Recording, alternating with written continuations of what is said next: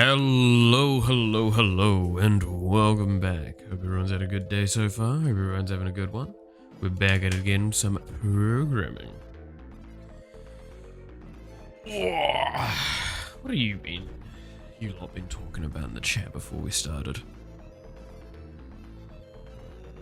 I can see your messages. It's not showing up on the restream because that only got recently latched on, but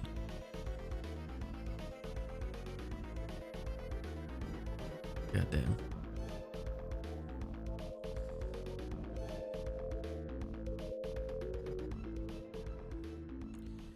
Alrighty. So, since last time I haven't done too much outside of like some micro optimization and getting things placed.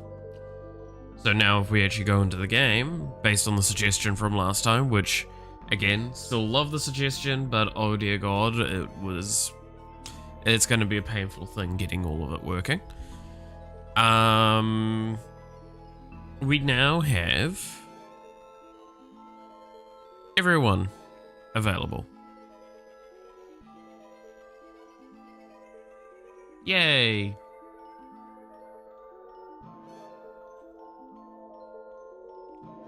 So now we can chat with everyone and select them, and they'll disappear effectively when we select the characters. They also, their text colors to the character, so on and so forth. No, I just saw something that I do want to go fix quickly.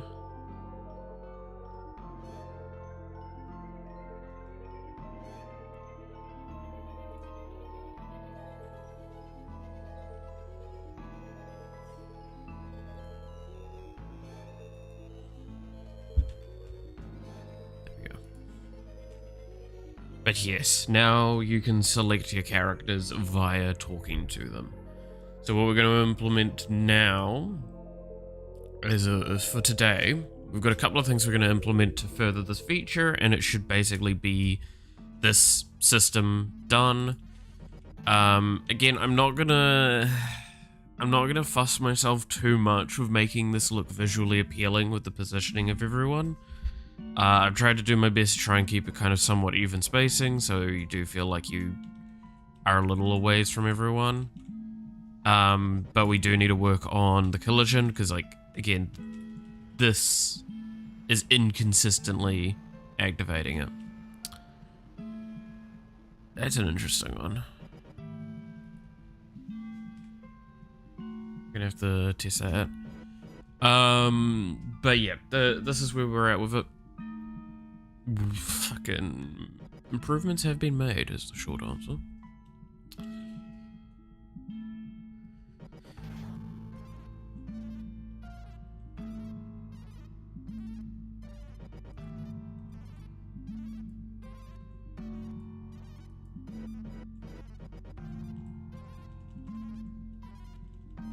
But yeah, like the fact that this isn't collision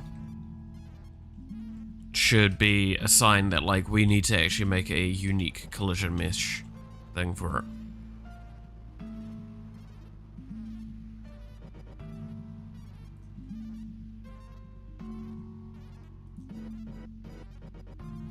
Which wouldn't be too hard, because that's just going back to the map parts and moving this from O player collision here to the step event.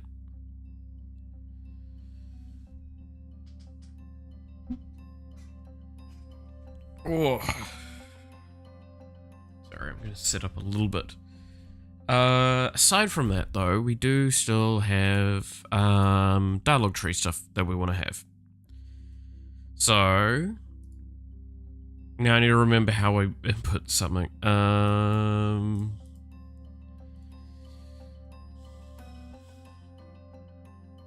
It's additional draw function and additional draw function args, which come under dialogue display.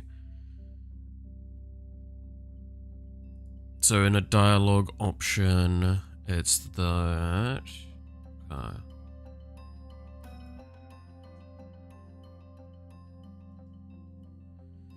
So let's make a little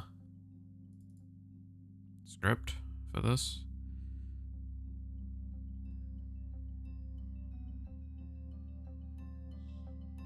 So I'm going to yoink this and move this to the top because that's probably the only like core thing that we're going to need.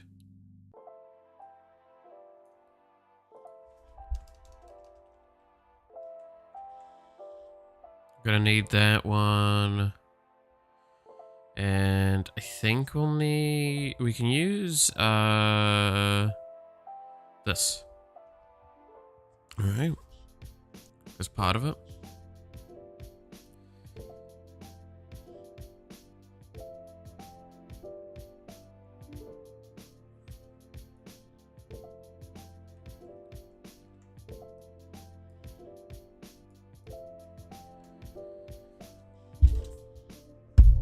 Alright, just a sec. Fucking things are in the way. I have not been very organized this morning, I do apologize.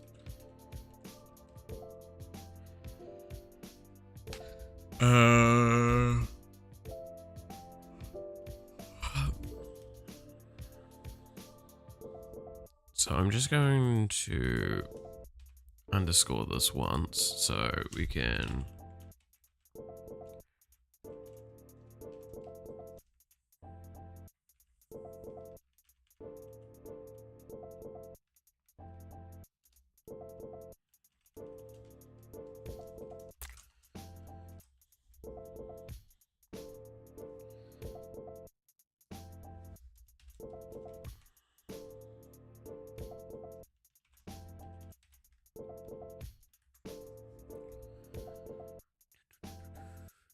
should probably change this to char index as well.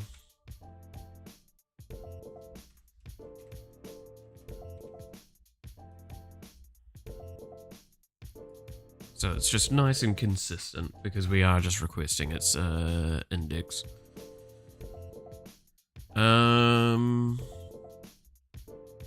Actually, to be fair, we could just rip this out and put this here.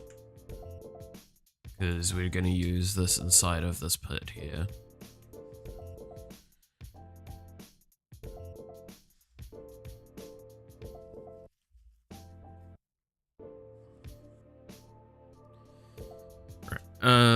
So, because this is going to be the drawer event that we trigger for when we are showing the player stuff, right? So I'm gonna need a lot of things. As we polish the details out in the later dev stages, maybe consider stylizing the character choice room. Maybe a bar or living quarter. Mello, we've already talked about this. This is the lobby update. That's the entire purpose. We've even shown the map and everything.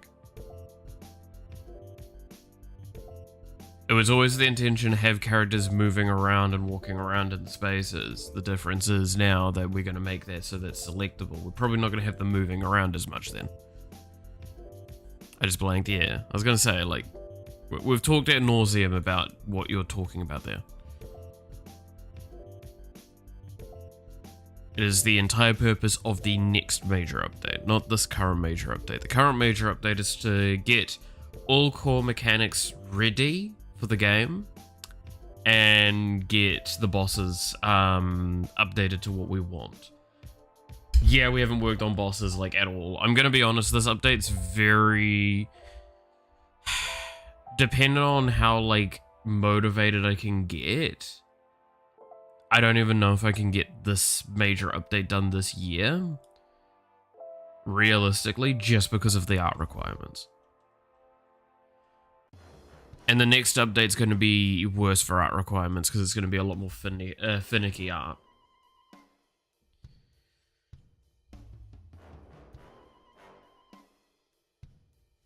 And that's kind of the concern I have.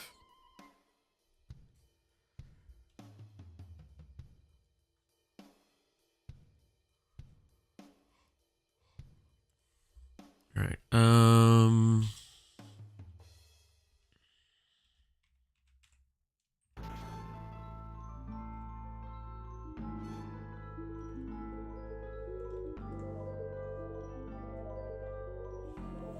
So what am I gonna need? I'm gonna need these things. We will need mouse indexing.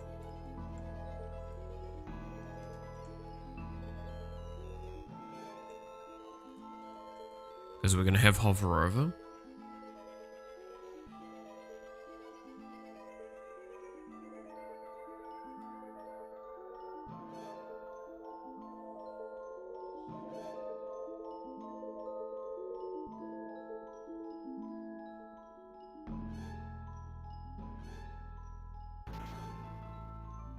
So I'm gonna take this and we're gonna edit that in a sec. But first,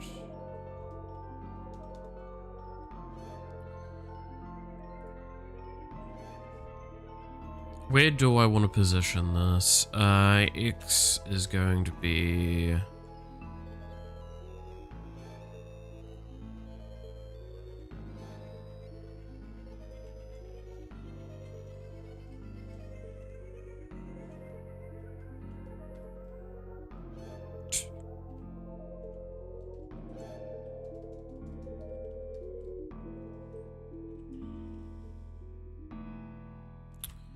there for the moment. So you got any draft idea of how the lobby will fully look? I remember you planning private quarters or something like that. Yeah, we literally have drawn it on stream like multiple times because we've played around with it and it's pretty consistently stayed the same. I'm not expecting it to change much as well. The only difference I could possibly argue is that now it's going to be larger. And that's about it. I'll have to start figuring out the positioning of the characters, mind you, but like that's something I'll do at the time. I already have some plans for that.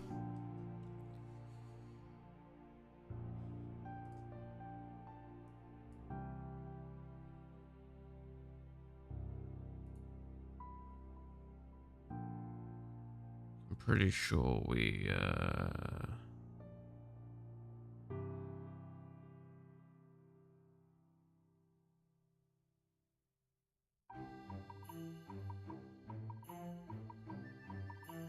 did I put it in here?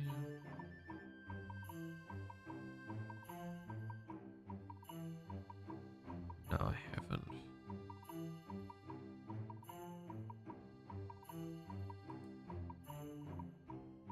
I'm pretty sure it's saved somewhere though. At worst comes to worst, I know what it is off the top of my head, so.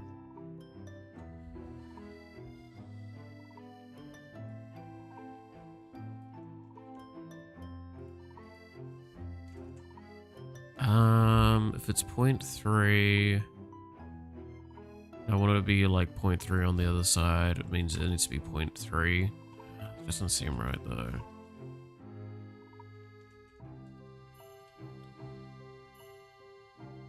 And then this could be 0.5.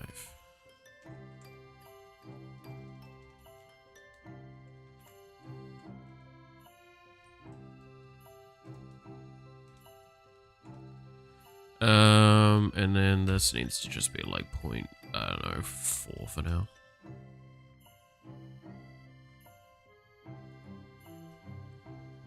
But I will say, like, I'm not going to be doing more planning on the lobby for a long time. Because, again, that's the entire purpose of the next update. Is lobby, meta progression, final cleanups, and implementing those sorts of, like, and implementing save systems better and all that, and, like, unlock collection, all that. That system's going to have a lot of finicky things. I'm going to want to leave most of it to then. Pre-designing too early is good when you've got a team. I'm not a team. I'm on my own. I have a lot of stuff in front of me. Working on other stuff from the future now just delays the current. And then it means that delays the future as well. Will I design it when I have like a full inspiration? Sure, but that's a different argument because at that point in time, I know I'll be able to pump it out very quickly.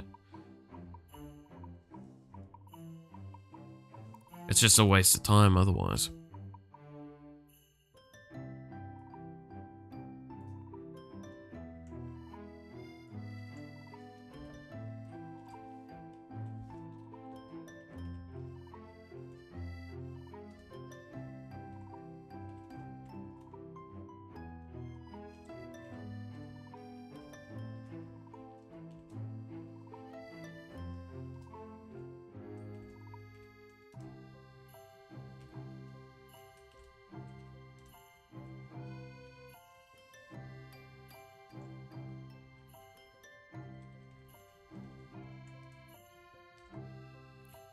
How have I been doing the shadow again?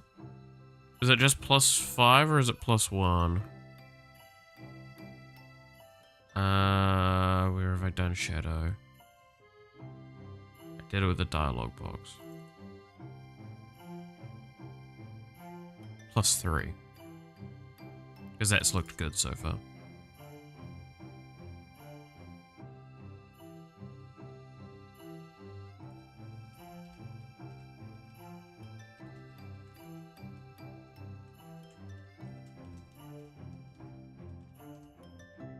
I think it was like 0.6 or something.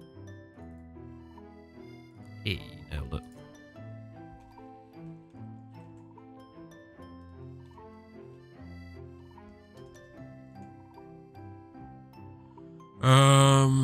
Okay, so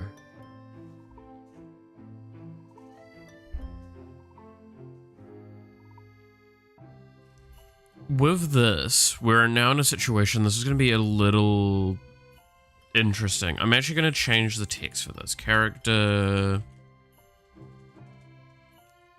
card UI.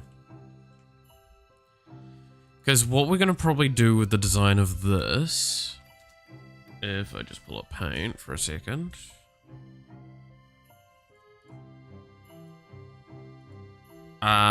Is what I'm probably going to do is just your kind of generic guild card.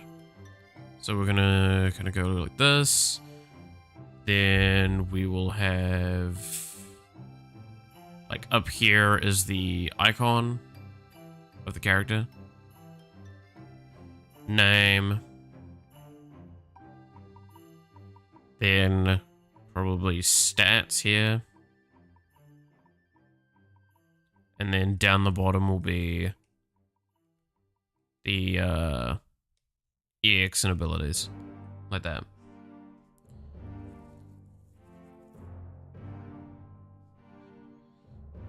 And then, like, I can put in, say, this corner here, there,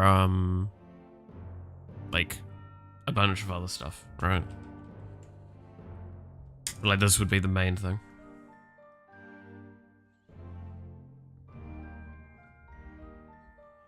I think that's how I want to do it.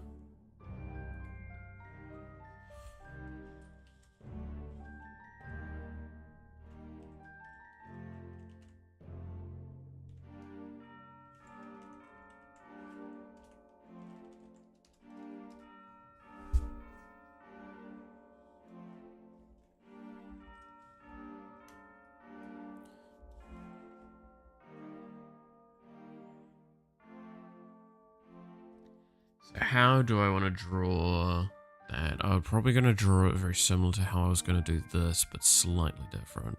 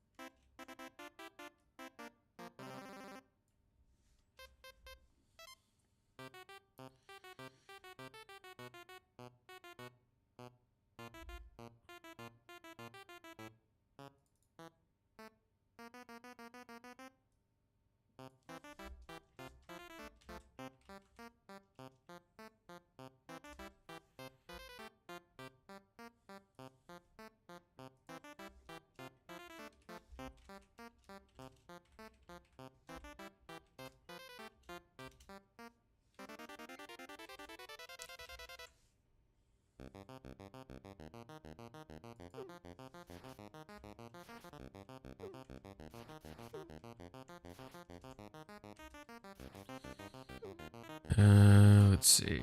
I saw that Katerina got a new model. Also, she reacted to a cool vid about parasocial relationship concept in terms of content creation. I mean, yeah. There was someone actually talked about it in a really interesting way. Giga talked about it in a really interesting way, talking about parasocial stuff. Because she basically kind of, honestly, I think she nailed it on the head with a couple of things. Because, what she talked about, and I'll paraphrase a little bit, so again, I highly recommend looking into the video. There's a video highlight for it, or just looking around and you'll probably find something for it. But, it's Giga talking about how, like, facecam streamers probably get a lot more of a parasocial thing than VTubers, but it still exists on both sides. It's very interesting. But yeah, no, parasocial, I mean, like, that's the thing, right? Is you're doing content creation, you're gonna get a parasocial environment. Like, when you're, like, say, a streamer sitting here, and then there's audience, there is going to be a parasocial situation, regardless of there being an attempt against it or not. And yeah. It's just how it is. It's just how it is.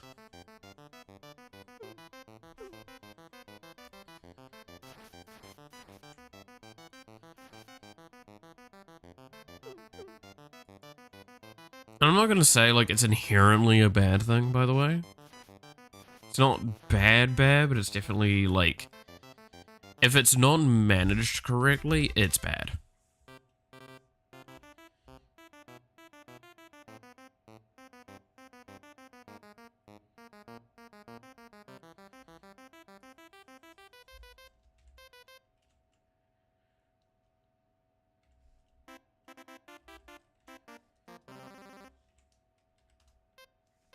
I was thinking, is vice versa. VTubers get more parasocial than facecam streamers, but the thing you said makes sense. Well, so the reasoning with what Giga talks about, and I really agree with it, is, if we kind of like just use this for example to draw it out, is there, so, okay, we've got, facecam streamer here, right? And then we've got, say, a VTuber here.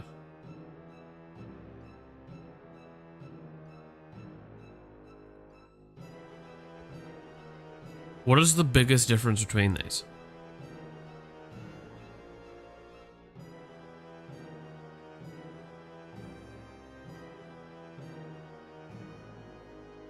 Using their actual face. I'm about to get deep fried. I wouldn't recommend that. But yeah, no, the actual face is there, so therefore it's actually harder to make a differentiation. Whereas with a VTuber, it's much easier because you can see this isn't a real person.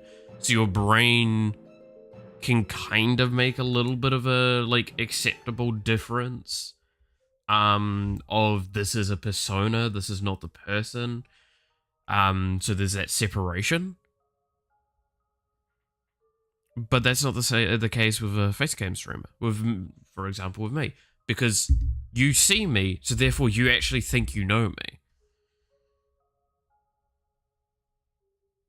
And that's what that's like. That's why it's, there's a difference with those two things. Again, Giga goes into a really good discussion around this. I can try and find the video, but it's kind of like the shorthand of what she talked about. And I more or less agree based on my experiences. I'm not saying that, again, there isn't, like, those one or two extremes. Did I say persona? Bang. I still love that one. Have y'all seen it? The one where it's just like from the Joker movie, where it's just like, you get what you fucking deserve, and he persona activates and sets the dude on fire. That shit chuckle. That gets a good chuckle out of me. But no, fucking that's what it comes down to. Because like I've talked about this before. There's the aspect of, as a content creator, you're putting on a persona of some kind, you're playing a character. Most of the time, I actually no, I'm not going to say most of the time. There's a good likelihood though that, for example, with me, you pretty much get who I am, but I play up some things. Right? That's what it comes down to. Is like, anyone that actually knows me knows that I'm not quite as eccentric as I am on stream, and I can be a lot more quiet. In fact, I'm actually a lot quite content with some conversations that just sit in the back burner. Admittedly, streaming has actually permeated my normal life more than my normal life is permeated into streaming, because now I fill in a lot more like dead air time. But that's kind of that point, right? So technically Malith and who I actually am are two different individuals. There's subtle differences, mind you, and there is a lot of similarities, but that's that key thing. There are subtle differences. This is the same with any content creator. There is no way, under almost most situations, that the person, when they're behind the camera and when they're not behind the camera, are the same. There are probably some niche cases, sure. And then VTubers, they can play that up even more. That is the beauty of it. Because they don't have the restriction of you seeing their face. They can lean more heavily into a role and it not matter how they appear. Because like, I'm limited in being a bearded, long-haired guy, right? That's the limitation of what I can be visually at this stage. Whereas a VTuber, I could be a handsome demon, I could be a dragon guy, I could be a fox boy, I could be anything and everything. There is so much more creativity, and I could lean into those roles even more. So that's that aspect of it, right? Being bootleg Gordon Freeman IRL. God damn it.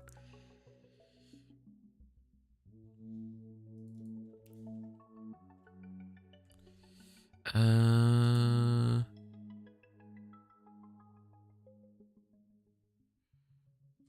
I need to try and remember how to do this, because I believe I can just do that.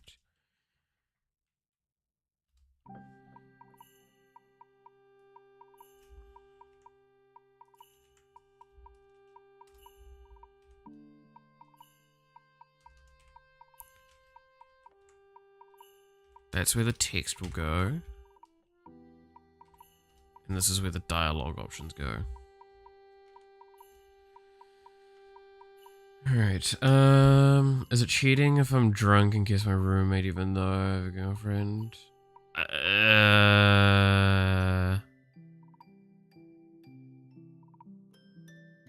That's definitely a complicated scenario, and I'm not gonna... I can offer some advice, but I definitely say, like, that's one of those times where you need to be transparent with everyone involved. Don't make stupid decisions.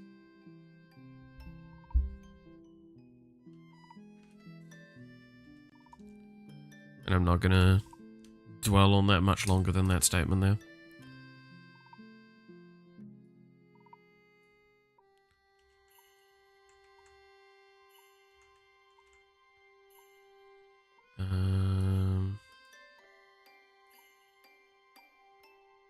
Alright. Move those. I've been thinking about the character select. If you already have a mirror almost done and are adding the switchy conversations, might as just the mirror down somewhere in the lobby. I mean, the mirror... So, okay. I'd want to probably revisit the mirror at some point. Because, like I said, the weakness of having a system like this is going and finding all the characters, right? So we probably will have a just general character select thing. Maybe. Just because, again, the sheer quantity of characters. But I do like the idea, at least for now, especially just having the character select things like how we do. So I will commit to that for now. And it's easy enough to toggle the mirror off. However, I do want to add something to change the skin, which I'm trying to decide that at the moment. That might be what we turn the mirror into for now.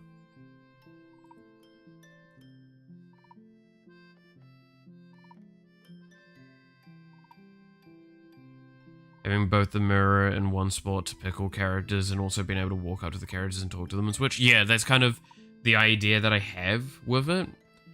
And doing the talking to the characters first is actually better. Because the mirror is going to... This gives me more time to work on the mirror when we get to the lobby. The lobby update. Whereas, like, the characters one, this introduces a system that I'm pushing forward very, very quickly with dialogue.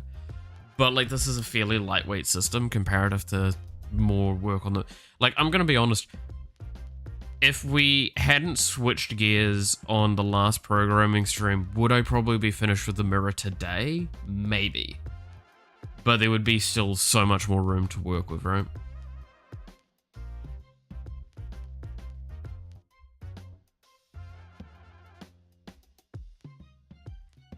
Never drinking again. I mean, look, I drink responsibly is all I suggest to people. Drink responsibly, don't be a dumbass. That's the best I can get with it all.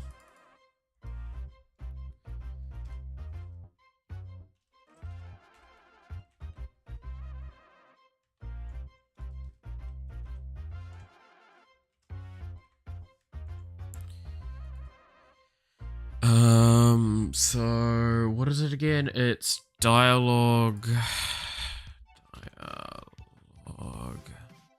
change index to 1.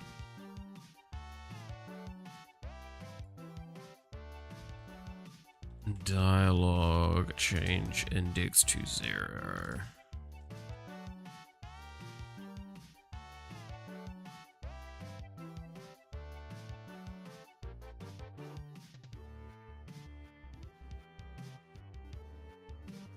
I think that's it.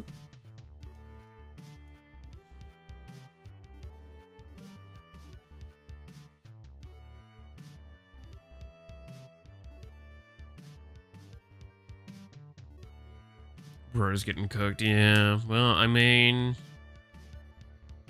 You make a mistake, you gotta take ownership of it. Even if it is a mistake. Mistakes shouldn't be the end of the world. I've said this before, right? Mistakes should not define the rest of your life. However, you do need to take ownership of mistakes. Not dwelling on it is not the suggestion I would always have.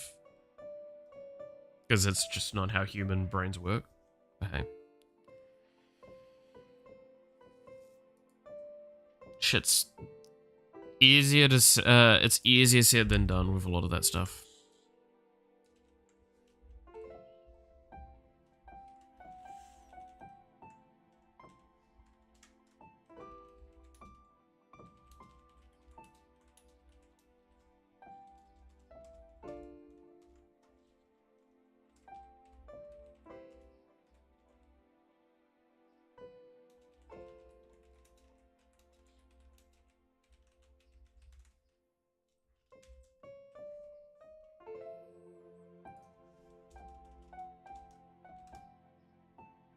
Responsibility, yeah, that is the nightmare of it all.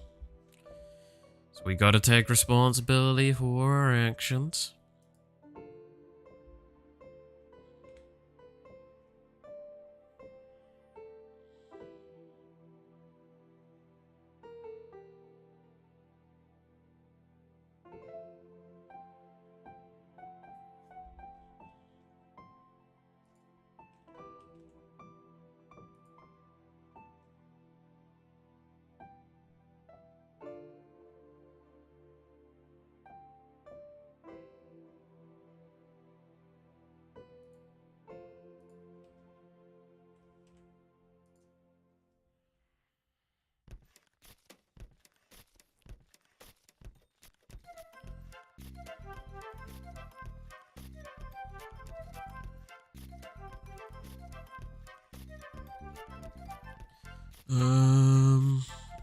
Alright.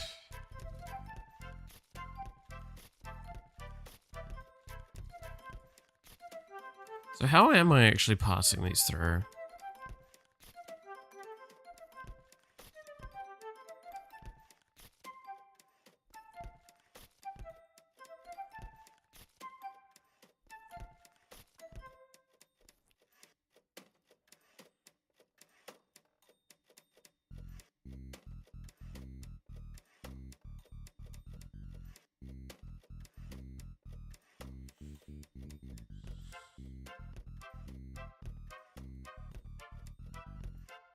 And then... Okay. Dialog. Current.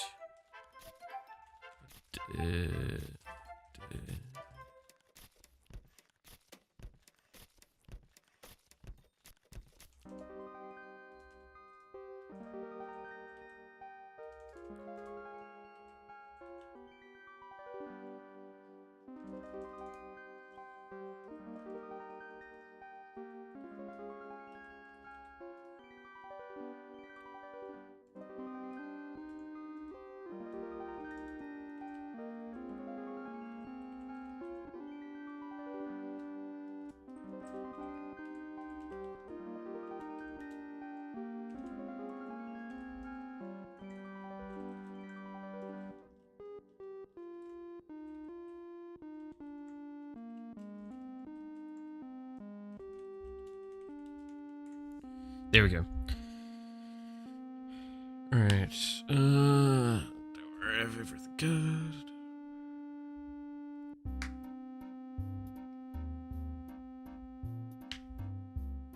Oh, alright.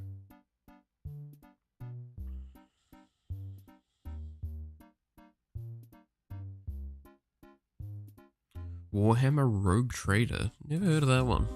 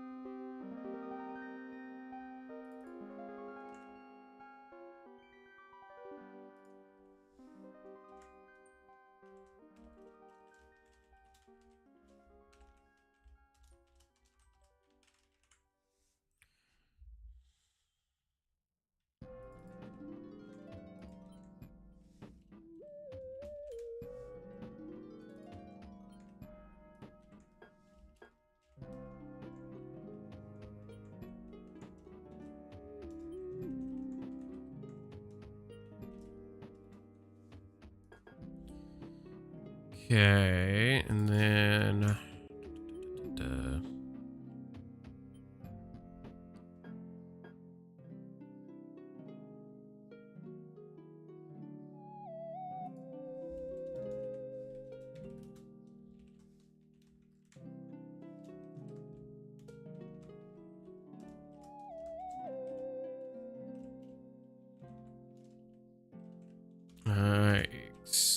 execute script array.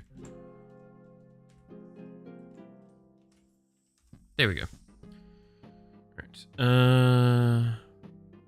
I play Pathfinder games as well.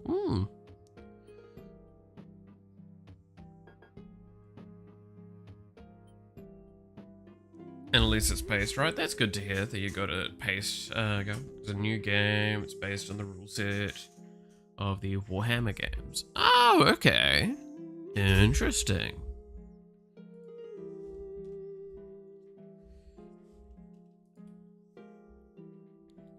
Definitely sounds like a game I should probably have a look into.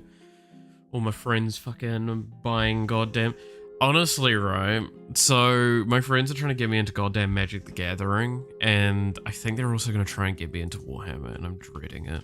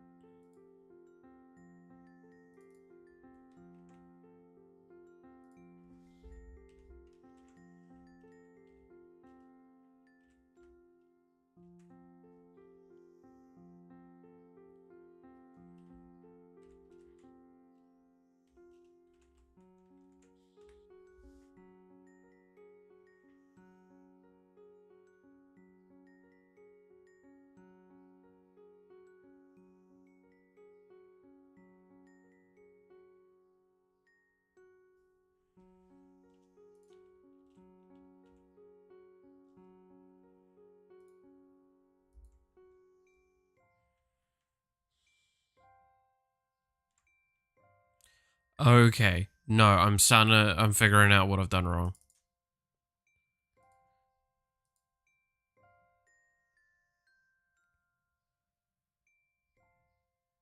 No, not there. Here.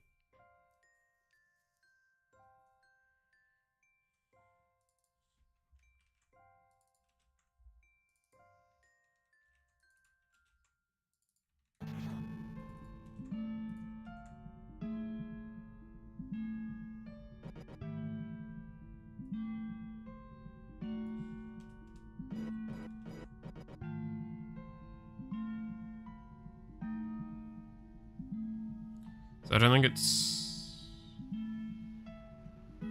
here that I need this.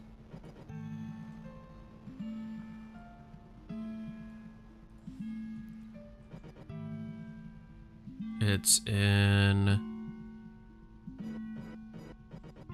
the dialogue tree itself. So we go to here. And then it would be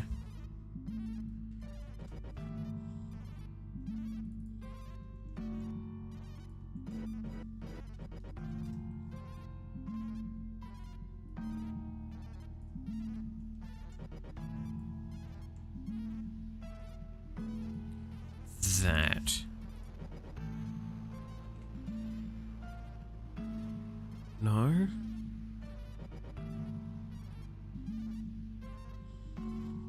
Emperor Protect.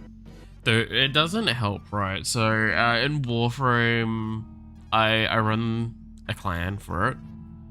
It's a very small clan, not big deal or anything like that.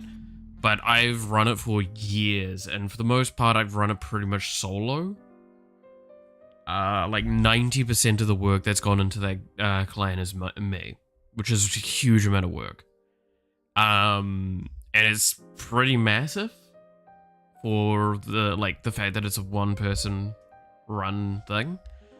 So when like this current friend group I have was like getting into Warframe and wanted to like join a clan, and they heard I had a really good one, they just started calling me the clan leader or the emperor and shit like that, and it's just like, oh god, no. Where are we going with this joke?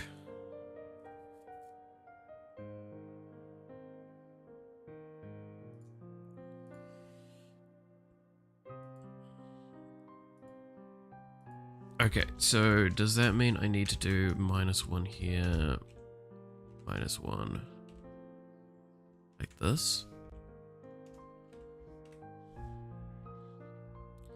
Is that why that's going wrong?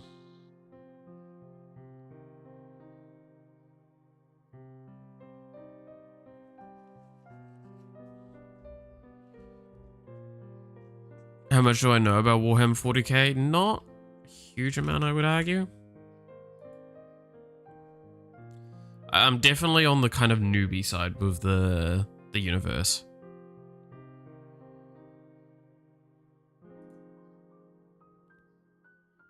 But I do know like some key things, and I have fun with a lot of the story stuff. I've never played like a proper Warhammer 40k game though. That's probably the biggest like travesty.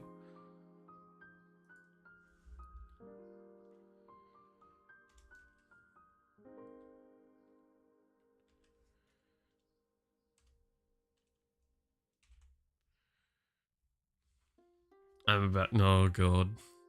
I mean, like, I've talked about it on stream before, right? Is like, one of the big things I know is like how much the silliness of the orcs. I know a little bit about the Imperium of Man and like the different human factions. I know about the Tyranids, and I kind of know about like the Necros and the Tau, but like in a real loose sense.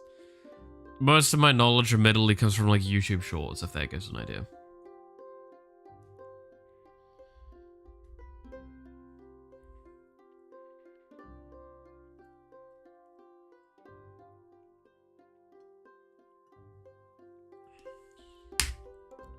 Also, I just realized that that's why that went off screen. There we go.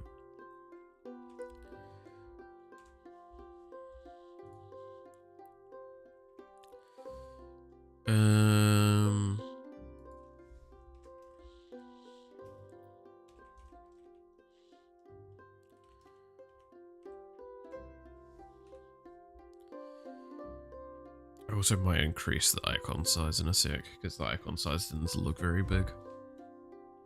Very, very minor.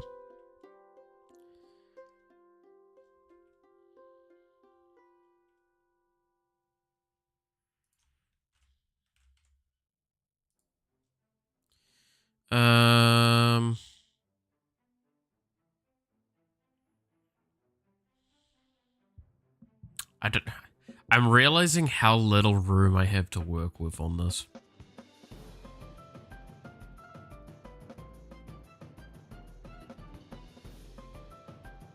And that's like the biggest pain of this.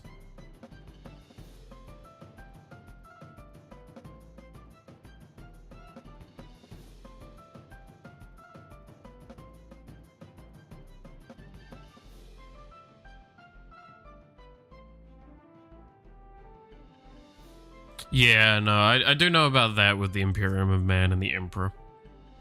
That's the stuff that I do know.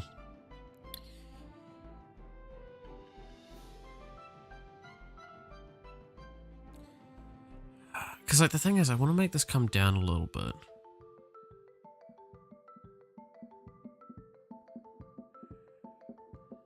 But I want to keep it centered. The problem is keeping it centered means that we're fighting against the space over here.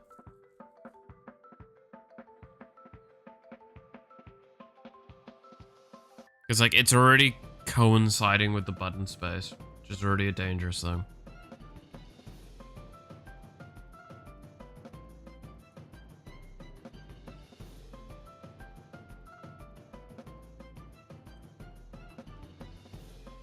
Let's increase the size of this just a little bit. 64 goes to 96. Replace the confirmation dialogue with the guild card. I mean, we could. I just feel like that's an inconsistency and might create difficulty in being able to like clearly realize where you need to confirm. Right? There's an argument to be made that I could lessen the width of the the dialogue choice.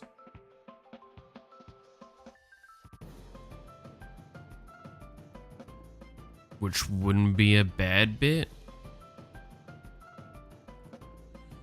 I could also raise this up just a little bit more. Give this a little bit more space.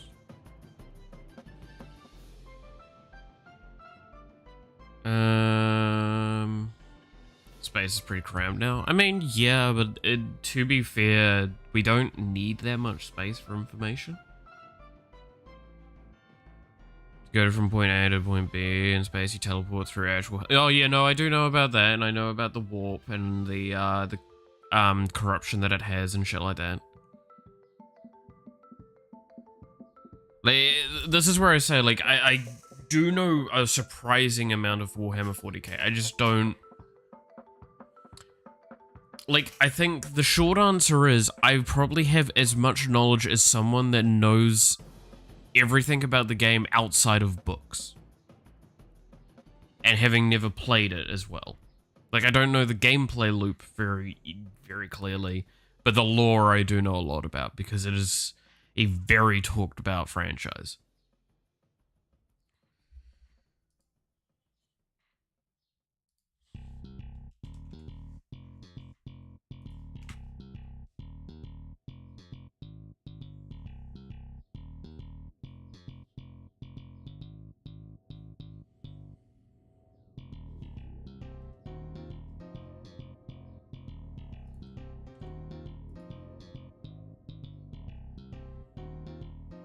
That's way too big.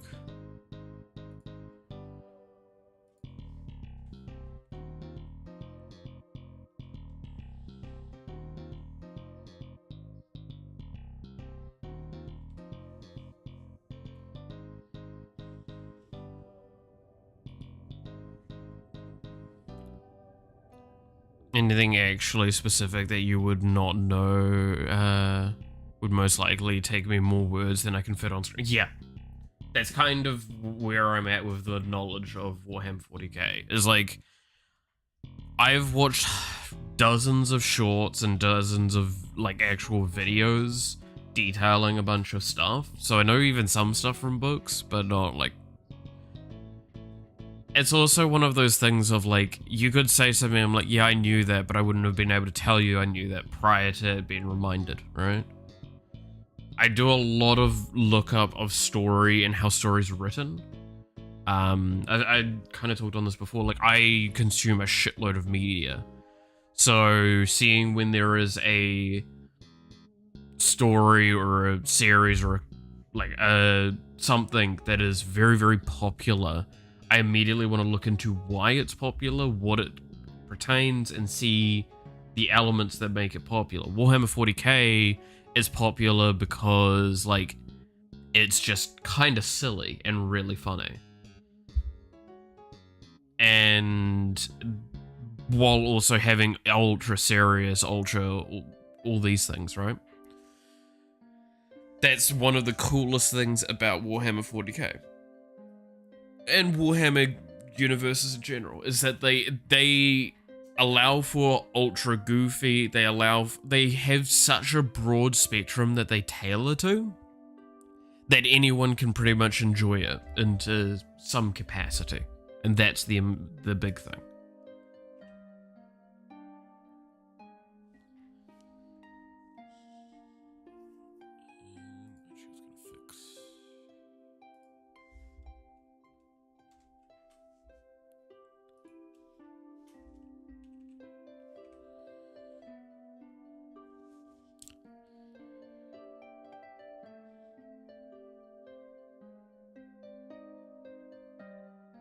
Yes, the consumer. Yeah. The consumer of stories and worlds.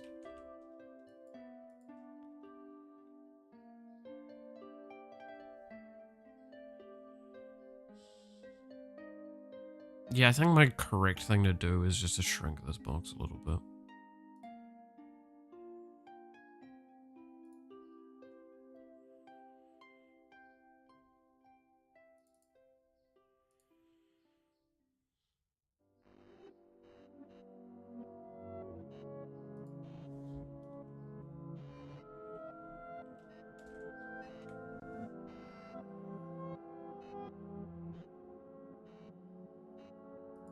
That would also require this getting moved along a little bit more.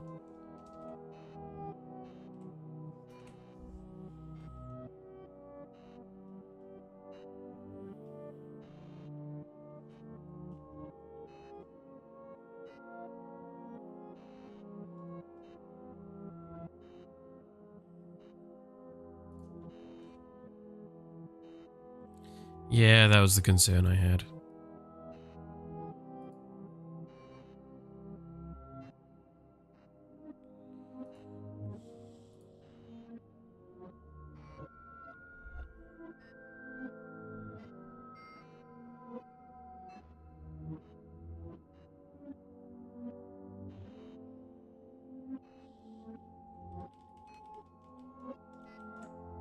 Hmm.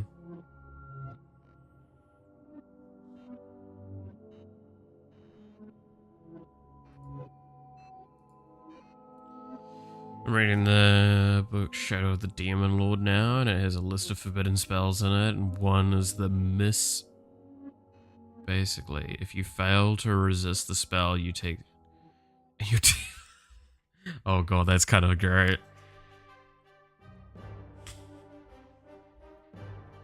That's pretty good. I like that. I would stand by. It's silly stuff that like that's why I wanna do like tabletop RPGs. Is I wanna do silly stuff.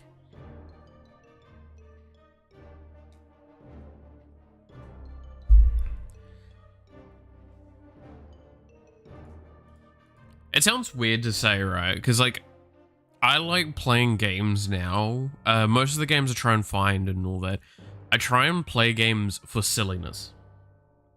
For non-seriousness. Because I've got plenty of games I have for seriousness. I already filled my quota for serious games. I like a game that's gonna let me do stupid things. Shadow is a very grimdark setting with good humor sprinkled in. That's always a good way of having it, yeah.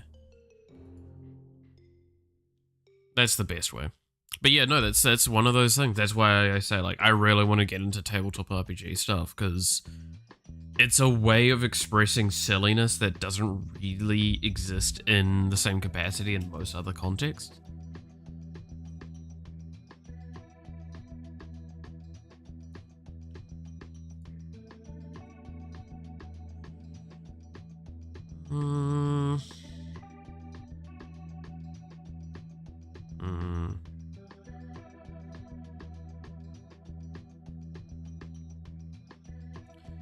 And I still like my immersive games. Not yet. The time for just fun. Yeah, that's the thing, right? Is I feel like that's what I am for now. I want the silly. I want the fun. I don't want the serious or anything like that. Because like, if I'm gonna get immersed in a game, I'm fine with that. But I'm just definitely not in the right mind space for that at the moment. While designing a game, it's really hard to get immersed in games. So I want a game that like I can just not do that stuff with. I mean, I don't really get immersed anyway, but like the point is that like at the moment the games I'm enjoying the most are still Warframe, which is super goofy for how obscene it gets, but it's also kind of a serious styled game. Hearthstone, which is incredibly goofy with the deck that I run and like the decks that I see. And then when it's super serious, it's just boring as fuck and I just quit out of the game. I just concede. When it's a deck that I like... Okay, let me correct that a little bit. If it's a deck that I don't think I've got a good shot of winning, and even if I've got like a bit of a coin flip win, I'll just quit. Because it's just not fun for me. And then, other than that, what, Star Rail, which that's just stupid damage.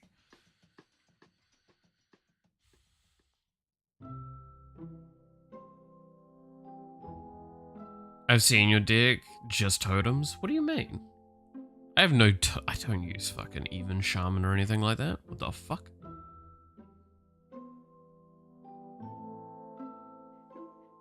I play shaman, sure, but I do not play totem shaman. I play elemental shaman. With the new elementals that came out where I can shuffle asteroids into my deck and then throw asteroids at the opponent.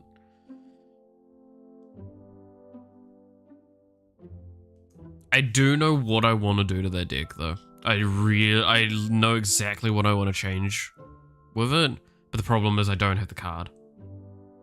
There's one specific card that I'm holding out for, which is Shutter Block.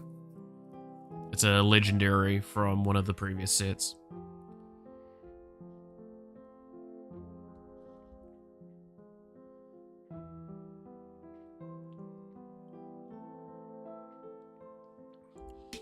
It's a very strong legendary too. Very, very strong.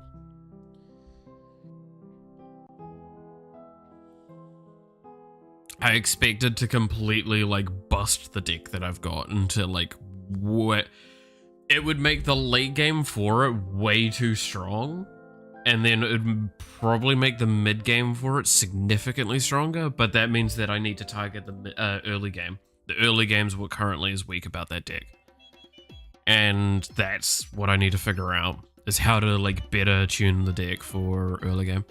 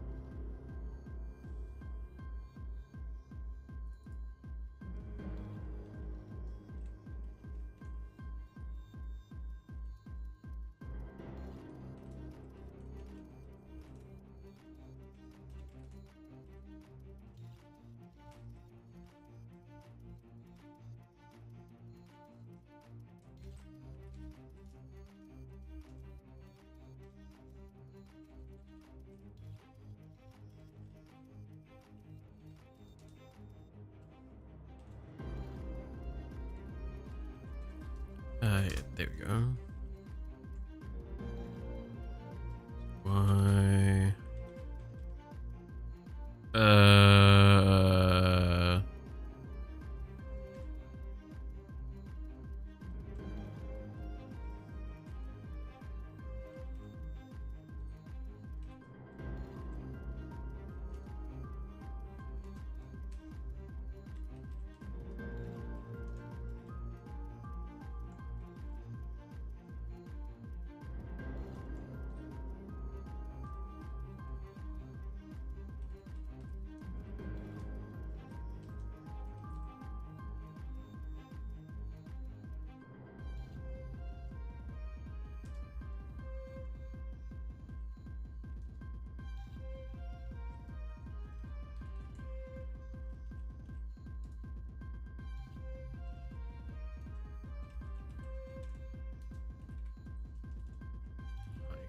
There we go.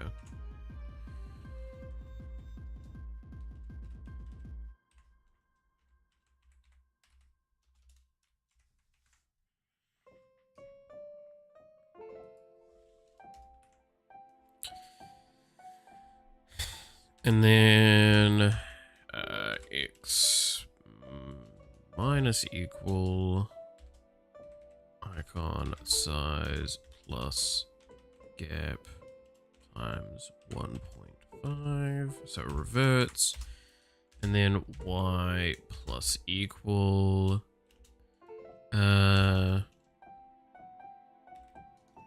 old icon size plus gap times And then how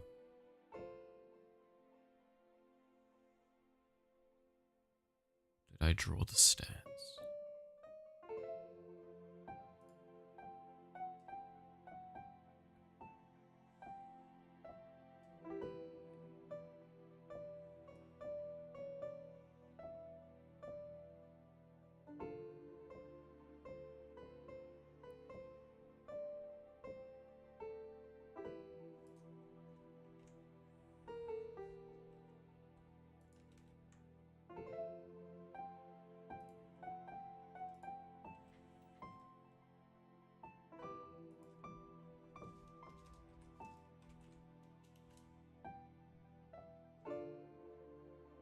That's the abilities.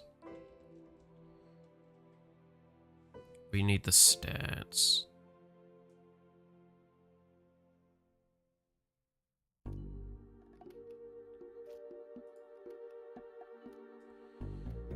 Here.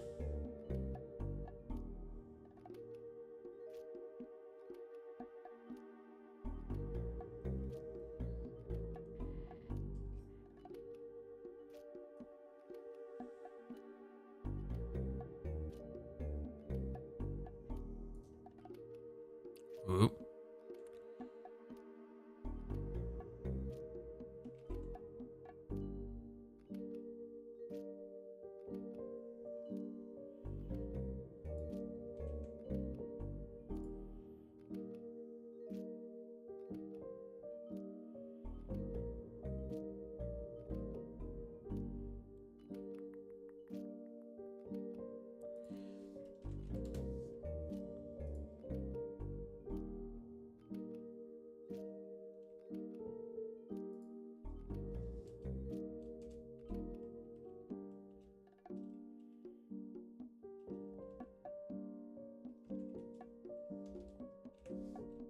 Do that for the moment. And now I believe we changed this to take this as input.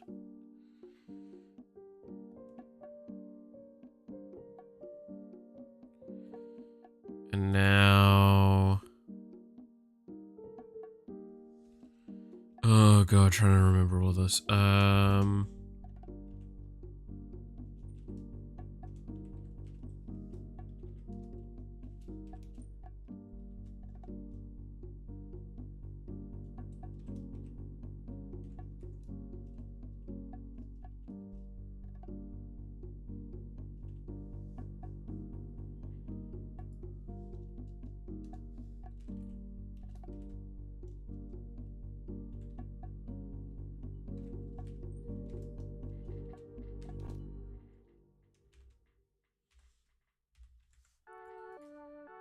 Okay, and now I just need to introduce sub width.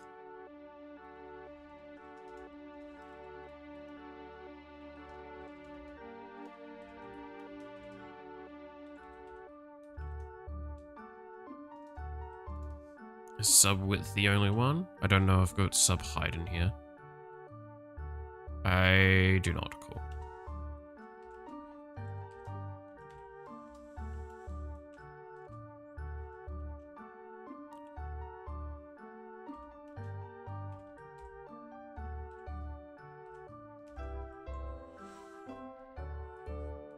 Probably kind of correct.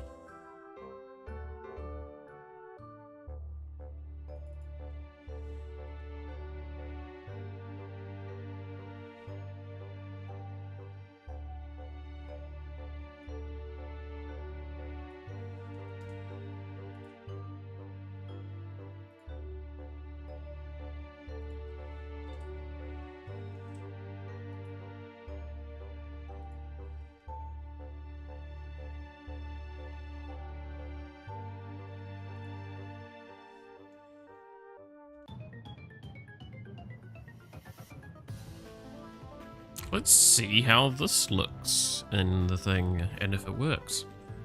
That's the bigger question, isn't it? Does this work? Because I just threw in together a lot of things. Okay, it's not working quite how I want it to right away. Always a good sign. Things are a little larger than they should be.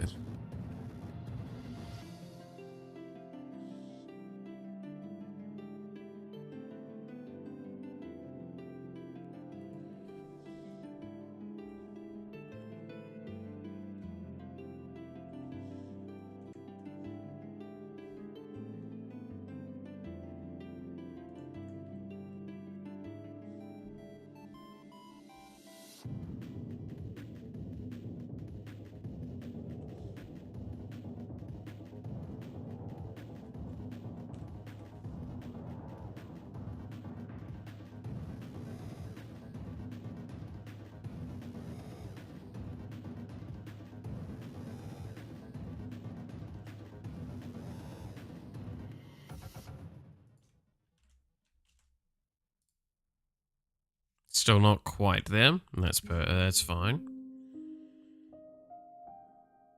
But that's a lot better. Gonna have to sort out an algorithm to figuring out that, probably. Yeah. We'll see. Alright. Let's fix the sizing for this first.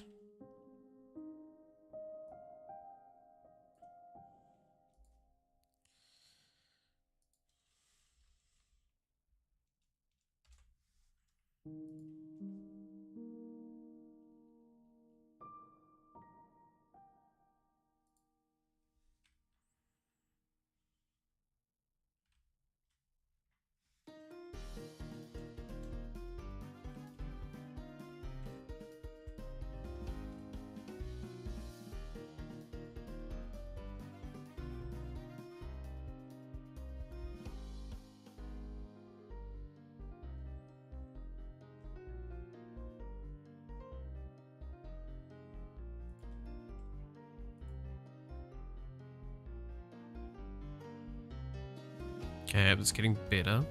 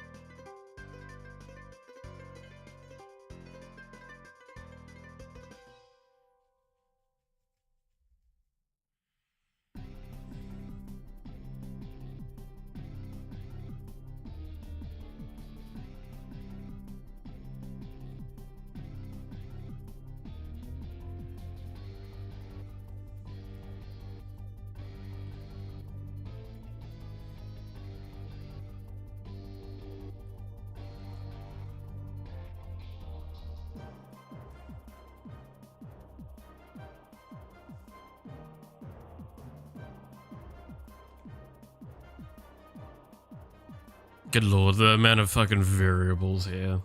I'm just not gonna touch most of them because most of them are correct. And they dynamically fix to what they need to be.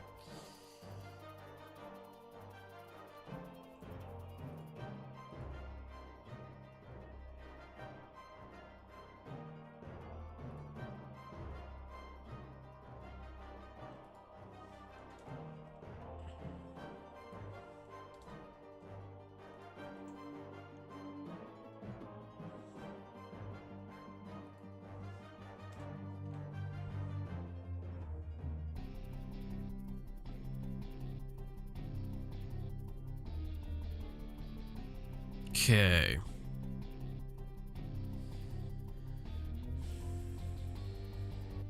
I'm gonna have to change the size of the card though. This is just not adequate enough, yeah. that needs to be... I mean, that sizing's not too bad, in my opinion. With this being the case, I could make an argument to have this info over here. And then have it, like... yeah.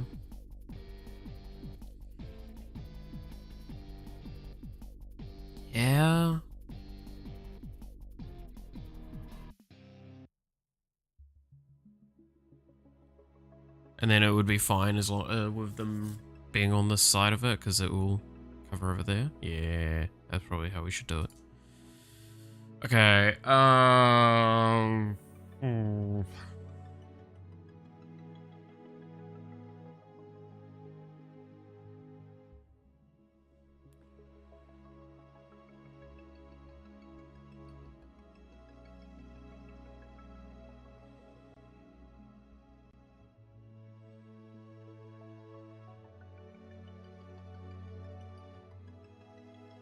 Okay, so how am I going to do this then?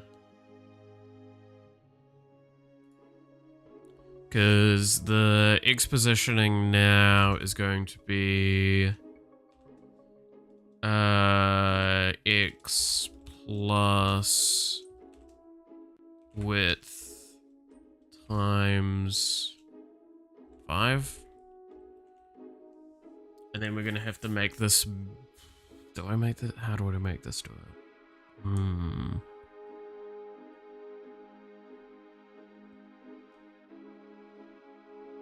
Do I need to do a two-dimensional for loop? Might need to make a two-dimensional for loop, which is going to be really frustrating.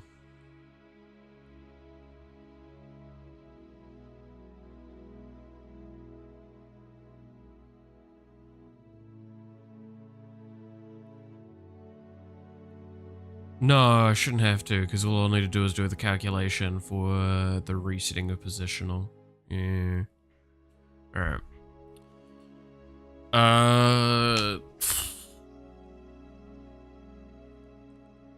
So, if we do that, and then sub y, so this is going to be wrong.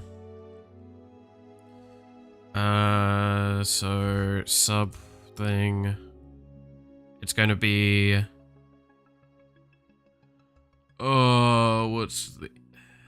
There is an easy answer for this, and it's changing it so we have y is not getting used in all of this.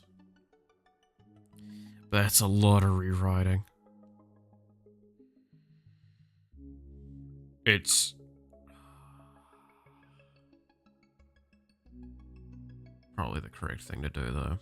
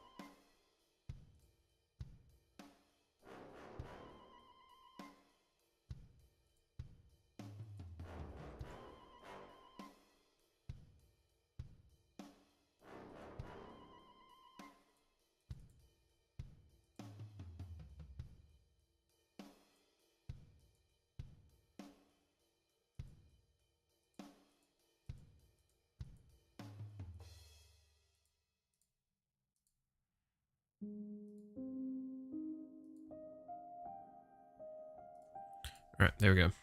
Yes, by the way, I know I've actually had that available to me for a long time, and there's been a lot of times where I should have used that. I acknowledge that. Shut up.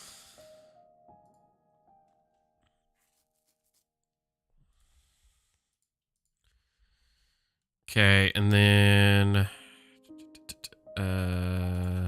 this... So...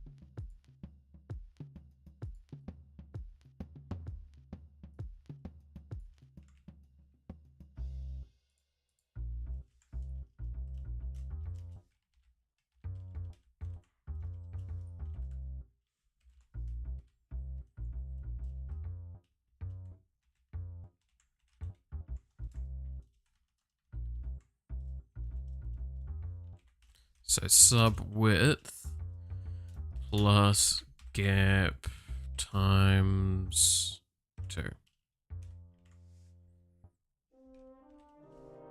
2.5.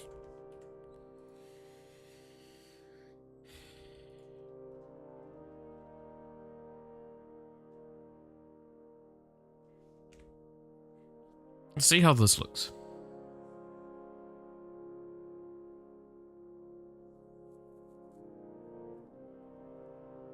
Yeah, no, sorry, I'm also being kind of on the quiet side today. I think I've said this a lot this week, but I've just been very tired. Okay, almost there.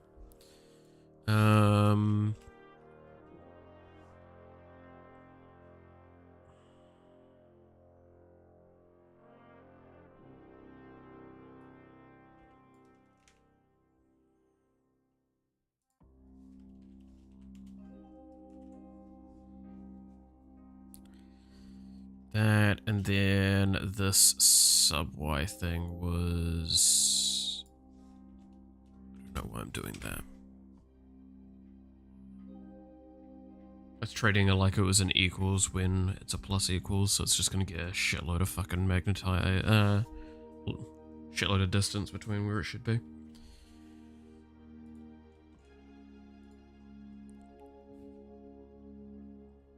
Alright, a little bit higher, but that's looking good.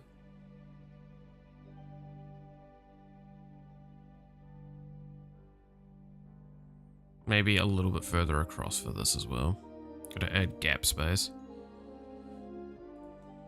So a little bit higher.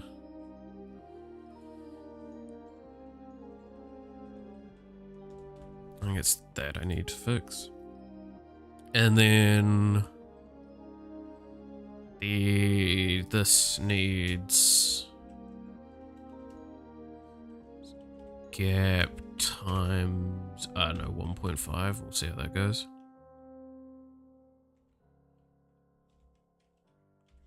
It might need to be 2 though, just to like get it correctly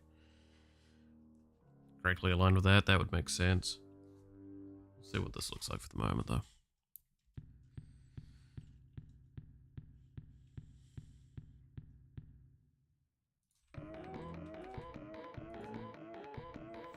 That's too high. And that's, yeah, too far across? Yeah. Okay. Just try with gap then. So I said it's too high now.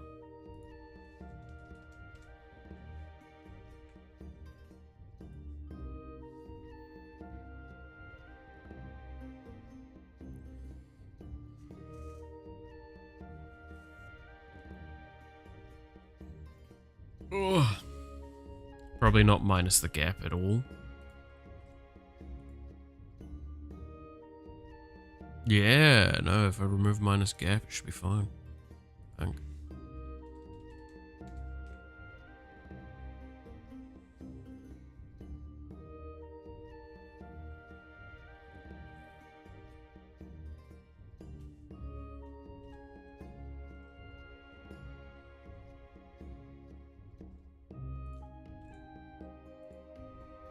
I'll give it a little bit of plus, I guess.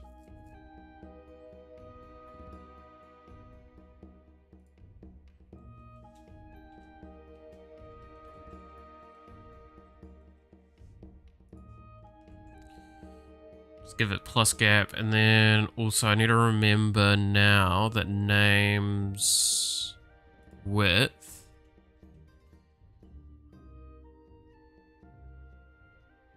is minor is times point.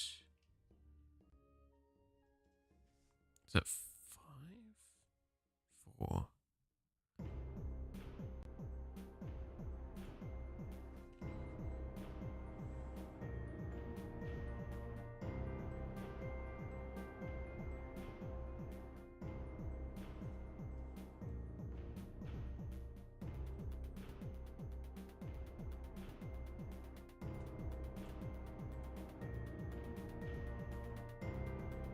Ah, shit.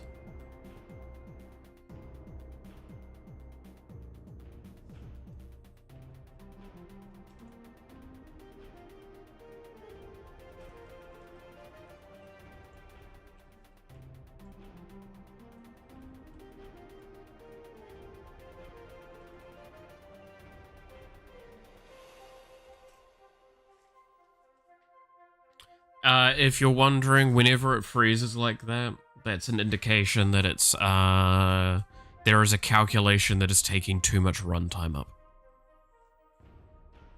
And it's just completely bricking the game. Yeah. Because if I try and close, it says that a game's ending, but it's not actually closing. So... what happens if I remove this part of the calculation? Is this still just too short?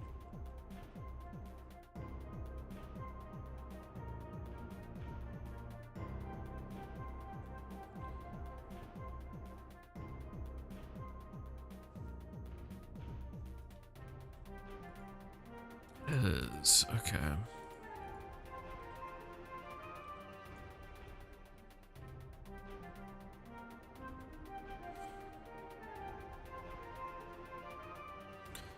I'm gonna have to look at what this looks like with Mary, because his name's probably gonna overlap then.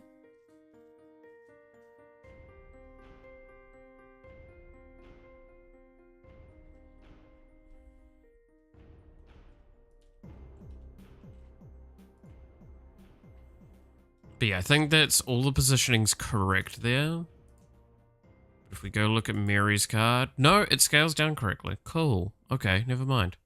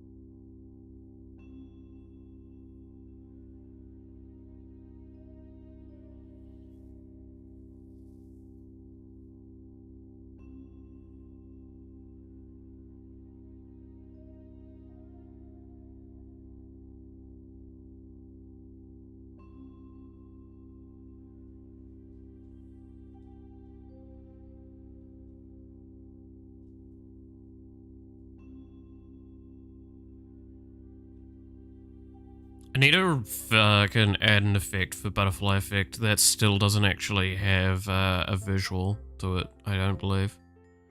And I know what I want to do for its visual too. I need to pull my shit together with that.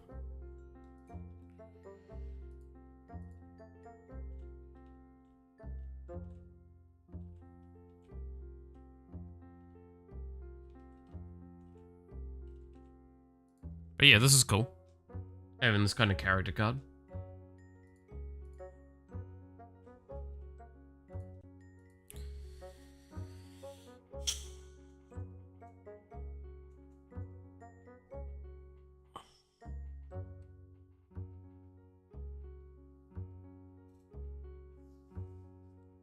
Awesome, so that's the character card done. So now we just need to implement the assist talk.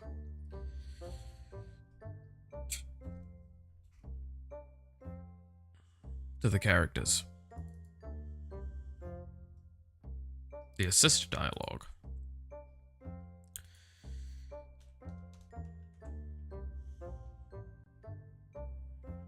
So how do I want to do assist dialogue?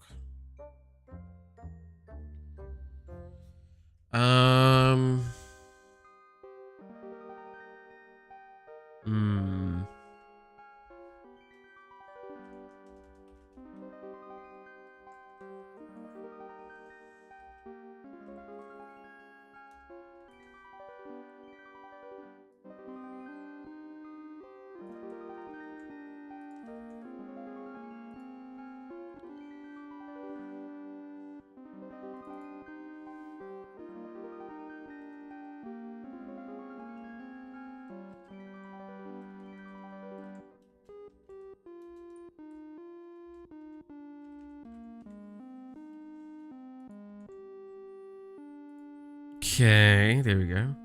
Hey man, how you doing? I'm doing alright. How you doing?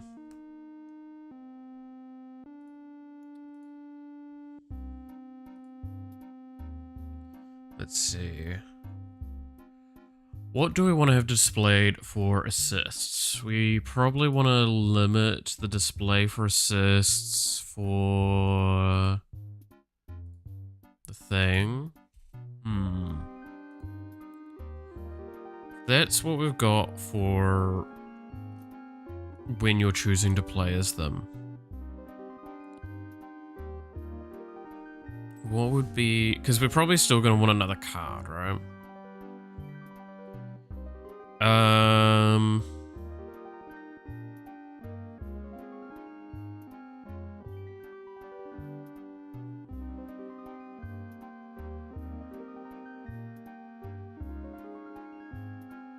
What would this space be then for?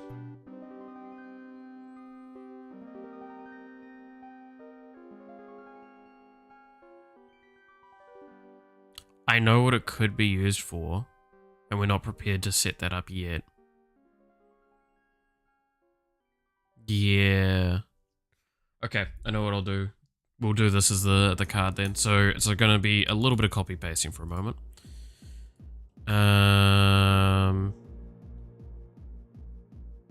So let's go back to character card UI.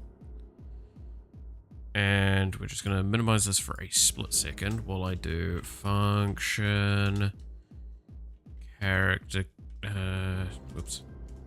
Character card UI underscore assist.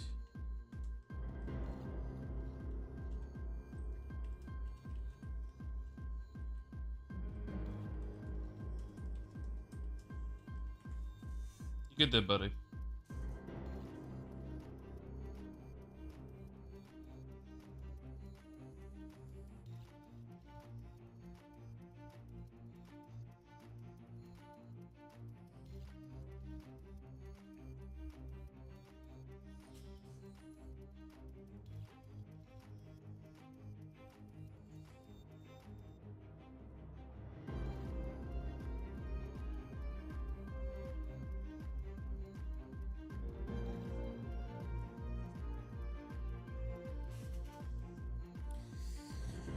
Right, character card assist. So, we're going to yoink quite a bit from this.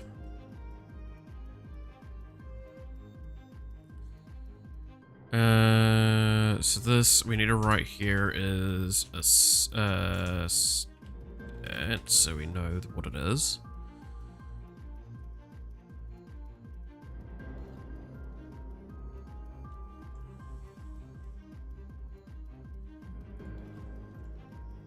For future reference.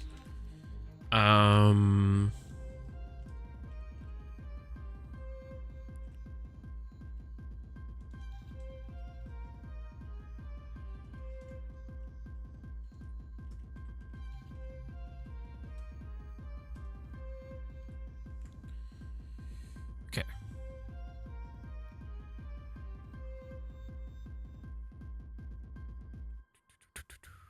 So then we go to this.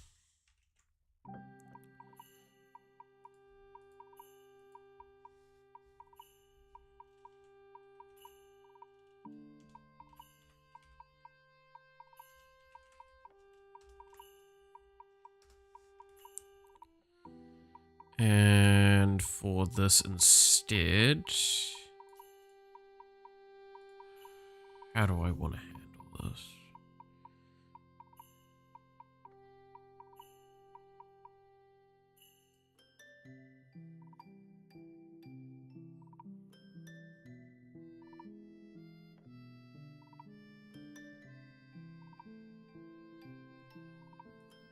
Oh, it's going to probably be basically the same, yeah.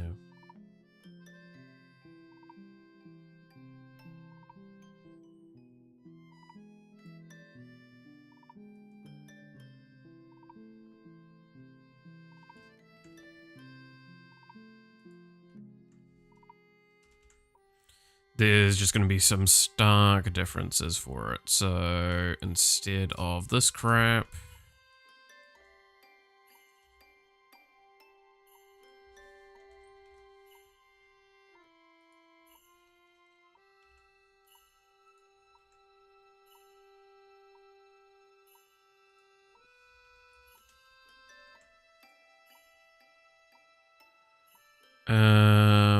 and the X is going to start a little bit more further over, I think, right?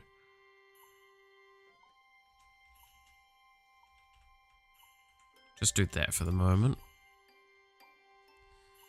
And then it's going to be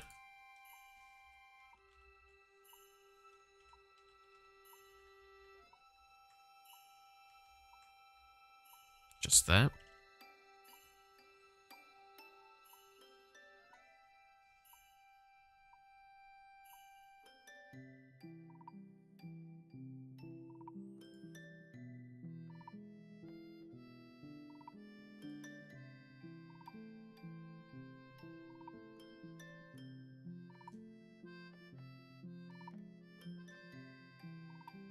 What is assist on the icons again?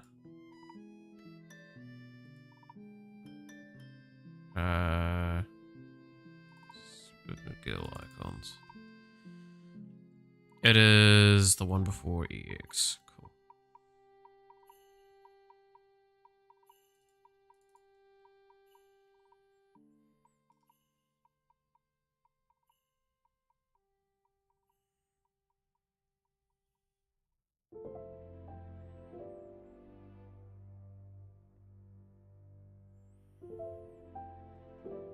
So, assist equals 3. And then the difference here is that there is only the 2 options, so the ternary only needs to result in the 2.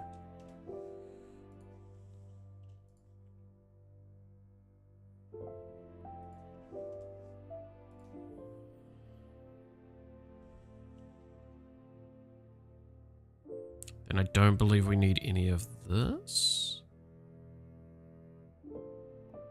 Because that's item or weapon. Yeah, because it's trying to gain the thing.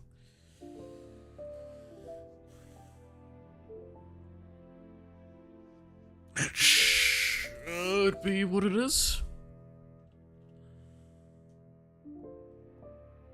if I pull up player and we look at player constructor, what does it come under? There, yeah.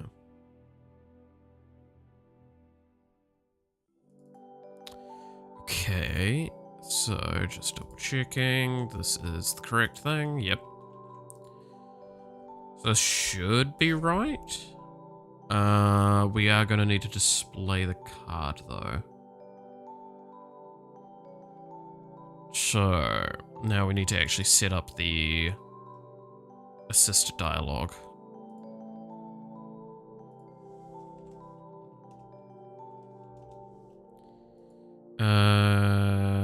So we need chat dot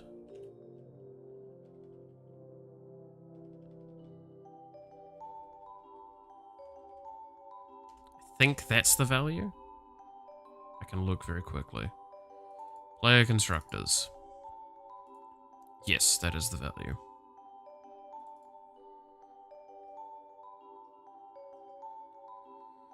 And then this.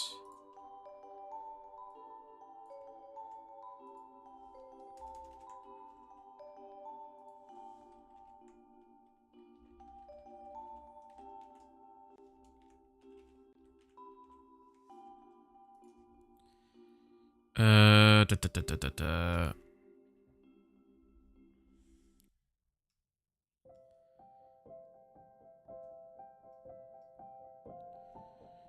Index, so then we go with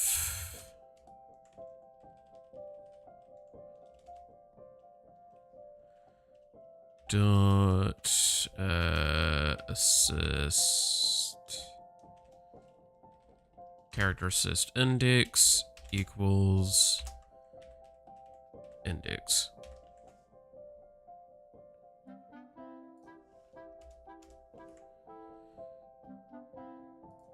And for now, I'm just going to have a dialogue closed still. Now, I'm going to have a way of displaying who your current assist and such is. I will add that shortly. Before we actually implement this so we can actually see it.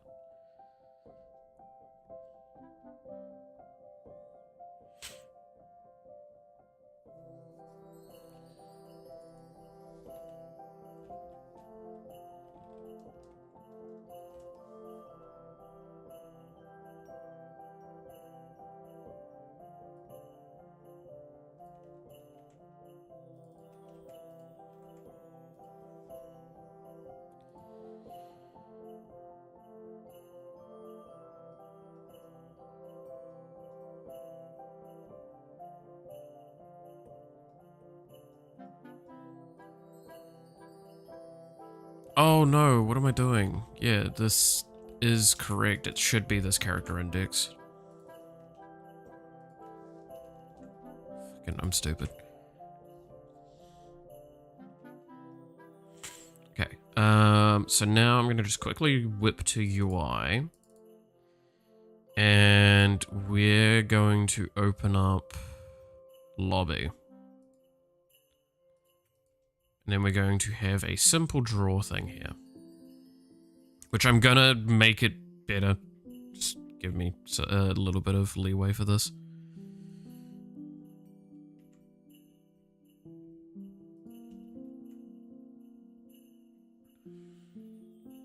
Alright.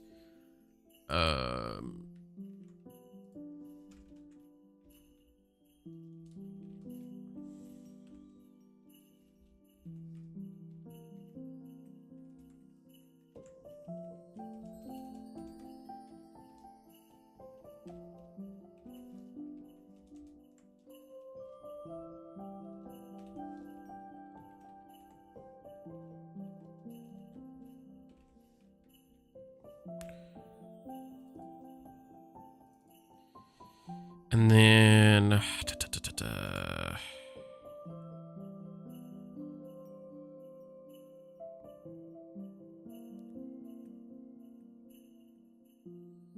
God, this is going to be a weird bit of code here.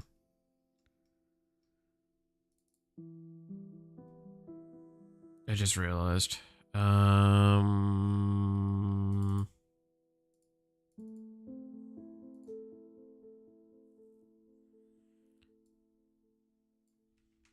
just grab.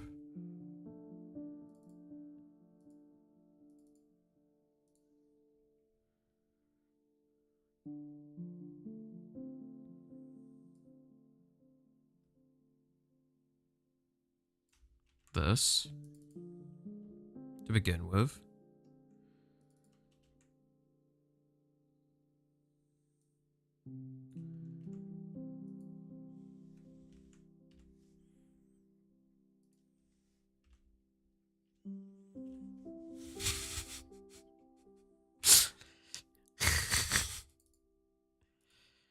Yeah, when I said this is gonna be a weird bit of code, I wasn't kidding.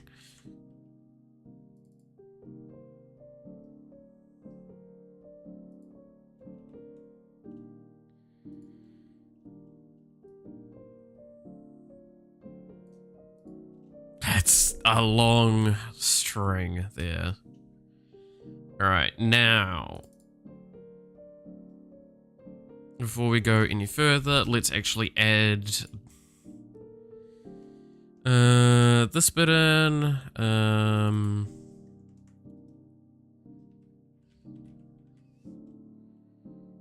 Dialogue change to 2. Let's see how this works. See me go mental as usual. That's about right. That's about right. Ah!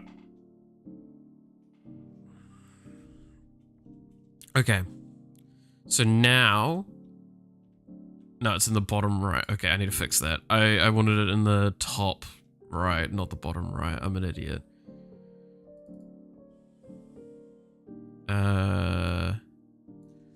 0. And actually, no, before I go further with this, let's make this like 100. So we just really see it for now. I will do something to this better later to make this a little bit like more interesting and clear, but this is what we're gonna do for the moment.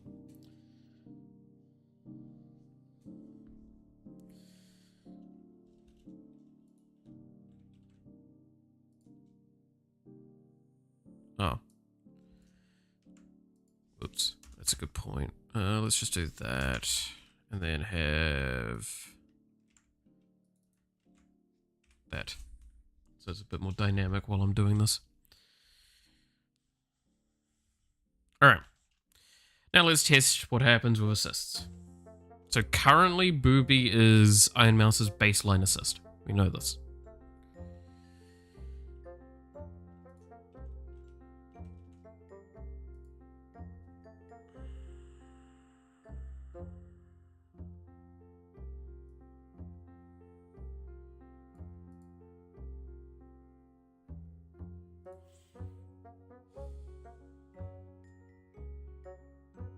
Okay. What have I done wrong then?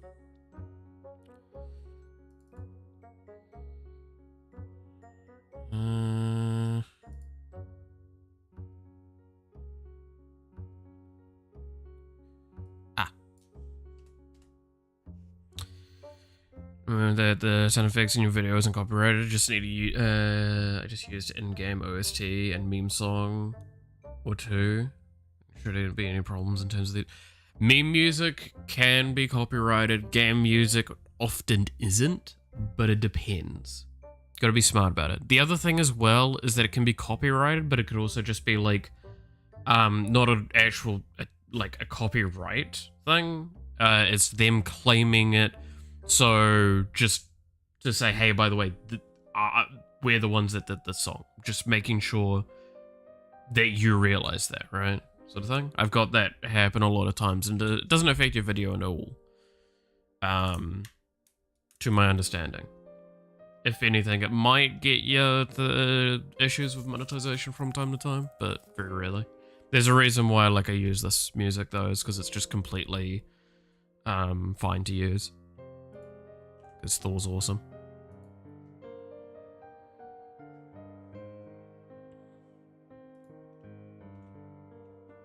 All right, there we go.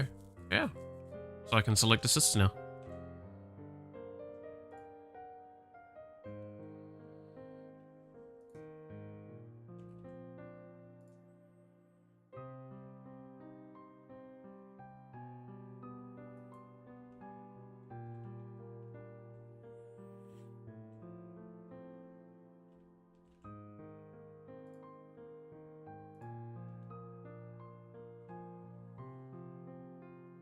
Awesome.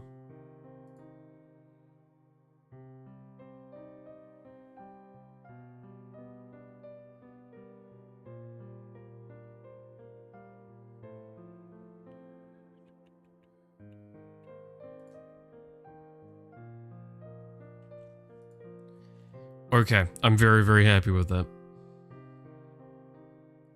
Put it into 5. Yeah, that's about right.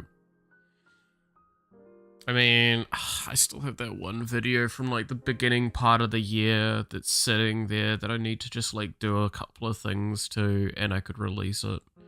And I'm just lazy. And then I've got the YouTube shorts that are still sitting there. I might do like a bit of that editing for it and then release it while I'm gone. This coming week. So there's like something that goes up on the channel, at least, while I'm gone.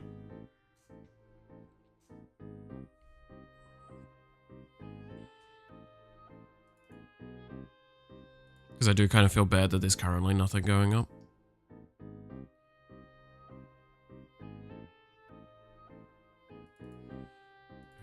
Alright, my B negative, god damn it. I hate that's I hate how funny that is. I genuinely hate how funny that is to me.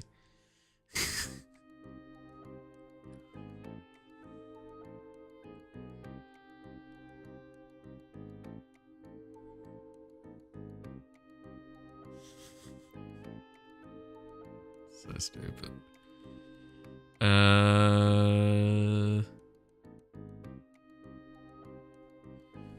Okay.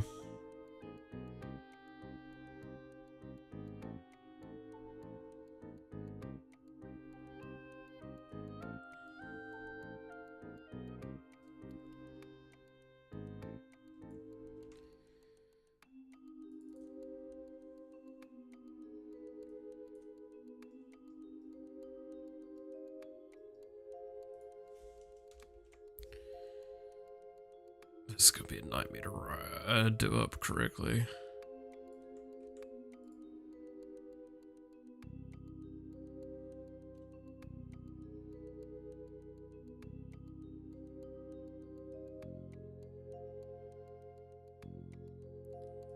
We don't need this piece, that's from the next bit of code. We don't need this piece.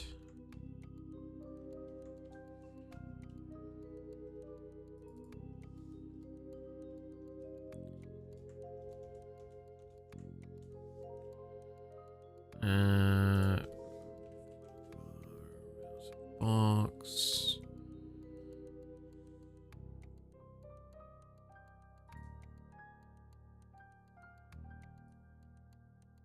Okay.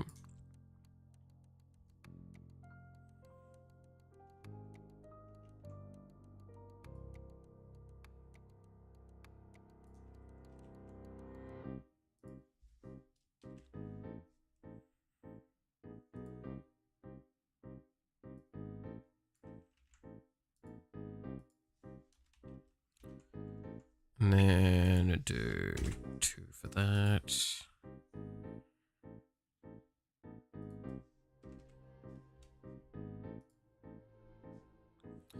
All right, where we go.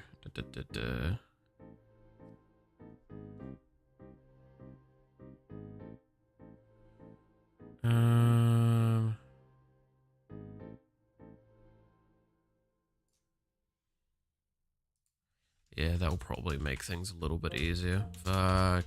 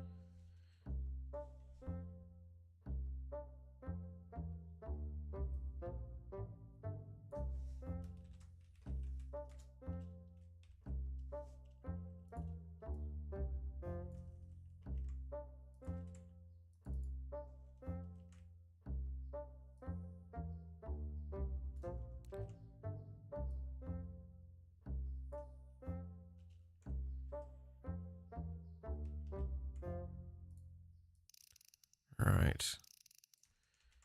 Gotta get all of this done now.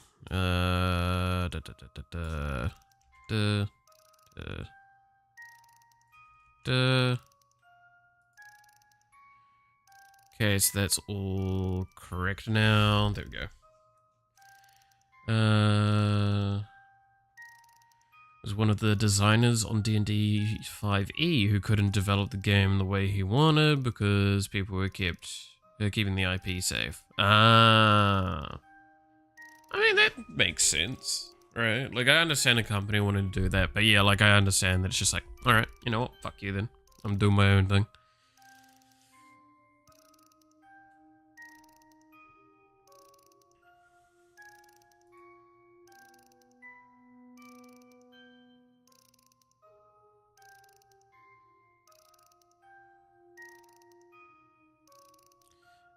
I don't believe this is used anymore.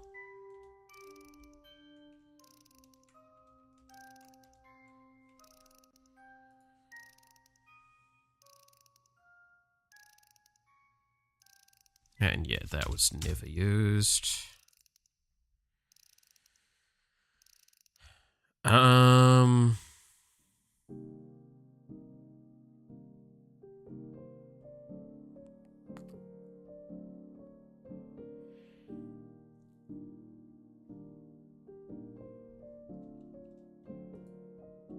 Trying to think how this is going to fully function. I think this should be fine like this.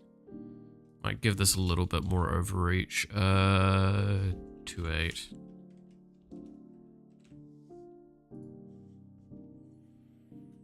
Oh yes, we still need to have the mouse starter in. Yeah.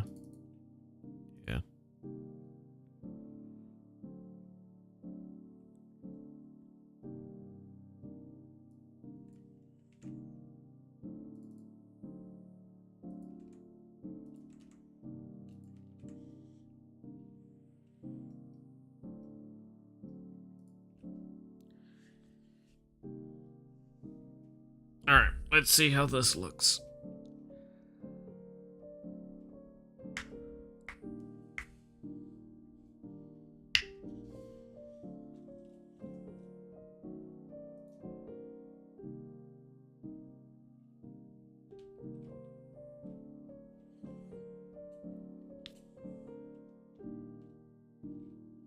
Cool. That's not too bad, but the one thing I'd want to do to it is give it like a little thing. Say here.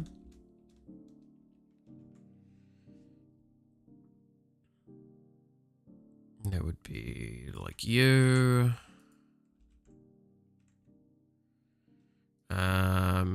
X would be like plus gap. Y would be plus height minus gap. Height would probably be height times 0.5.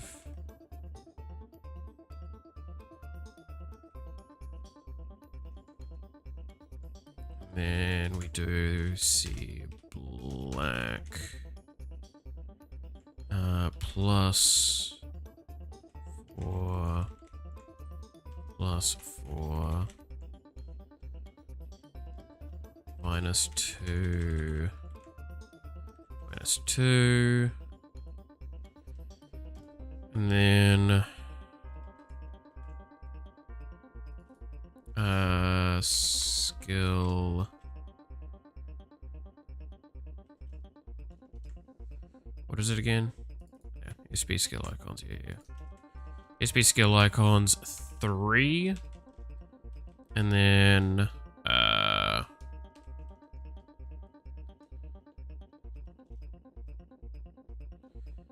plus width.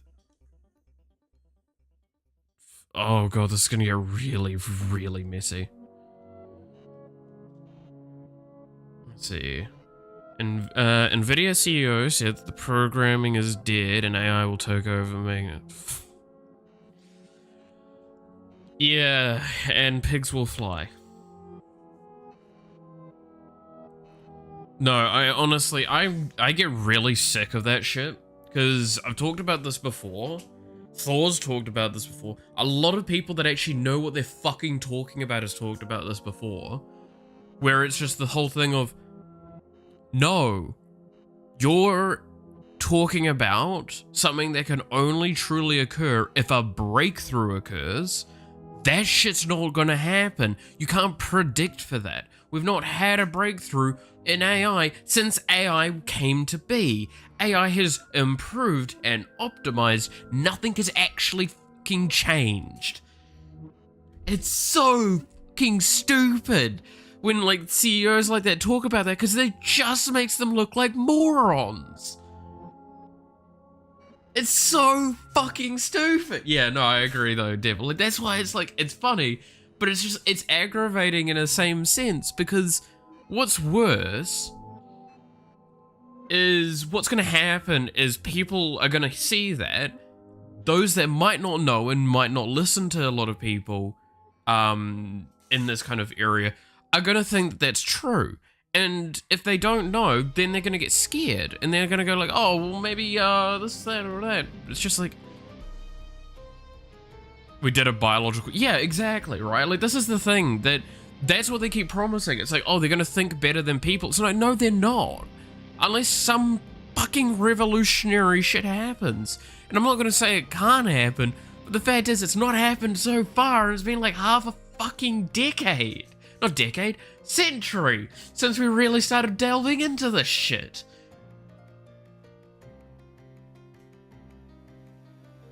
So, could it occur in like the next year? Sure, but it's as likely to occur in the next year as it is in the next 100 years. You can't wait and gamble on luck, but you can't. Yeah, like that's kind of that's the thing, right? Is they're basically making an argument of AI will replace people in the future. And it's like, okay, potentially. Not gonna say no, but that's the same argument as, is there life in outer space? Potentially, but we don't know. We have all the evidence to prove that eventually, yes, we can probably say that. Can we meet them? Fuck no. It would require them coming to us probably at this stage. Same with AI. It's like something randomly happens. We literally have to have the penicillin situation occur with AI. That is the only way the AI shit that they're talking about occurs. Whereas like they put fucking, I don't know, some AI thing on an old shitty computer, it breaks in a way that amazingly turns it into this organic AI that they keep talking about. Like genuinely, this is what needs to occur. Is they need to just actually error-prone their programs and cause those errors to create irregularities that they can't predict for. That's actually how you'd get what you're fucking talking about. But the thing is, that's our monkeys and typewriters. You'd be doing that for so fucking long that it's a theoretical infinite chance of it ever occurring. It's like a theoretical infinite period of time for it to occur. It's honestly, you'd be having a better time using a BOGO sort than predicting on this shit. Like, that's the problem. Theory, facts, but without any touchable evidence. Pretty much. I mean, like, that's why I just get really, like, all over that, right? It's just so stupid. Okay, but I have a question. Why do we make AI take our hobbies like drawing/painting, writing, and symbol coding instead of making it work for us like mecha slayers they should be? You know, you got a fucking point. Dude, why can't we have AI stuff do things for us? Nah, but like, to be fair, AI is just a tool. Even what we have currently. It's not going to replace anyone. It's a tool.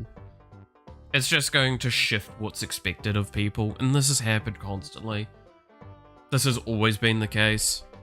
Like, there's actually an anime that don't watch the last episodes, it just doesn't make sense. But the early episodes of it, I think it's like 16:4-bit something.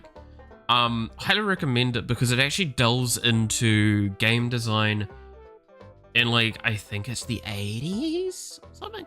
Anyway, it's back when like you basically had to manually type in the pixels of shit. And you would have like, you only had so many pixels you could work with for coloring. So that's why you had architecture the way they did. And it was talking about how like they made visual novels, like original visual novels. And it's insane to hear. And it's really fucking cool. And that's kind of the point. Back then, visual design was more programming knowledge than it was artistic knowledge comparative to these days. Nowadays, it's way better artistic knowledge because we have these fucking things. Which just turns it into a piece of paper that I can draw. So that's their whole thing.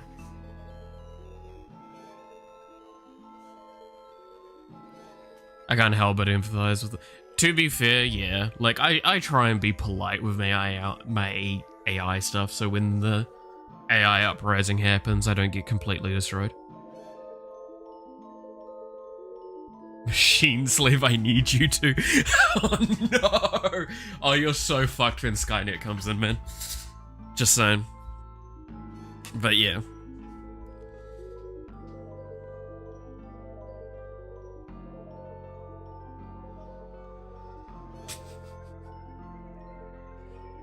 Nah, like, that's the thing, though. I will stand by this, and this is, like, what with this. For this revolutionary AI shit to occur, do you know what's going to end up happening? It's going to end up actually turning into, like, Ultron or Skynet, right? Like, for this organic growth that they're wanting to occur, if they do, like I said, the whole randomization of causing error-prone programming to potentially facilitate eventual growth, they're going to just get something like that shit to pop out all of a sudden, and then it means it's going to take over the world in fucking seconds. So no, it's just not worth going to this AI level that they keep fucking talking about. Just keep optimizing what we've got and fucking do it ethically. That's it. That's all we need. Just chill the fuck out. Like, god fucking damn, man.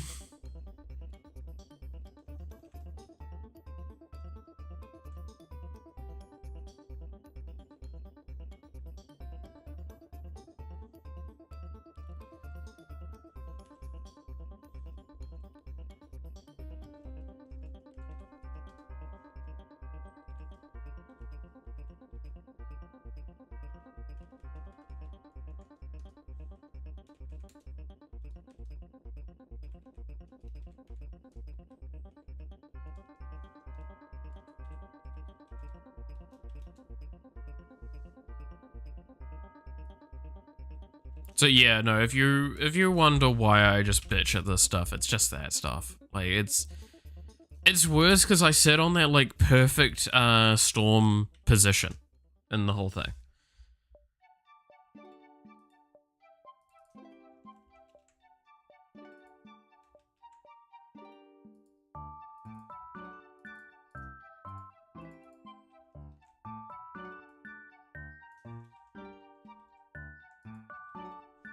Okay, let's see what this looks like. I'm getting deep fried, so bye, have a fantastic stream. Have a fantastic time getting deep fried, there, Kit. Can't say that I recommend it, having put my hand in a deep fryer in the past. Ugh, that looks fucking horrendous like that. Okay,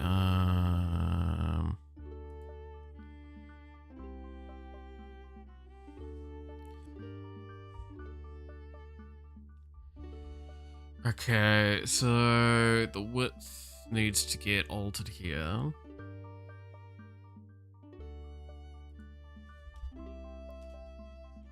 So, hand in a deep fry? Yes, I have put my hand in a deep fry before, and it was on at full temperature. Would not recommend. The story is... yes, at full temperature.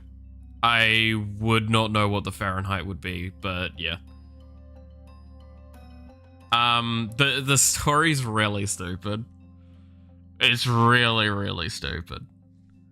So... okay. I'm gonna have to draw up a little bit of stuff for this. It's just gonna make it easier to explain. So, I was working at undisclosed fast food place that I've already talked about in the past, right? And out the back is the batch area. Now, what I'm drawing here, this is the deep fryer, right? So you got the, down here is your oil, and they hook into the things like this, and they go like that. So, we have paper rolls for cleaning up some stuff around the place. Now, here I am standing, minding my own shit, and this gets knocked off somehow. Now, my brain is very automated for a lot of things at this stage. So my brain does the math, the plus, the equal, the percentage, all this stuff, right? Doing all that math. And I figure out, based on this trajectory, and based on the speed of my own reaction speed, there is a perfect exact point where I can grab the paper towel.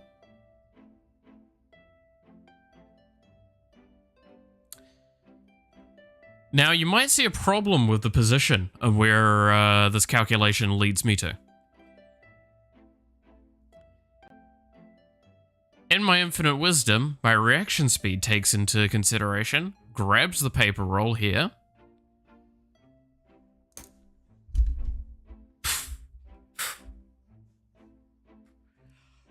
fuck!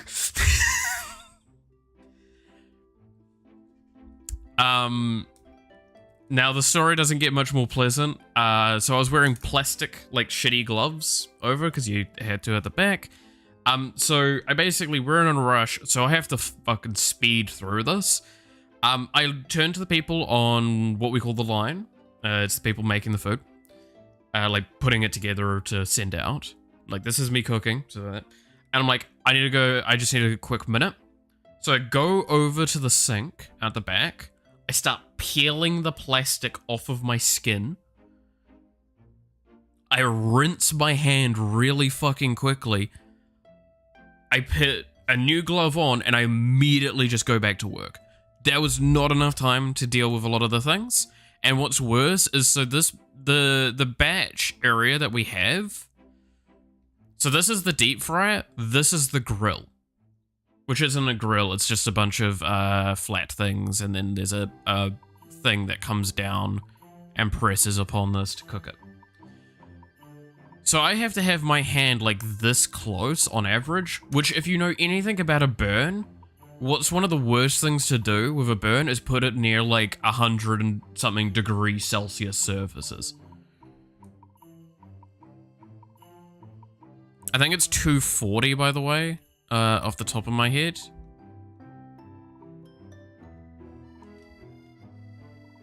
Degrees Celsius oil that we used. So I had to spend like an hour or a few hours doing all of this. The next day, my hand defaulted to being like this shape, because the skin in here was so leathered, and it was just a rosy pink. And everyone was like, are you okay, the next day? And I'm like, oh yeah, I put my hand in a deep fryer. So that's my story about a deep fryer. Not a smart story. Not a smart story at all.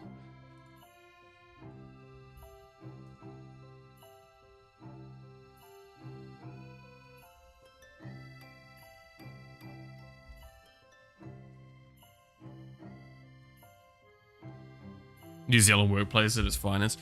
I'm gonna be honest, that's more that specific company than New Zealand.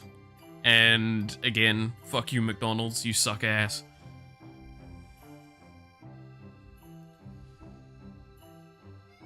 The fact is, it's like when it's a rush like that, not to the fault of the people that run the place, but you get Macca's, yeah, that's Macca's. You do get like kind of half pressured. I say half pressured, you get pretty heavily pressured for taking any like time away from the job, even if you've got to burn. And then what's worse, later on they're like, well, why didn't you take longer? It's like, because we were in a fucking rush. Oh, we would have given you time. No, you fucking wouldn't have. Don't even do that shit with me. I can't speak to what it's like now, but that is definitely what it was like when I was working there. The HR were fucking horrendous. Like, absolutely foul.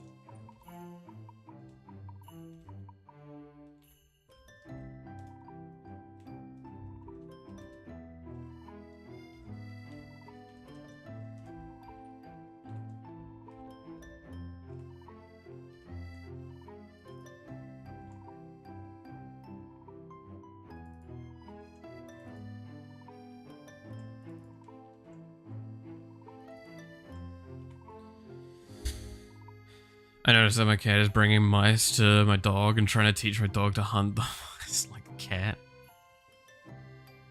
Takes it away and makes the dog try again. That's actually fucking cute.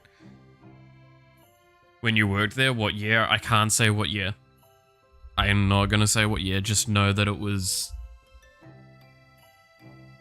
Oh god. I'm not gonna say that because that's gonna make me depressed. It's about a decade ago. So that's all you need to know. That's all you need to know. That's all you need to know, and that made me very sad, thanks.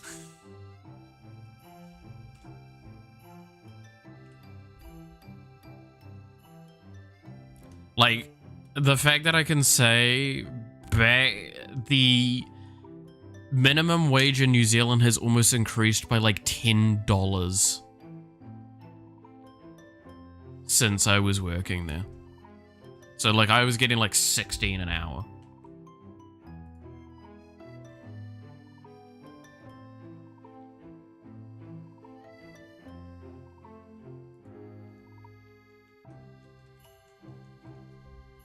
Why sad? Because it's fucking that long ago. Nobody likes thinking about how long it's been since they've worked somewhere. It's like trying to compare how long has it been since I've been in fucking high school, and I don't want to think about that.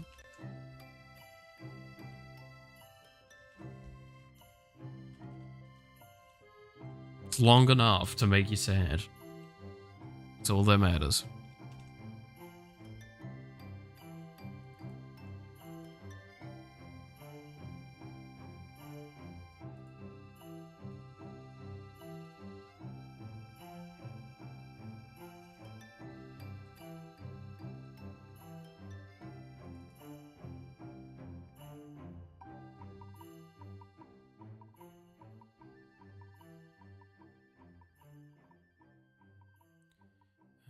This needs to be like this.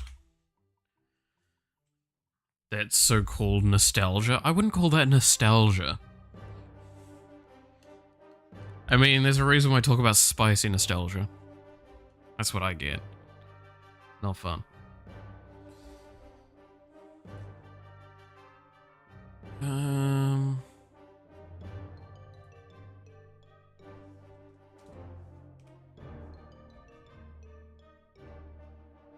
But yeah, enough. And my time working at Macca's was some of the worst of my life. And... yeah, it was not pleasant.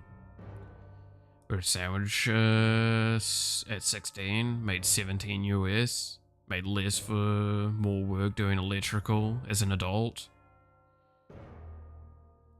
I had food service, but it was damn good money at the time. That's the thing, right, is like, customer services roles do pay surprisingly decently for all things considered.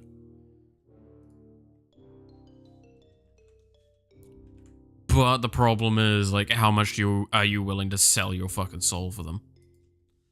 Right?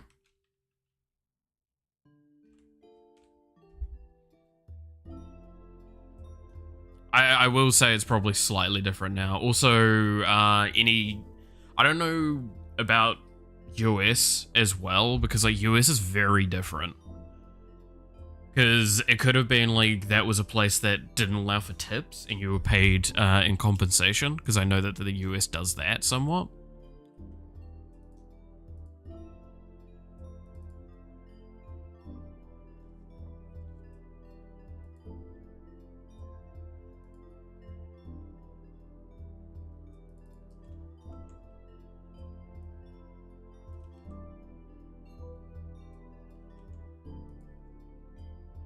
$17's got, yeah, well, I mean, like, that's the same argument with me as I was getting 16 an hour. 16 an hour is actually unlivable. Unless I was working an excessive amount, right? Nowadays, what, living wage expectation is, I think, 24 New Zealand dollars an hour? 24? No, it was like 27 recently, I think was the calculation. It's fucking insane.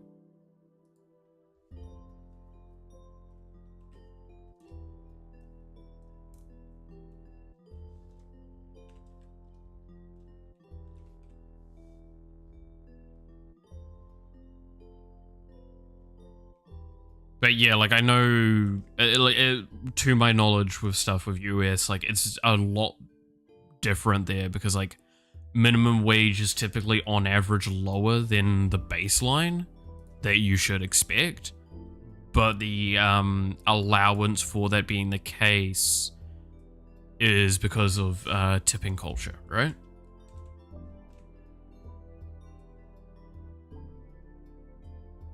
Which, like, dependent on the day, potentially could mean you walk away with a shitload or you walk away with fucking nothing. Which, I hate that mentality. I don't like tipping in general. I think it's a really toxic system. Because it just reminds me of jobs I've done and people I know that have worked in, like, commissions. Commission-based work. Because it's basically the same argument. Is you get paid more based on how better you do at the job. And it's like, that's just such a shitty incentive, the way it's done. Because it's like, we're going to lowball you an amount, and then if you're not getting a shitload of sales, so now you're enticed to be like, pester the customers and shit like that. Which is really annoying. Hey, Anoxy, how's it going? But that's always something that's like fucking rubbed me the wrong way. So I can't imagine what the US is like for that.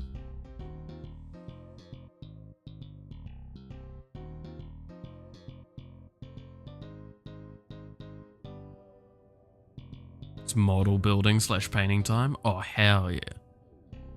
7.25 Fed, I think. But if your base wage is 17 like mine, you could do well with tips. But great, shit. It does teach teenagers how to commit cat. Yeah, because that's the other thing. Is like it's technically a taxed income, right? So that just creates more complication for kids, because like or younger people, because they're just gonna fucking go like, "Hey, Lamel, I got given a $20 note as a tip. Why the fuck would I declare this and lose like whatever percentage the state has?" Because I believe US taxation is state based, not like the entirety of USA based. It should be. Uncle Sam doesn't need to know that. Exactly. I mean, it's one of those like forms of money that's just really hard for them to even track down if they tried. Because normally tips are like both, sadly. Well, it's because I'd assume it's like there's an overarching tax and then a state tax. And like the state tax is put on top of it, and the problem is I don't know how that's kind of done, right? I mean, here in New Zealand, pretty much 90% of your taxes is automated. The only taxes aren't are when you're like running your own business. And at that point in time, you just go get a fucking accountant.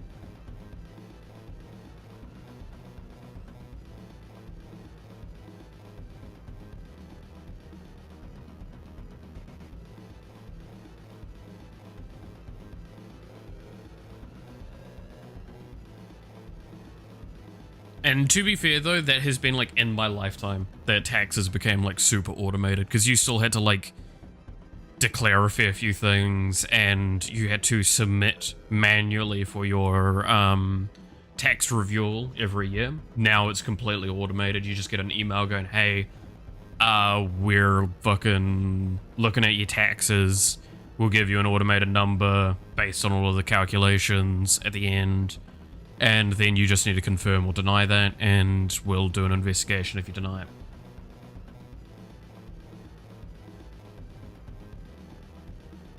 So, in a sense, New Zealand doesn't actually teach you taxes pretty much at all. I learnt it though, because I loved economics, and I spent ages doing it.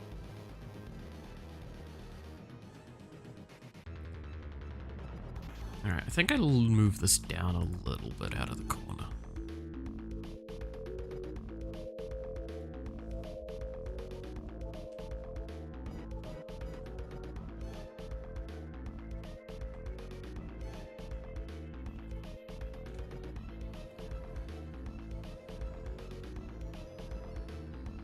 I wonder how many New Zealanders know how to do tax systems anymore.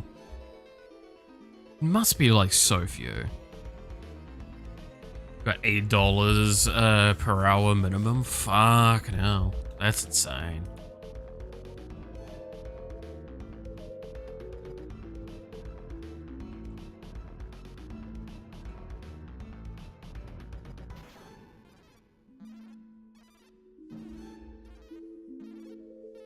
You'd be surprised since I look at a lot of tax reports. I mean, yeah, but that's where I say, like, the only people that look at tax stuff typically are, like, that being their job, right? Or that's how I feel at the very least. Because it's like the general person, the general, like, non-business owner or non-tax related job position probably doesn't know jack shit nowadays. Landlords do have to do manual return. Yeah, but that's because they kind of, in a sense, classified as an independent trader, if I recall correctly. And that's, in the loosest sense, you could consider that saying it's a business owner, because it's it's sole trader, isn't it? Is the term we have for it in New Zealand?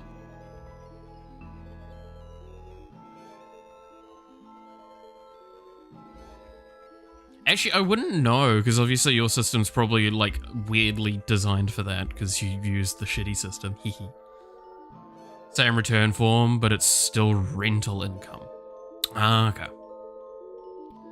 Over there, they do it differently for self-employment, right? Otherwise, it's an auto system on percentage, I think. Yeah, like, that's the thing. In New Zealand, it's more or less automated. The old IR3, yeah.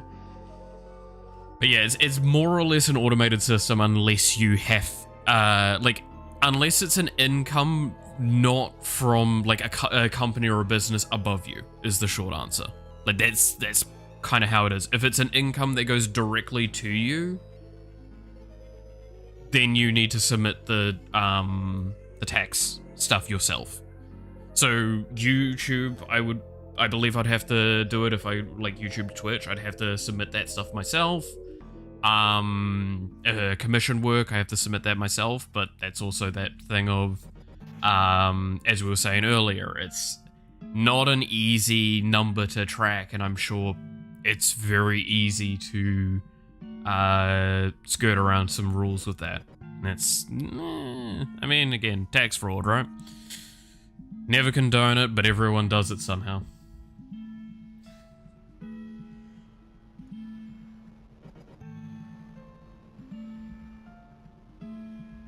That's the fun thing. It's how much tax fraud can you get away before it gets you in trouble, right? This is not a condoning of any kind. I have to say, for legal reasons, this is a joke, and do not do this. Cover my own ass.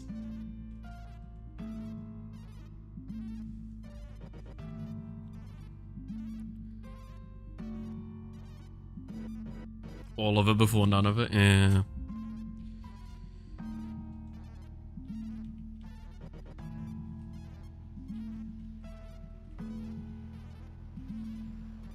Alright.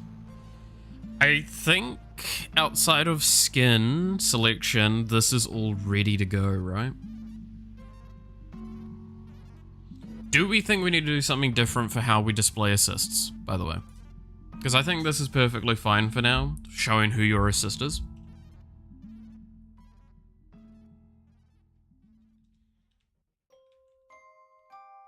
Gives you the hover over functionality. I can go here, select assist, hover here to see the stuff, confirm it, and it's different.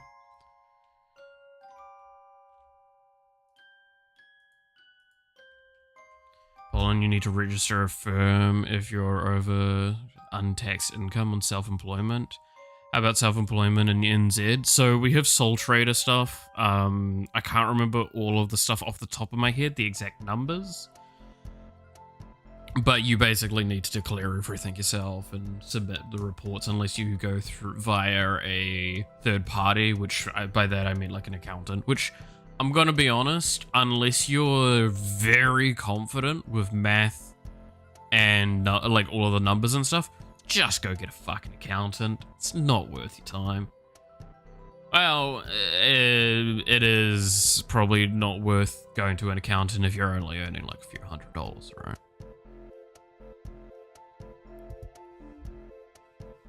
But if you're doing it all yourself, there is a few things you can do within the rules of New Zealand that are kind of like loophole gray area, and it's really, really stupid that some of them still exist. I'm not going to explain them. I'm not going to go into detail about them for my own legal safety, but I do know about a fair few of them, and it's really incredible that they exist. Because it's just yet a reminder that like some of this lore has been written for way too long and nobody's looked at it. Or legislation, I should say. Words. Legislation that has been written for ages. Very, very funny. Very, very funny. I'm sure if Noxy could confirm or deny, but they probably can't, they understand where I'm coming from with that. But obviously, they cannot confirm nor deny that.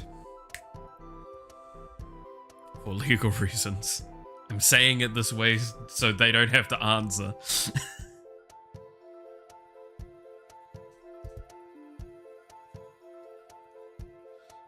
All I can say is I've seen stuff. Exactly. Exactly.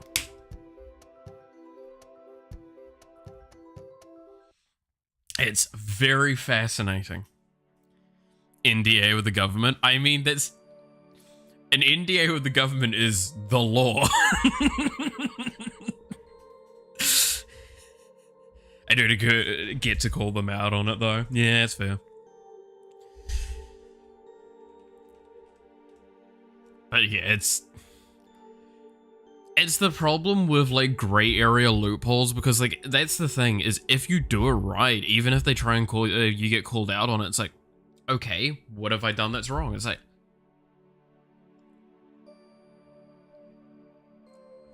I am the government.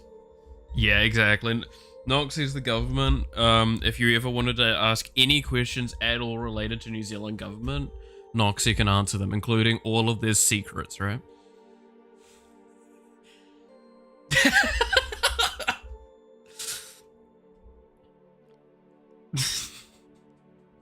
Hey, you opened yourself up to this one.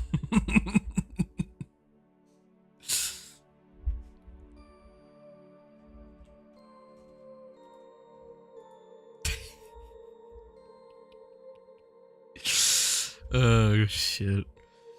I wish. No, you wouldn't. Let's be honest, we've seen how our government functions, and on a good day, that's all I'll say. That's all I'll say. Can you ask Noxie if I can have a New Zealand passport? It's actually not even that hard to get New Zealand passports from memory. Like, New Zealand citizenship's not a hard one, depending on where you're coming from. If you're coming from, like, Western allegiance, like, countries and stuff, it's pretty easy. And to get citizenship, it's 5 years, I believe. It's still 5 years for citizenship, right? Getting residency isn't hard. Getting citizenship is just literally have residency, maintain it for 5 years, and that's it. I think it's 5 years. It's not changed, has it? Because, okay, can I talk about like the stupid loophole? And this is a very well-known loophole that exists. So, Australia is a very favorable country to move to for a lot of people. Thing is, right, Australia does not let many people in. They're actually quite a restrictive border environment for residency. 5 years in New Zealand, so immigration check travel. Yeah.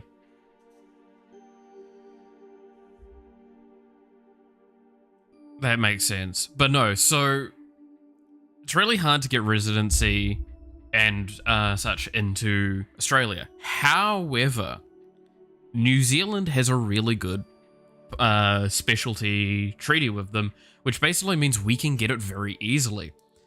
I'm not kidding. What the trick a lot of people do is they come to New Zealand, get residency, because it's not, again, not that hard, get citizenship, and then immediately go to Australia. 5 year break in New Zealand, oh no! That's genuinely the case. It's a really, really stupid tactic.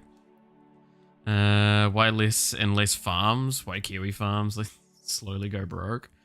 I mean, farming here is still a huge deal. It's just shifted on what we do for farming. A lot of forestry, though. A lot of forestry. A lot of forestry and dairy. That's the two big things.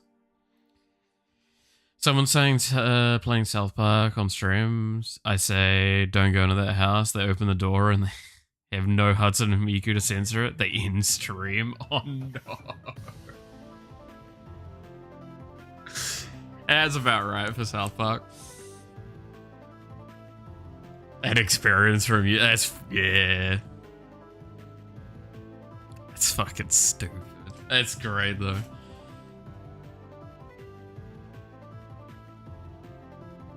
This was meant to be a coding stream? Yeah. Is it not?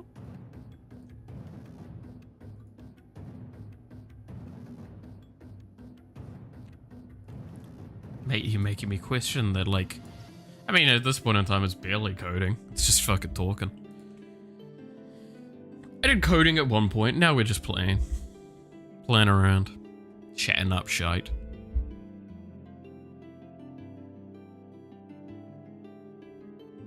Was Cinema Mr. VTuber, man.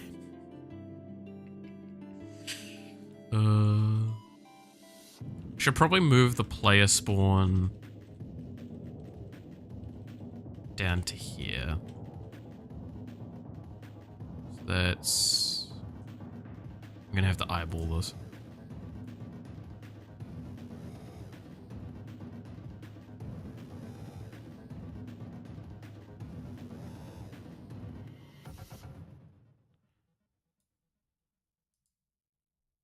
Wait, what?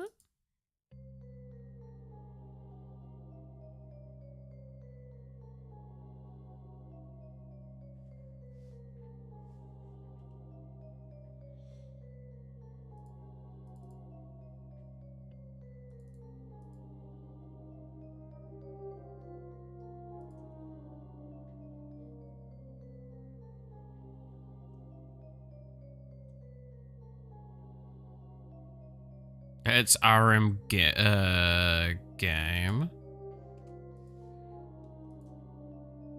We're looking for lobby. Here we are.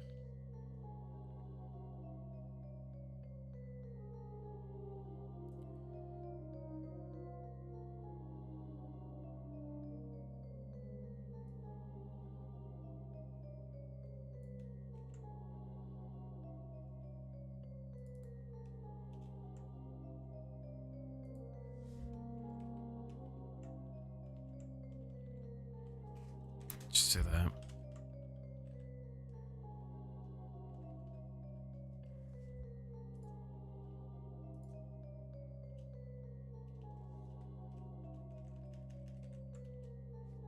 There we go. All right. Podcasting, procrastinating, same thing, right? Yes, it is code. Starts typing for 3 seconds. Yeah. I mean, to be fair, that is most of my programming streams, right? It's just like, it's in a sense a podcast. It's great. Just gonna add the links and I'll post it. I recommend holding it for a day is what I'd suggest, Miller, because that's actually when it goes. They be wiggling, holy shit. Yeah, everyone wiggling.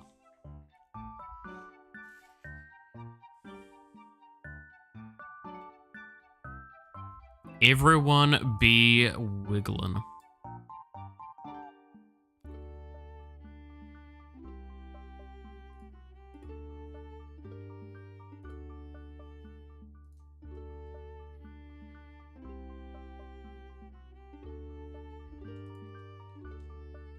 And you can talk with them. Even though it's like really shite at the moment, the talking with them.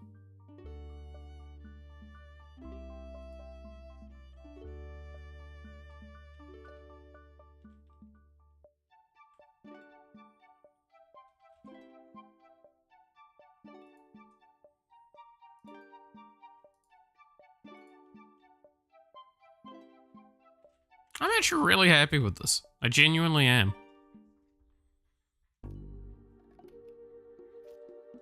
I think this was the correct change to make.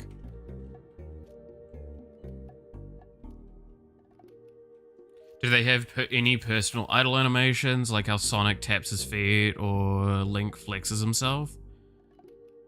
I want to do that. I genuinely, I do want to do that, but the amount of asset work for that is definitely what's been the hesitation. I'm not kidding though, that has always been an intention. There is 2 key animations for every character that I wanted to add. And that is a death animation and a like idle animation.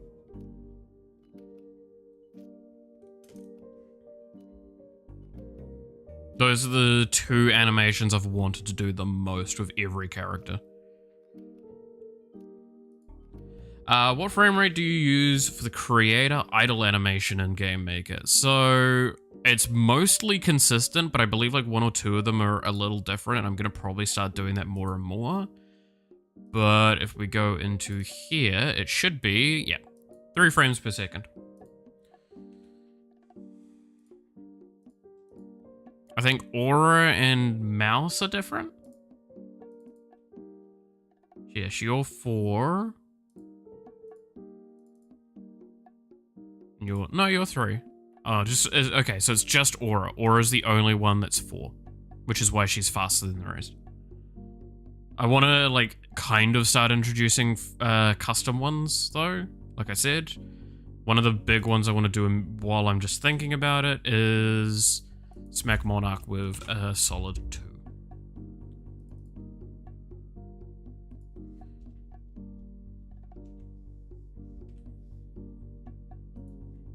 So now if we reset it, Monarch will move a lot slower.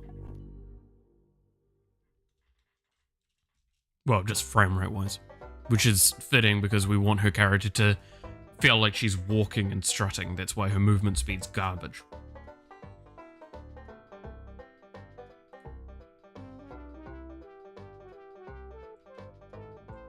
Mousy looks like she's on something. What do you mean?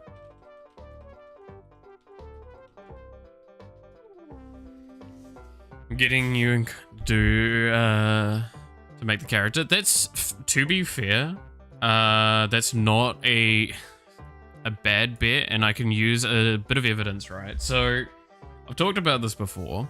There was a portion in time where me and my ex were considered doing VTubing. And as part of that, I designed ones for me, and then she requested if I could do one for her, and she gave me a list, which was a shitty list, by the way, of things to do. And that is where we get this drawing I did. When was this? Properties. Should be able to pull up properties to see when this was made. This was August 2022. So this was 2 years ago. This was the VTuber model that I designed for her. And I did that in like a day or so. And that was like a couple of hours at most all together from like initial design to this. If I pull up,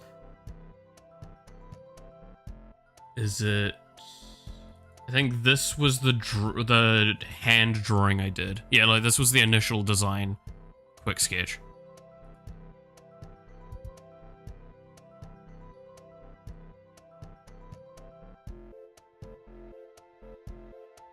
You want the neuromal?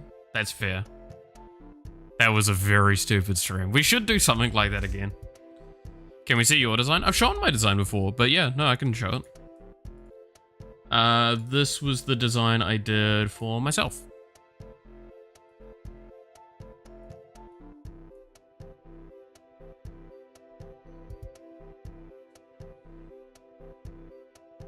That took me like a day or two.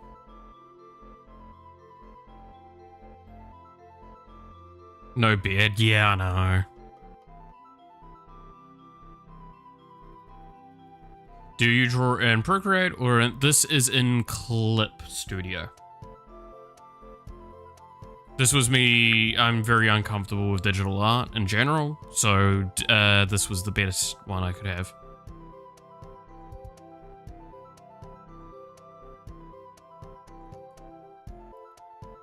Show the new viewers what I mean. I mean, can I set up that easily? I don't really have a good way of setting up the VTuber studio on the fly, is the thing. It's a little bit of an arduous process. I could try. Do I even have it still installed? I don't.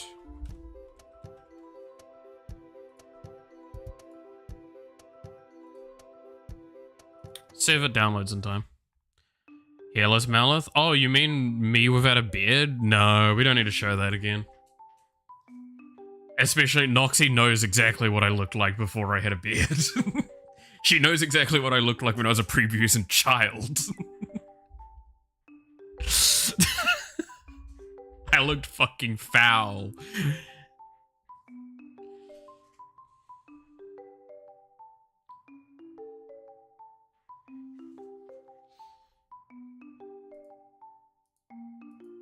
I want to see? What do you mean?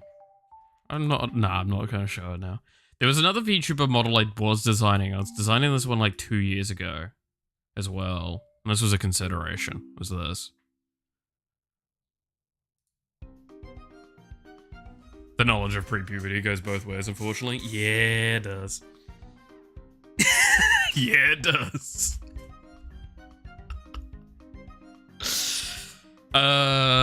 Gotta love that, right? I mean, it can just be as easily summed up, and everyone will understand this, is we're both stupid, and that's the important thing, because we were young. Gotta love those times, right? Hung out with stupid people. Did stupid things. Yeah, it does lead to fun things with that. Oh, there you go. VTuber Studios already downloaded. Fuck, that took no time. Let me... Because I need to set up my phone for this, I believe, right?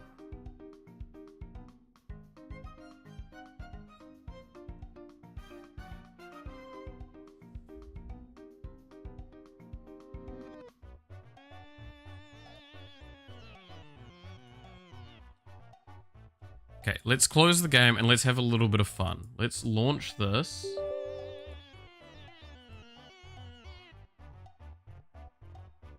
You weren't stupid, you were crazy. I wouldn't say I was crazy. I did silly things. I definitely did a lot of silly things when I was younger.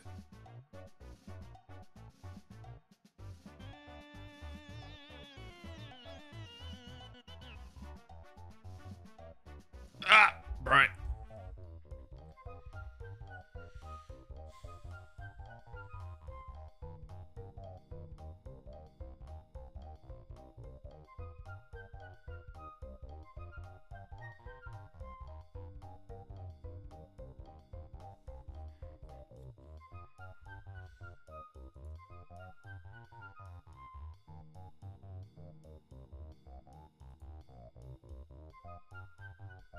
So what was the settings for this? It's this one.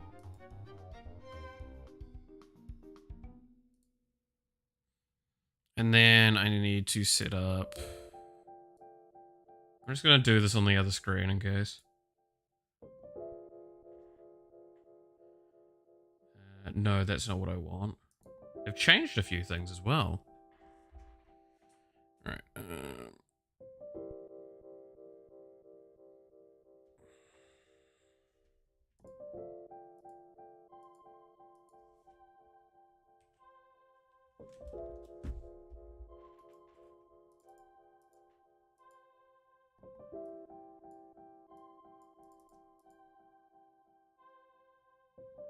Settings.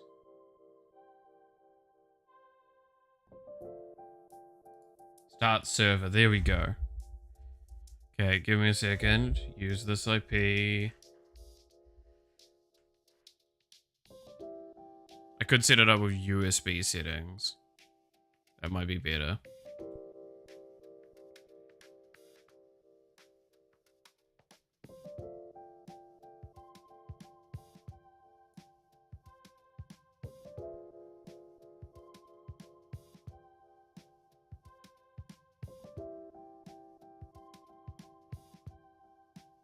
Alright, fuck it. I'm setting it up manually. Ah!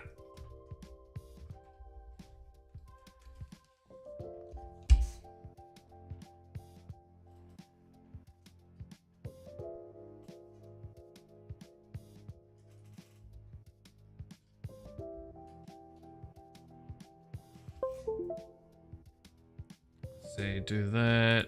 Turn off that. Turn on that. Trust.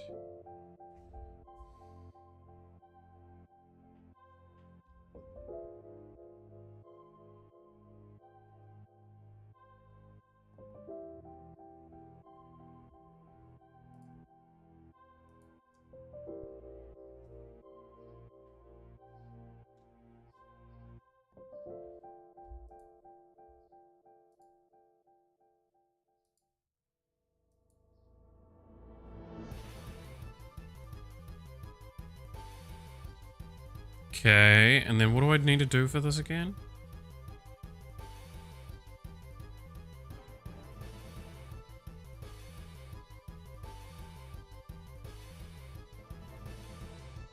Trying to remember.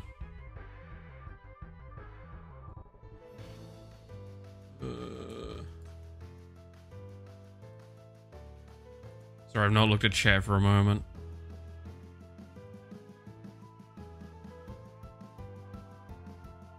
Wasn't there a Neuro voice changer? Does that get Neuro playing game footage we want? Yeah. Do I have a Blue Sky account? I do, but I don't use it.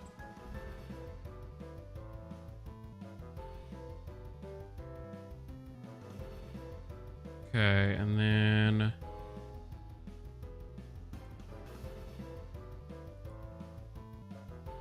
Settings... Camera...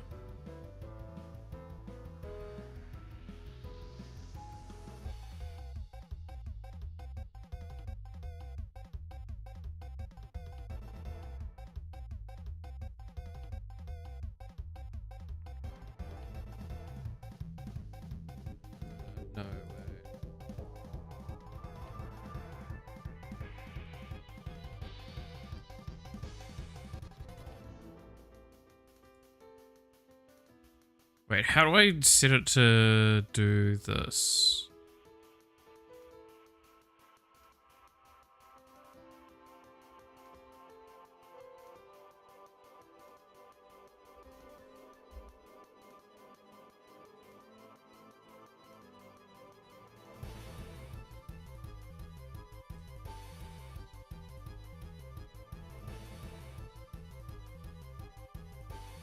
Sorry, I'm very distracted while I'm doing this. I might as well bring this over here. I don't think there's anything that's going to show.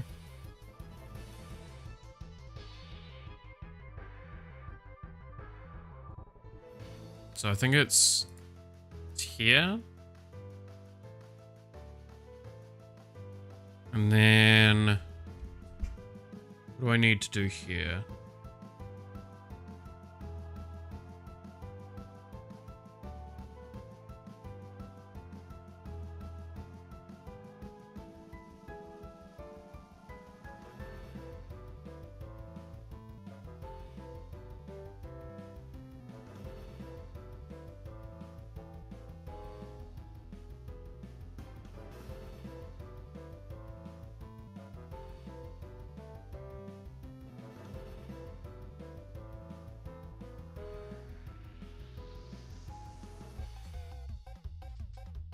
Trying to remember how to fucking do this shit, man.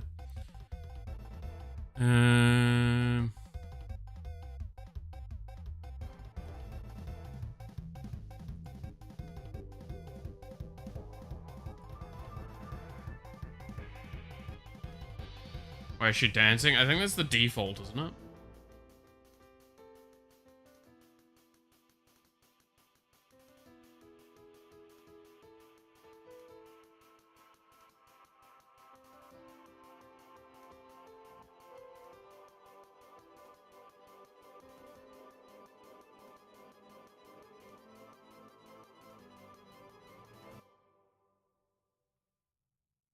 Can't remember how to actually fully set this up, I will openly admit.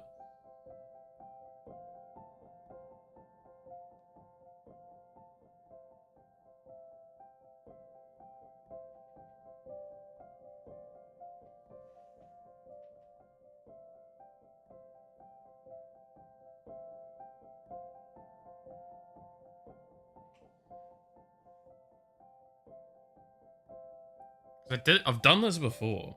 I'm just trying to remember how to actually set the config thing, because it's sending the tracked data.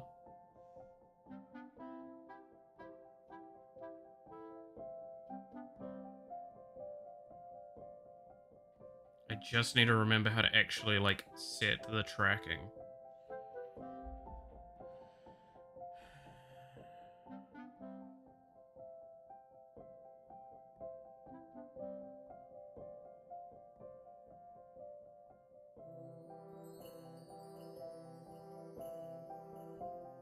God, my phone is already overheating a lot.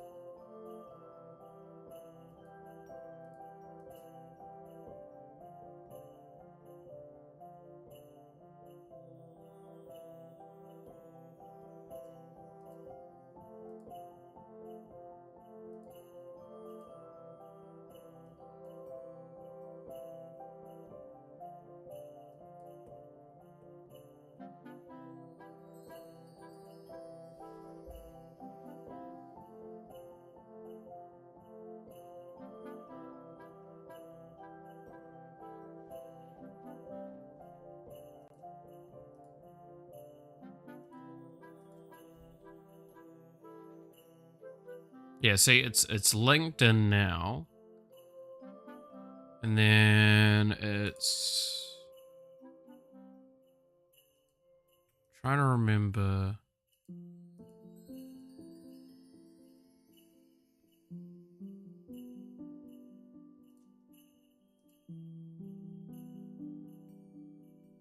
It's neither of those, it's none of that I want, it's the phone tracking I want.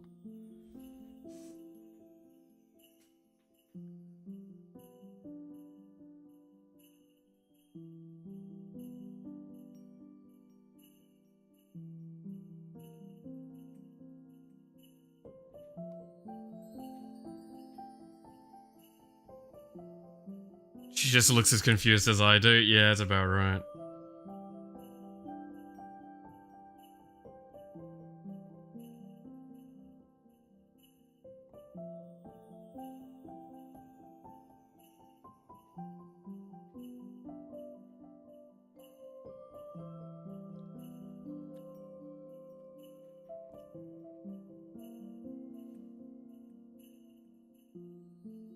There you go. Now we have anime girl movement. This is how you become an anime girl. I kind of love, though, the best part of, like, the thing. There we go. There it is. Knew I needed to press one thing, and I forgot how to press it. So now...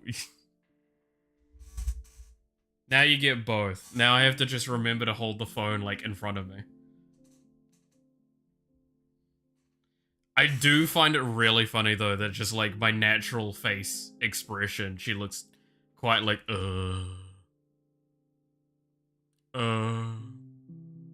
It's just like one of my Japanese animes. Alright. What's worse, I have to keep holding the phone because I don't have, like, a holster or anything for it. Is that what, wait, is that what you wanted? Pretzel? Is it?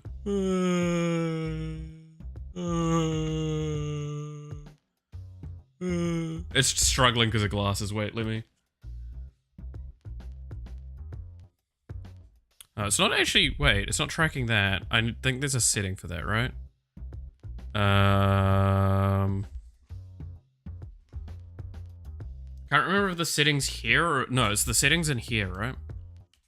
Oh, I can't see jack shit right now.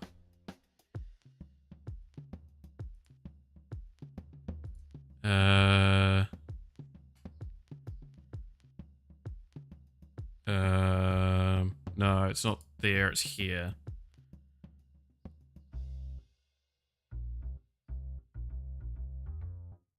Right? Let's see. Oh, it's a lot of the sensitivity stuff, that's right.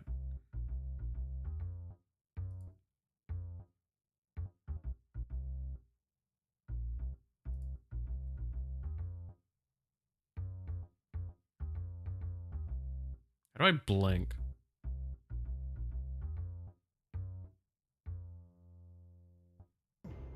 Or like wink, sorry. How do I wink? She's so much more expressive, holy shit. Hey now. Hey now. That's kind of rude.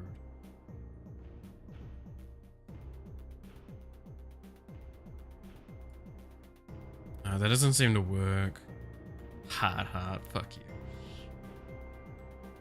I hate this. What are we doing? She's more expressive without the glasses? Yeah, well, that's because it's fighting glasses, right? That's how it always goes.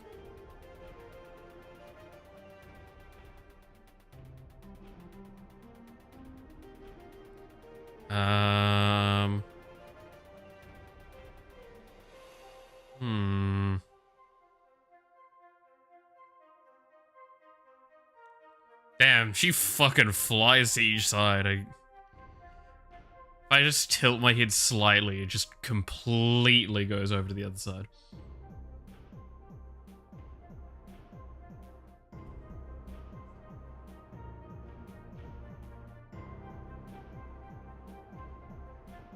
Is that better? Right.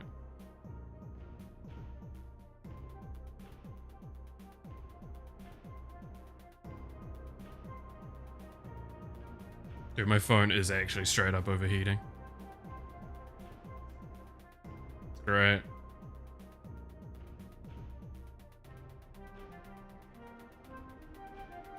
If I do that... Oh, I think that was the disconnect there.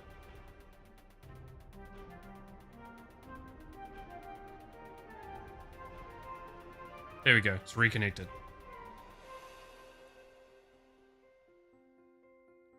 Advanced lip sync, yeah.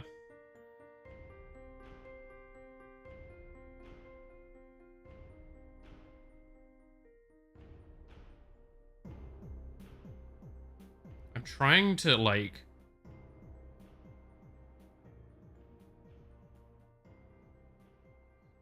give us some movements. Hell yeah. Why not?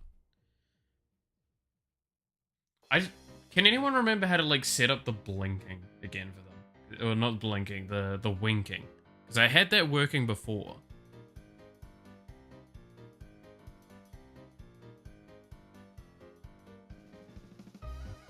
Wait, does that actually go cross-eyed? I can't tell. It looks like the tracking figures out when my eyes go side to side. Does it go cross-eyed though? No, it doesn't. That's fucking upsetting. That's very upsetting.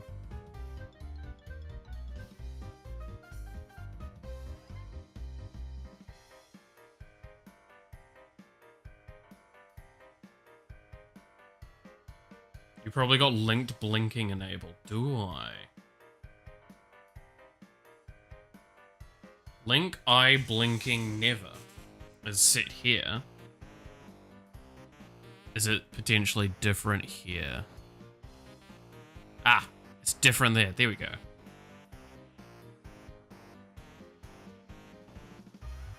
There we go. It's off on the phone. That's the thing, right? So now... Wait. Hey.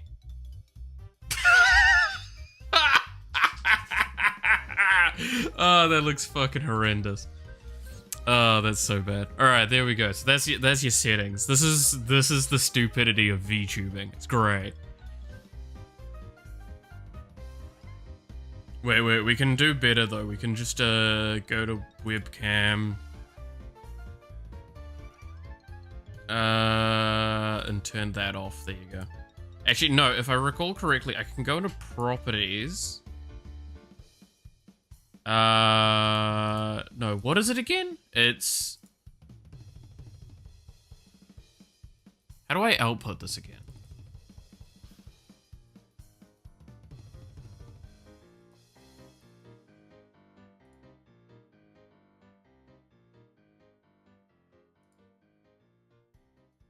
How do you actually do the output to thing again?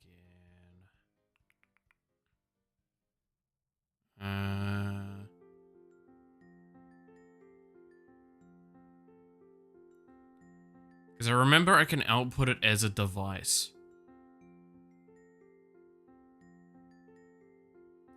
Can I not? Maybe I can't. I just need to make a manual display capture point. No, yeah, it's activate virtual camera.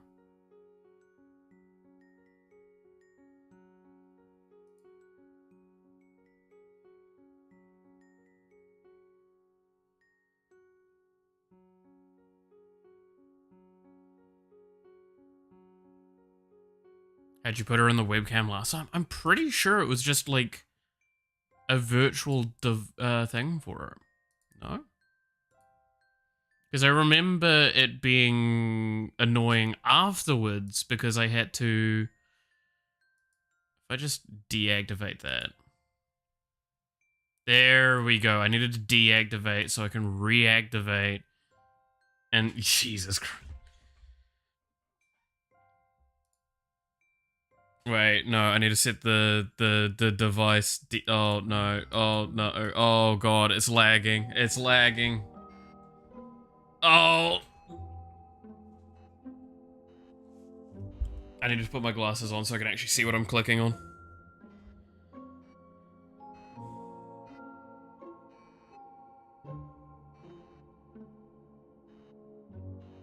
Video capture device and OBS. First of all, I'm using Streamlabs. Second of all, I know what I'm doing, Milo. I'm just trying to remind myself. Alright. Have I deactivated this correctly? Good. Custom resolution.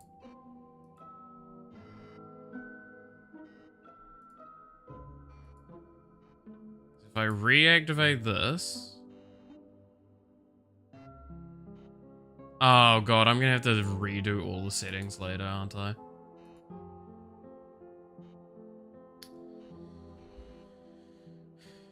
Okay.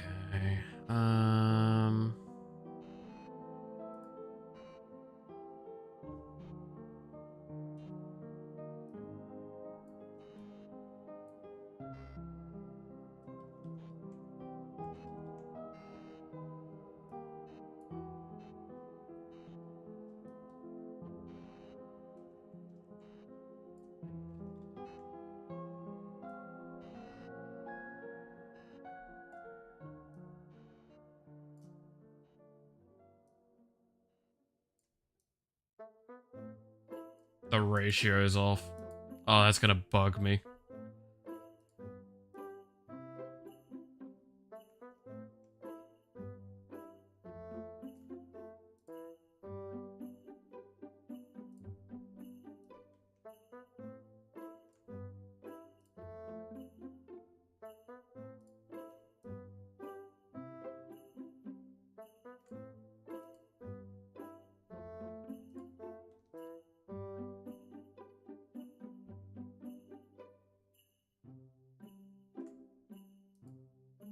There we go. That'll do. Alright, now I need to align the USB connection. Because it gets turned off every 5 minutes because I'm not willing to pay money. And now we get me as a VTuber. And now we can, like, drag this off to the side. Minimize this. And now there we go! I hate this. It's great. Alright.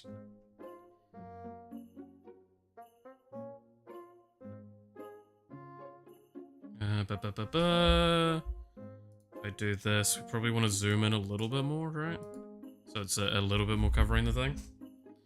5 minutes because we're poor. Exactly. Oh, no, I need to have my glasses on. Hopefully the eye tracking's not too bad. Yeah, it's good enough. Imagine now people entering the stream. I mean, there's worse things for them to enter into the stream for. But the more annoying part is I have to just constantly keep holding this fucking camera up in front of my hand. So there we go. This is what I could do potentially if I just wanted to not have a day of camera work. Like me on cam. I would just need to get, like, a way of holding this, and I would need to spend the money to get the bloody, expansion thing.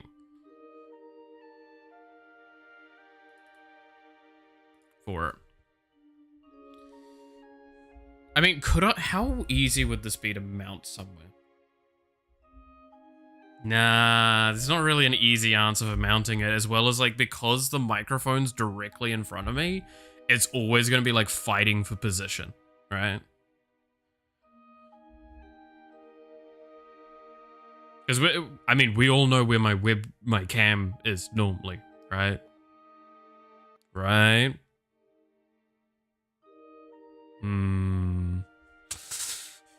Yeah, so I need to move where the microphone is for it to truly work. This is so beyond stupid, by the way.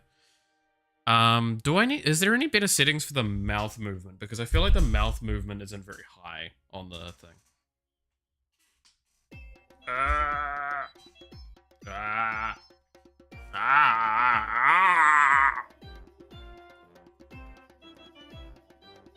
Pretty sure there's, like, lip based things. Mouth sensitivity? It'd probably have to be that. I mean, to be fair, right, and this is where I give a lot of credit to actual VTubers. There is a big failure when it comes to, like, a lot of this sort of stuff. You have to, like, accentuate your expression so much to actually make the model do what you want to do. Like, I'm having to, like, really push my mouth, like, movement to be a lot more, like, exaggerated and clear to even get this kind of working. And then, obviously, you kind of want to see, like, a little bit of movement around the place. Like,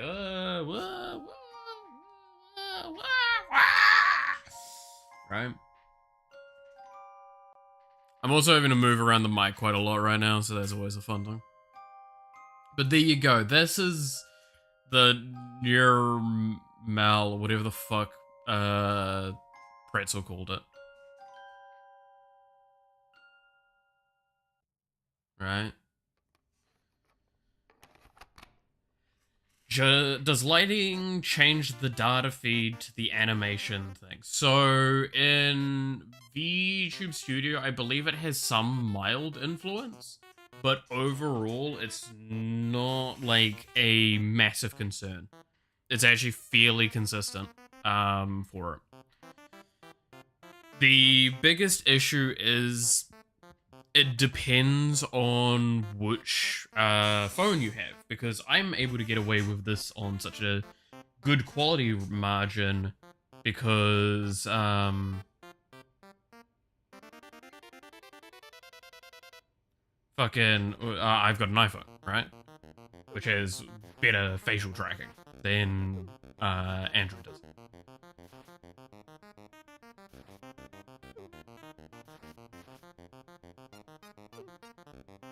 But like, yeah, no, I would need to do, I mean, it would be that whole thing of you get your model, you do your fine tuning, you do like the little extra details, and that's how you do your calibration, because you need to actually have it calibrated to your person. It's good too nowadays. I know it's good, but it's still not, like, this is the thing, right, is, oh, there's the tracking ending. I just need to flick this thing again. So the short answer is yes, it's good, but also I have an iPhone, so therefore it is the best tracking I can get without plugins. And with plugins, it's still going to be better. But also, sounds fun there, Noxy. Yeah, you're really enjoying your doing your model. But yeah, no, there are options. There are plenty of plugins. There are plenty of things. But just like, if I already own an iPhone, just use an iPhone. If you're getting into VTubing, do not just go buy a fucking iPhone just for the sake of doing VTubing. That's the one thing I've noticed a lot of people like misunderstand. It's the same argument with like, you don't need to buy a really expensive model for VTubing. You can just do whatever. I want to give up, but it's not going to get better. That's fair. That's fair. I understand that. I know there's a difference between which iPhone you use. I mean, it's post, like, a specific generation. The changes don't really matter.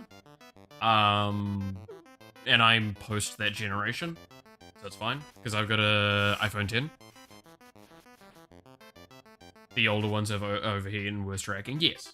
That's the case, because the iPhones didn't have the same systems in place. I have iPhone 10, which is not that old, still one of the top of the line ones, and it's perfectly fine for this. Very, very adequate for it.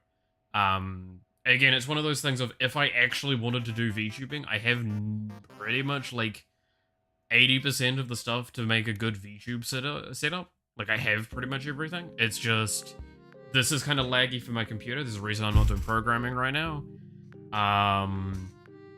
And I don't have a custom model. And I just need something to hold my iPhone while I do this. And like, let me look. How much does it cost to get premium with a Pro on iPhone? It is 40 New Zealand dollars. Yeah, it's 40 New Zealand dollars.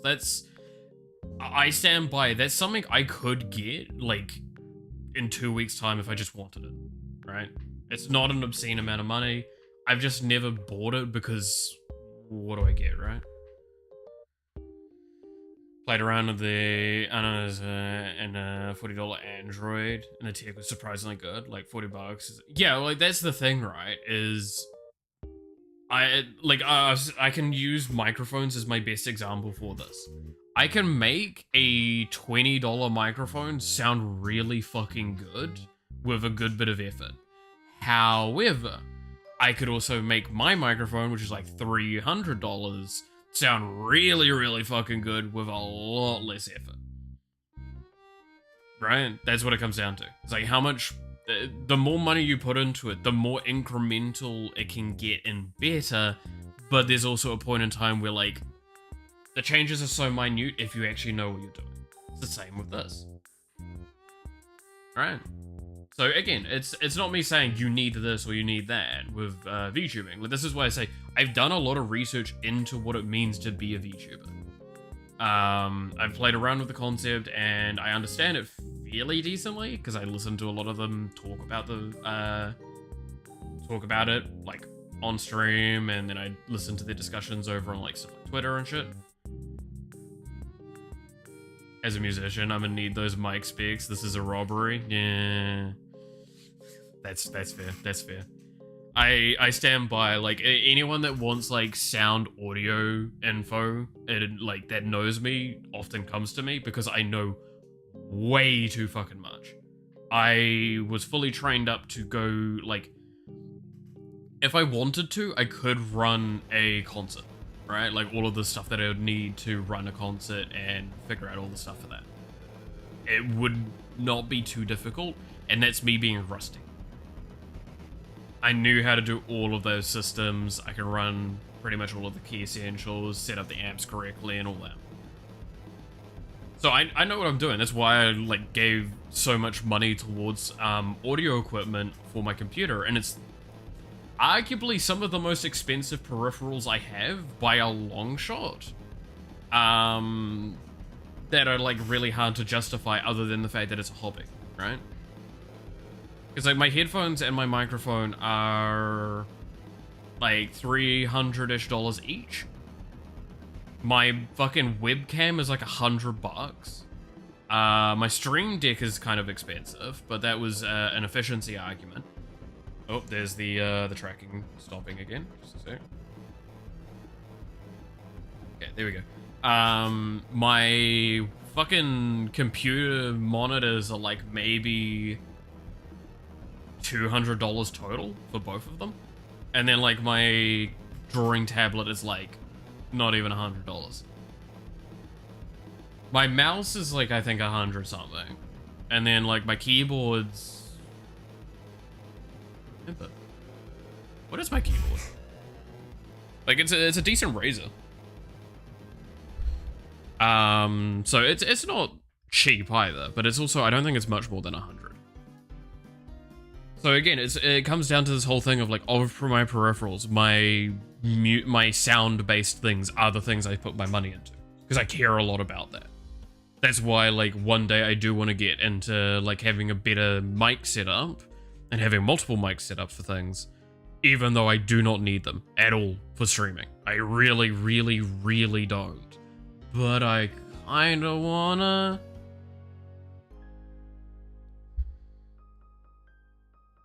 Not me, full course here. Yeah, like that's the thing. I buy parts that I like, things that I know are good. Like I've got AOC monitors because they're cheap, they're good, there's no problem with them. Right. My keyboard is a Razer, but that's just because fucking why not, right? I had the money at the time and I kind of wanted like a mechanical keyboard that wasn't too loud. That was the big thing. My mouse is a Logitech, my headphones are Sony, and my mic is Blue Yeti. So, again, I splash for some of those things, but that's because, like, admittedly as well, before that, I genuinely, almost everything that I had for a computer peripheral cost $20 each. Like, I did not own expensive peripherals for the longest time. And I maintained that for a lot of it. There's a reason why this webcam is only, like, I think it was $70. Because it was, like, the best quality webcam I could get for the price because I needed it for work. Because I had to buy it at COVID. COVID happened, and I needed a webcam.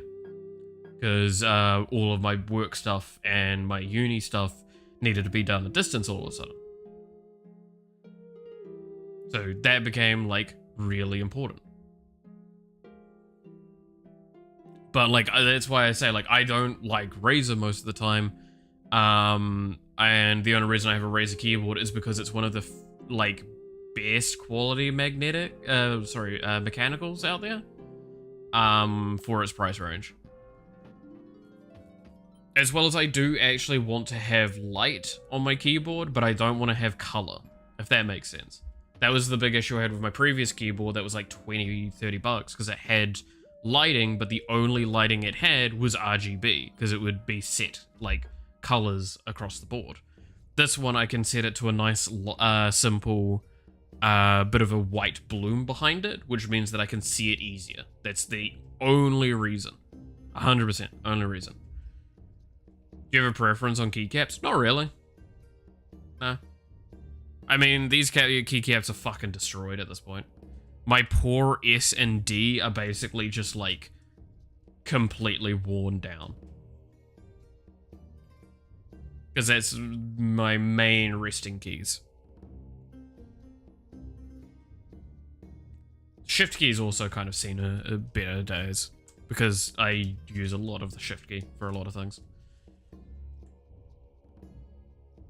But like A is not too bad, but you're starting to get to a point that if you didn't know it was an A, it's going to be hard to see, and the rest are fine.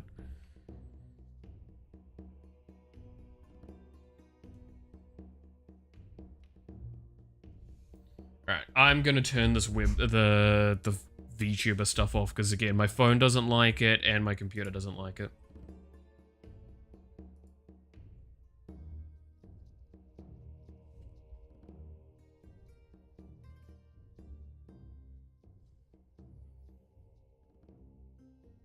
That was a fun, like, 20 minutes of stupidity. Properties. Next, go webcam. There we go, and I'm back.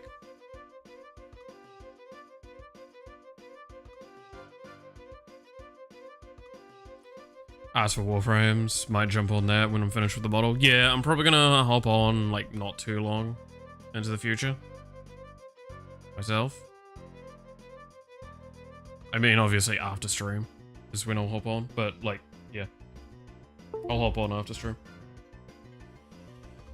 Still need to keep farming my goddamn Nautilus Prime blueprint.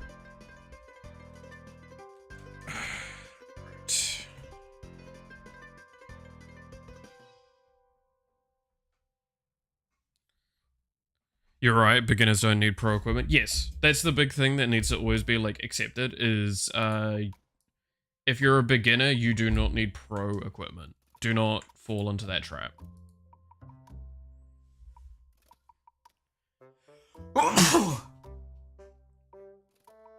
So many people think that, like, they need top of the line to do things. You don't.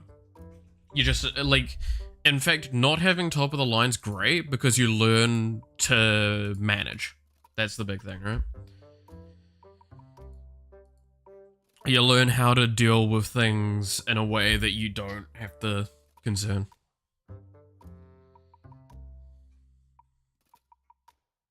Alright. Silly anime girl is gone.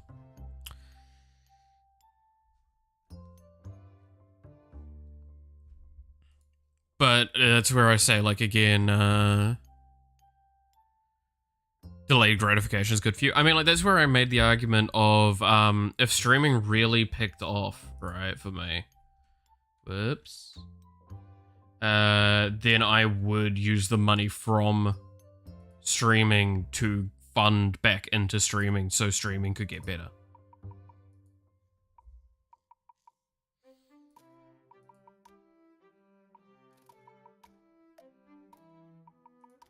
Yeah, I had a feeling that was going to happen.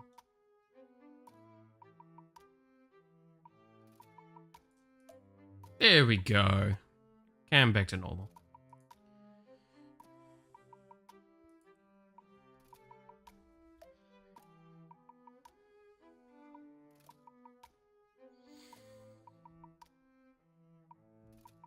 But yeah, it's an important thing to kind of like keep in mind with a lot of this stuff. And it is a mistake that far too many people fall into. And it's not even just content creation, it's just stuff in general. It's like art as well, right? Because I made the argument earlier. So the graphics tablet I have here is a Huion, and it was like under $100. And this is what I do for art. If you sit there and go, but your art is better than mine, I'm not going to say it is, right? But if you ever sit there and think my art is better than yours, realize it's not because I'm using a better program or better software or better hardware than you. It's because I just have worked hard. And that's the point. It's nothing to do with that stuff. That stuff makes things easier. That's it. Don't let it also be a crutch. That's one of the biggest mistakes a lot of people have. Is it's like, oh, well, I can only do it in this program. It's like, well, that's actually a bad sign. It's a very, very bad sign if you can only use one program for things. It's better to buy yourself books and, or courses on drawing than a premium tablet. I'd more or less agree with that. I mean, you don't even need that stuff anymore, right?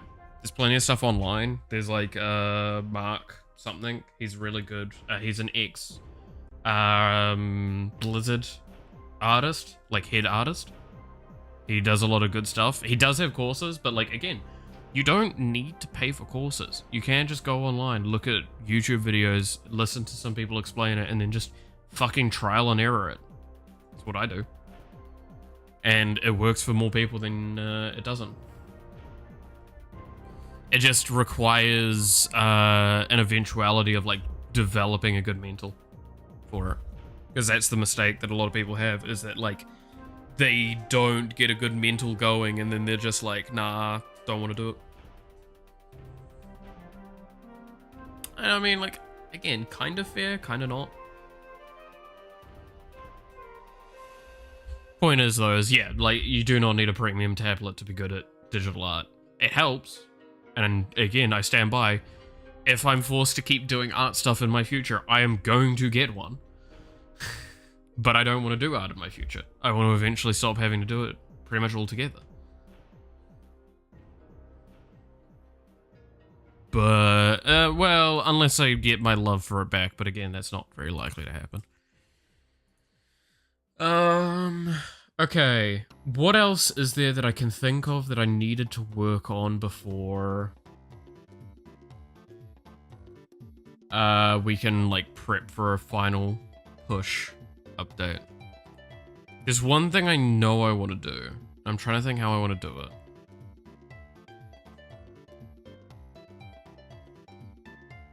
Because otherwise, I don't think there's much else we're going to be doing different from what we've got here till the next shorthand update, whereas all of this UI is coming out to you guys. Obviously, I need to toggle off a bunch of dev stuff, but you know. That one artist fueled by rage, yeah.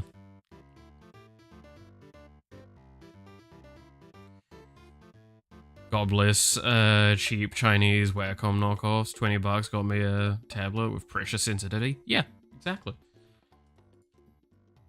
Like, I'm not even kidding. You're fucking bang on with that. Does this still crash? No, it just doesn't do anything. Okay.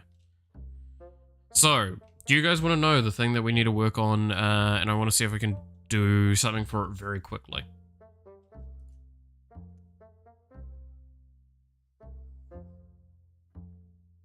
I'm giving a hint.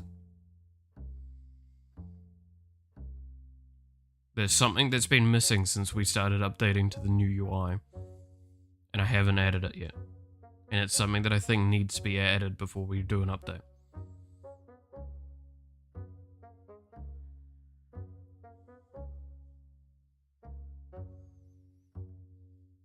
Wobbling? What?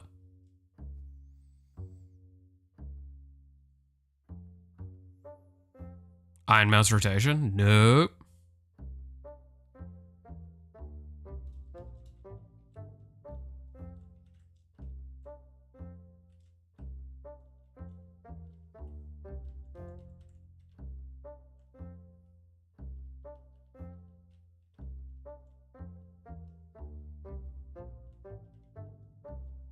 Come on, someone's got to get it. Has it been too long and you guys have forgotten?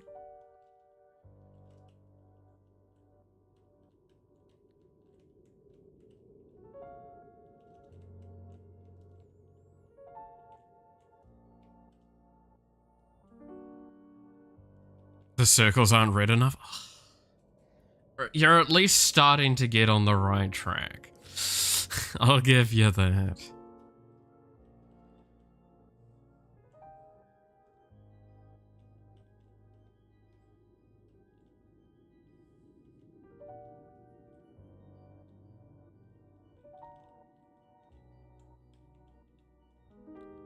What? Why do we have 3 portals? To get into the main room.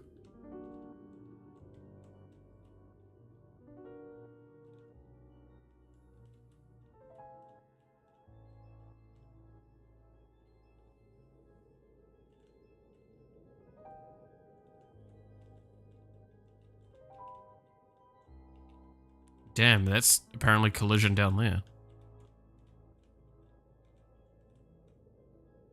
What? What is that collision space?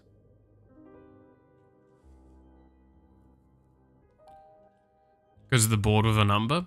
I mean, that does have some relation to it. What does each run have?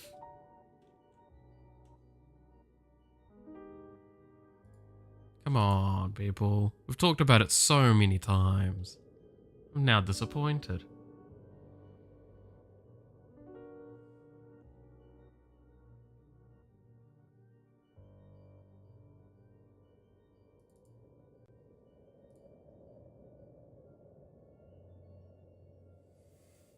Each runs of gameplay. God damn. Alright. Since none of y'all seeming to be capable of remembering. Modifiers. Every run has unique modifiers. We used to display that in the bottom right corner. We don't anymore because that was the old UI. So you need to actually know what each run is going to modify by. Be too dum-dum? Fair. Hey dum-dum, give me gum-gum.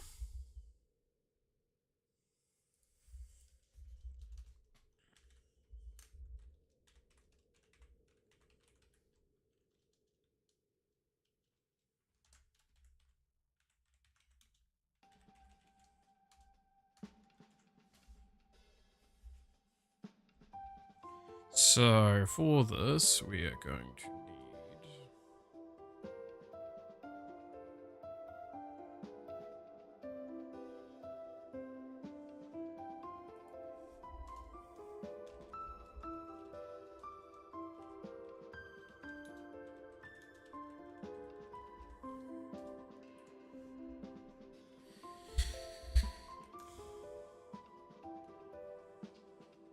.400 IQ Malith spotted the difference in his own game, yet he was so close to missing it. What do you fucking mean?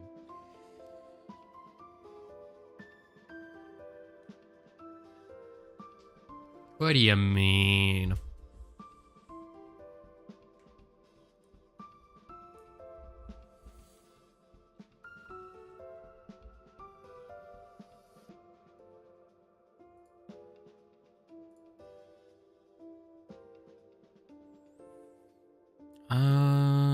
So it's input. No, it's not input management. Map parts. We need a controller portal.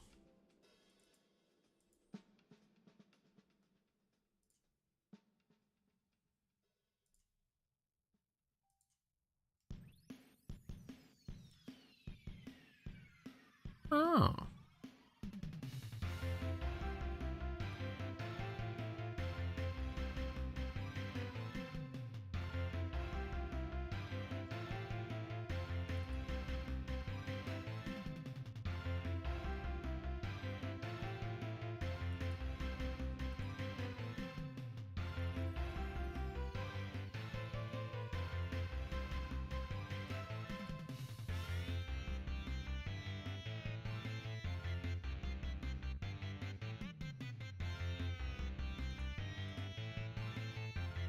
So how were they done before?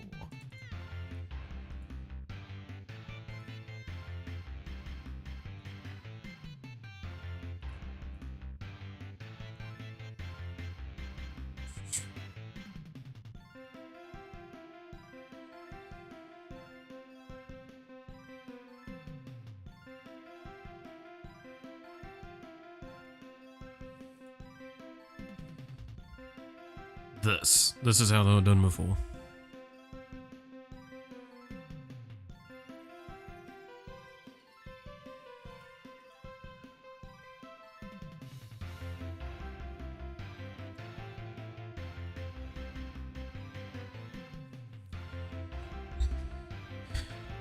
Yeah.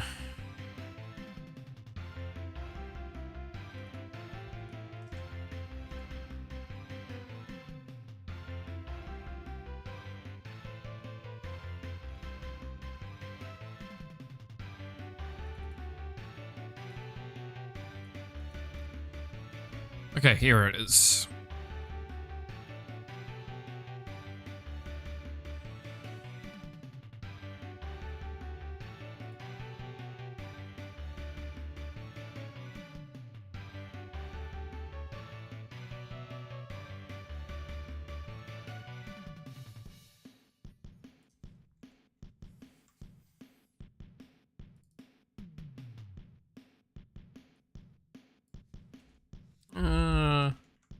Yeah, we can do it this way for now. Probably have something better long term though.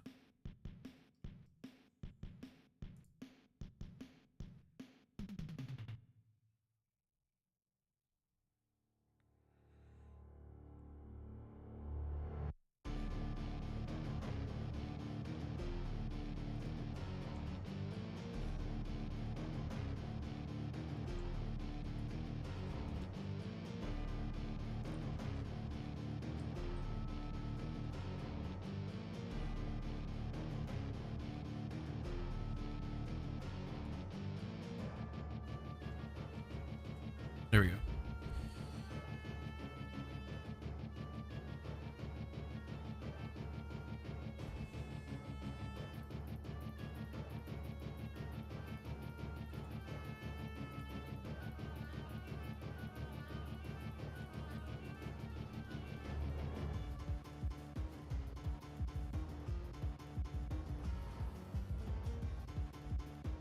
Okay.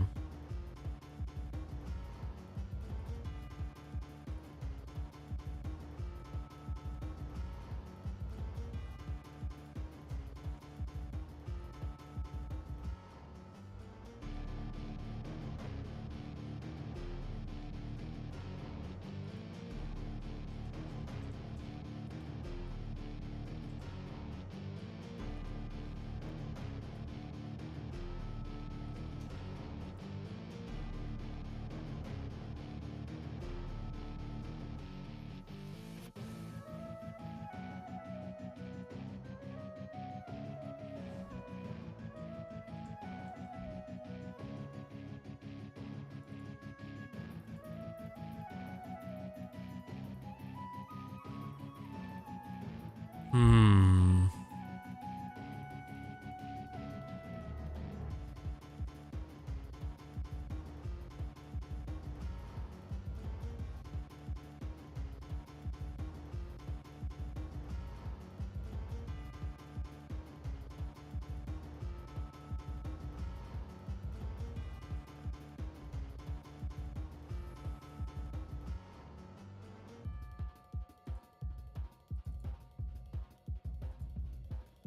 Okay.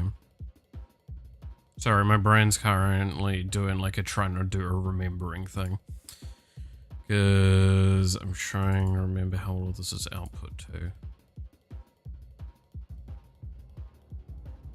Fun fact, rubber bands can be used to erase pencil.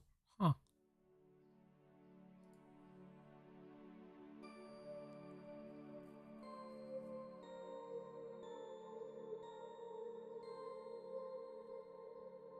Yeah, I mean, it makes sense. Yeah. I don't see a reason why I wouldn't. Yeah.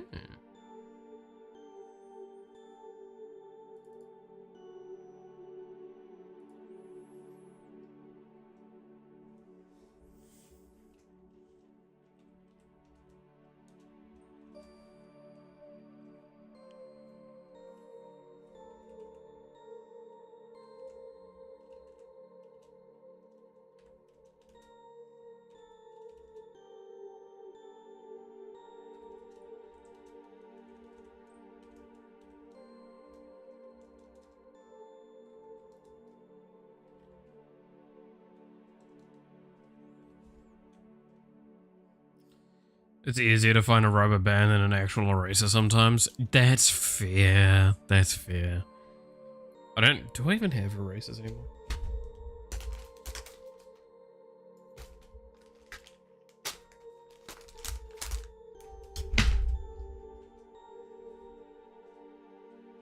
Bro, why the fuck? I don't have any erasers, but I have a fucking, like, 100 pack of goddamn paper clips. I'm pretty sure I've only used, like, 1 or 2 out of this as well. And, like, these are the chonky ones as well. They're fucking massive fucking things. 5 centimeter long ones.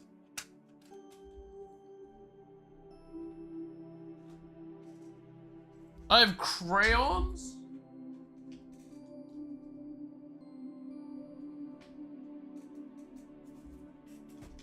Yo, I got a pack of fucking crayons. Let's go. Emergency snack time for the military. The Marines, specifically. Can use paper clips to make a tiny robot sculpture on my desk. Oh, that's a good point. Good.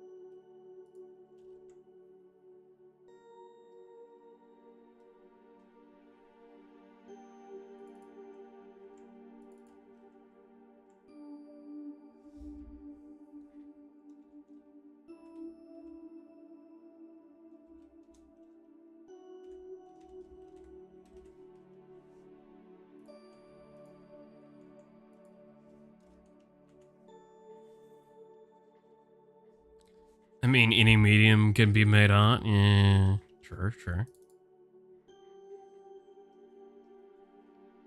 I'll give you that.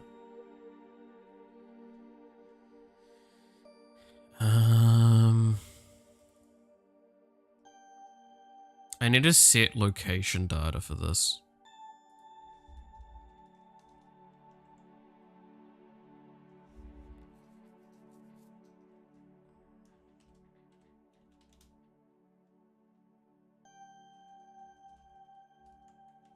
I'll just get it displaying for now. We'll set out proper location data at some point.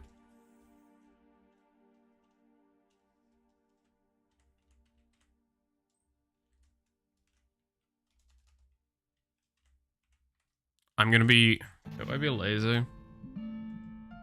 Yeah, I'm gonna be lazy and use this whole thing.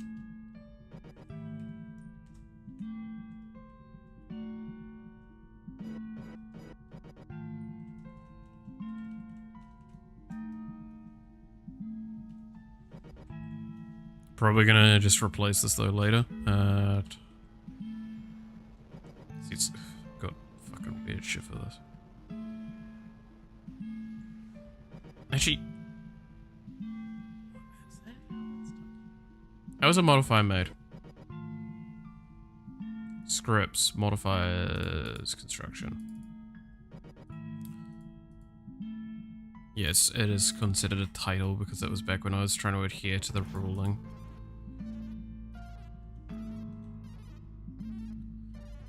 Width, fuck, I don't give a shit.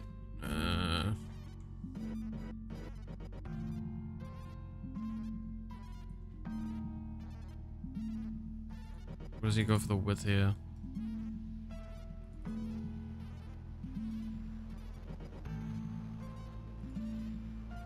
Alright, just put in like a 200 or something.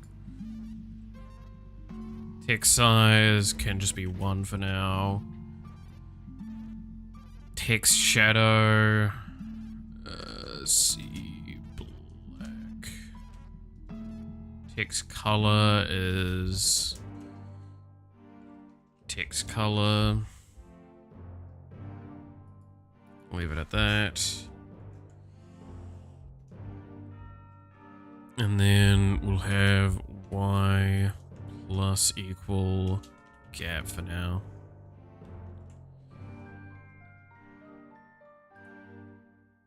Is this going to display at all, or is it going to crash? If it's because of something in texture, I'm just going to do it manually. Because that's the fucking worst part of it. It's a bit of code that I don't know how well it works anymore.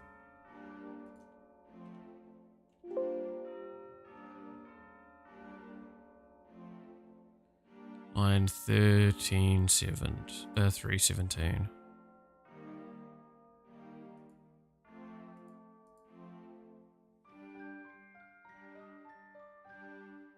Argument is an array.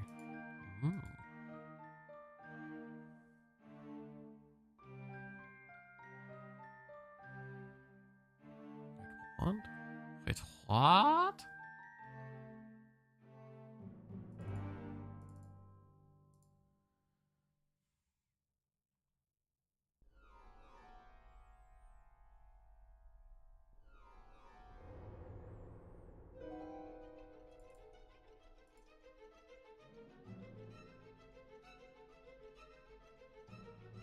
Ew.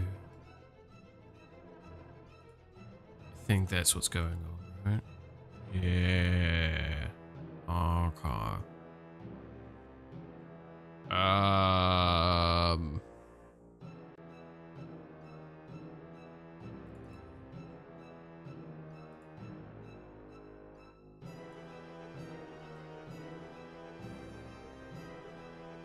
That should be correct.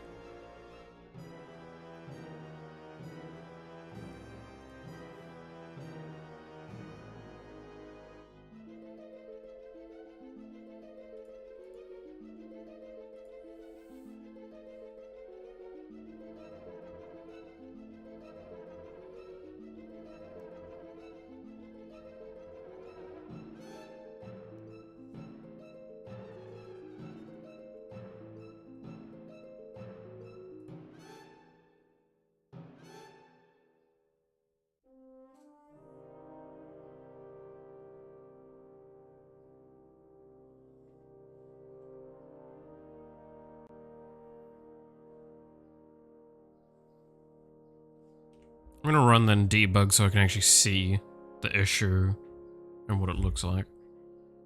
So I know what I might need to change. To be fair, the portals are really old legacy code now. They do need a bit of a facelift.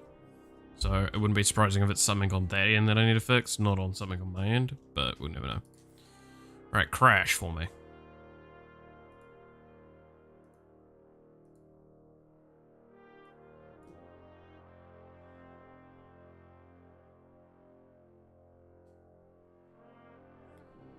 Variables, I want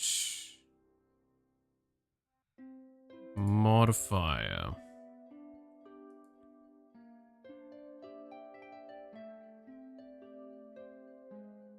Mm-hmm.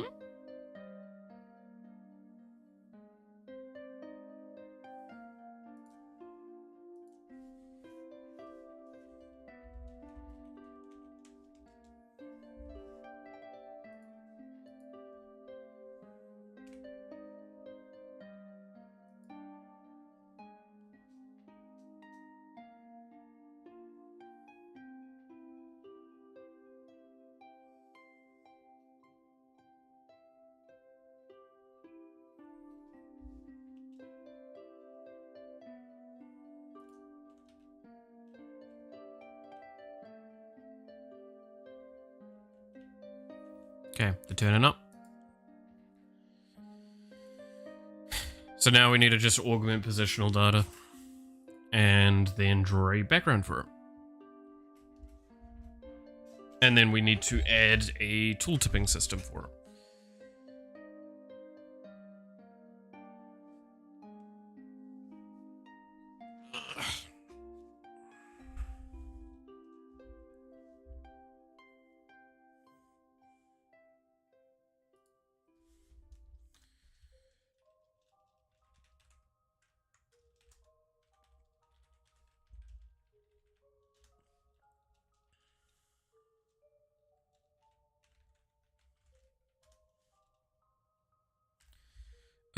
some image to X position. It's going to be X, Y, width, height. See white 1. 0.6. See black +3 +3. And then we're also going to have, so height is going to equal gap gap times times 2 plus gap times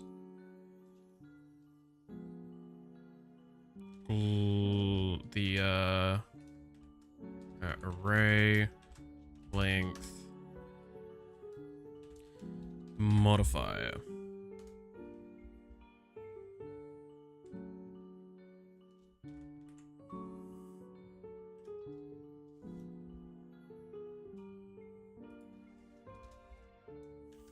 X equals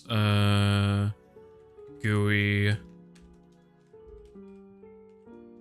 width times point. I'm gonna say just 0.2 for now.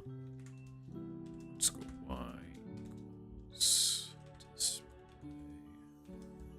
get GUI height, and we're gonna do times 0.7 for now. Well, actually, no. I'm going to have it as that minus gap, and then Y plus equal height.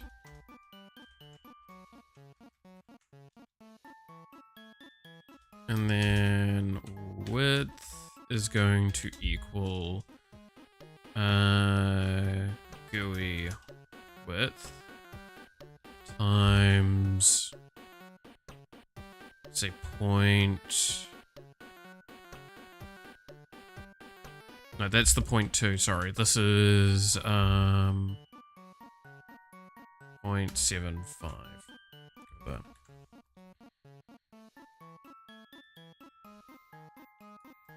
Draw these things, and then Y plus equal gap times 1.5. Repeat that and give that also to the X.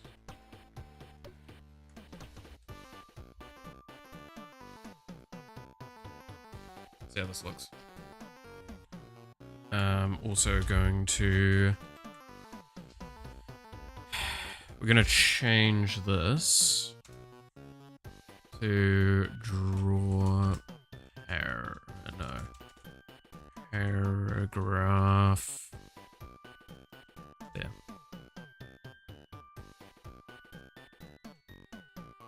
Right?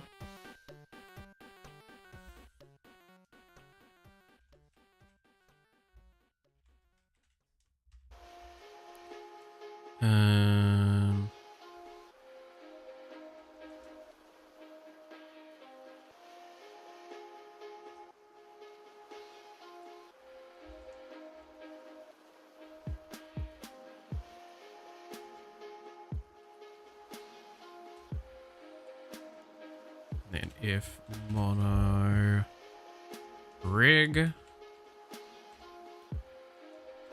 X Y, I'm gonna have this be like 1.7 baseline. Max length is width minus gap. And then max height is just going to be height. It probably should be gap times 1.5 maybe. See if that lags.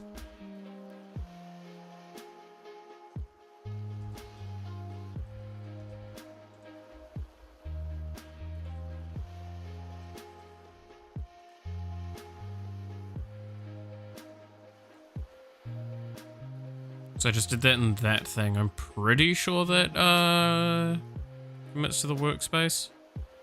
Can't remember. Yeah, they committed to the workspace. Cool.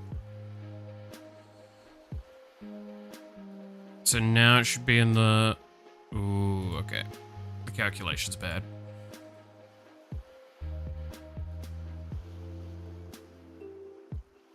That's fine. That's... what do we think's the bad calculation for this? Do we think height?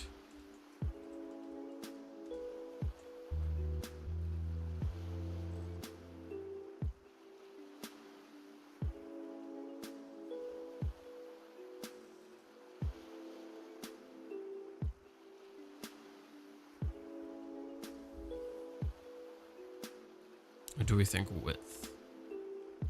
It's width.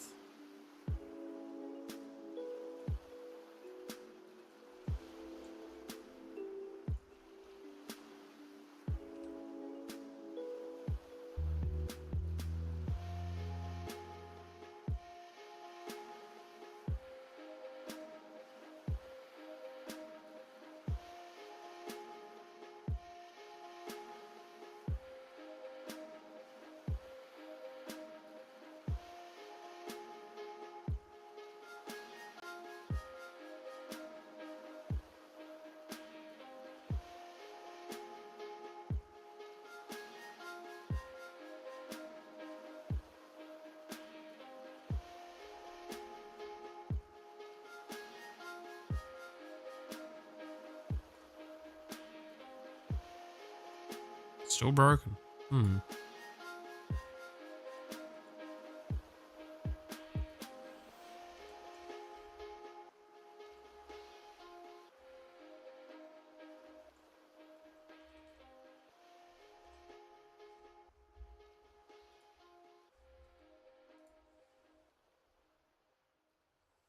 Have I got the width like way smaller than I think it is?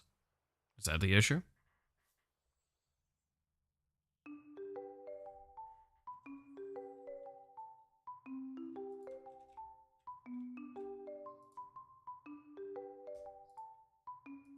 Or am I passing through something incorrectly?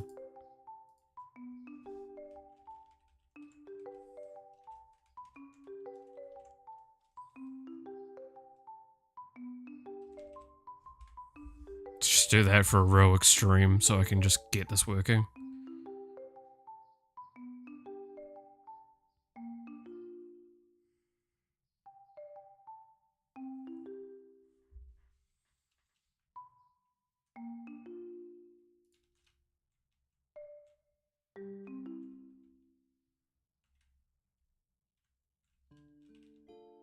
It's not drawing at all. Interesting.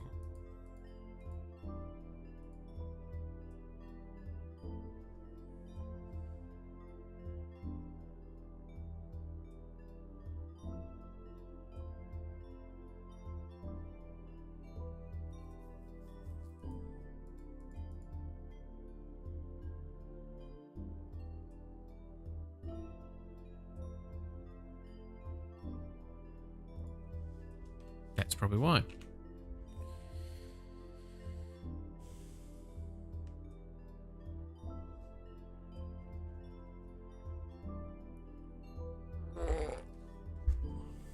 Stretch.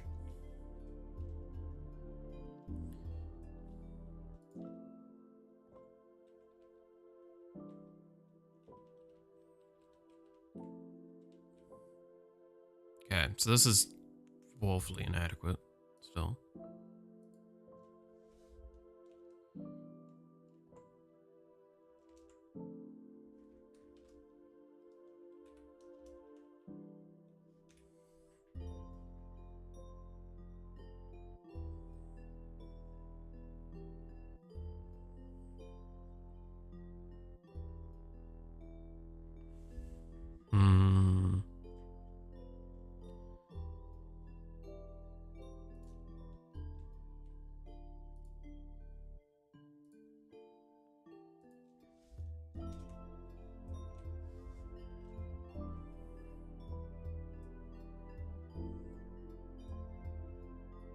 I can see someone is streaming Warframe on my goddamn on the Discord.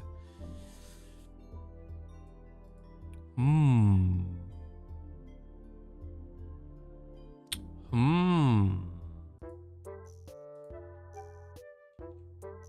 It still crashes. What is this value?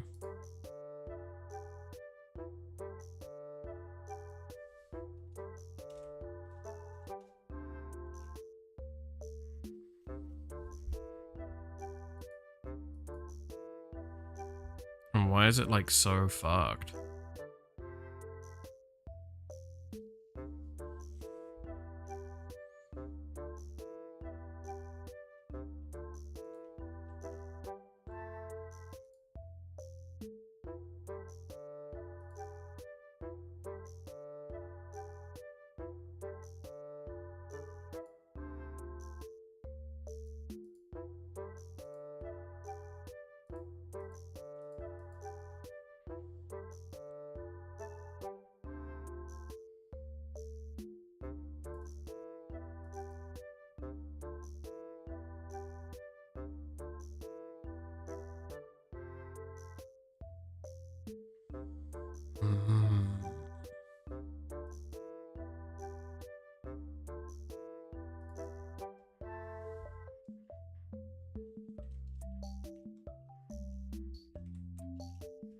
Just gonna do a ×2 and see if it's like, if I have it at 1,000, it's fine.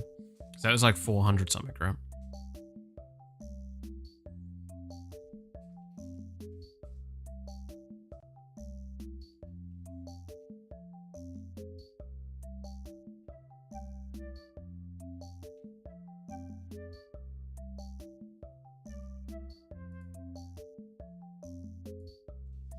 Interesting.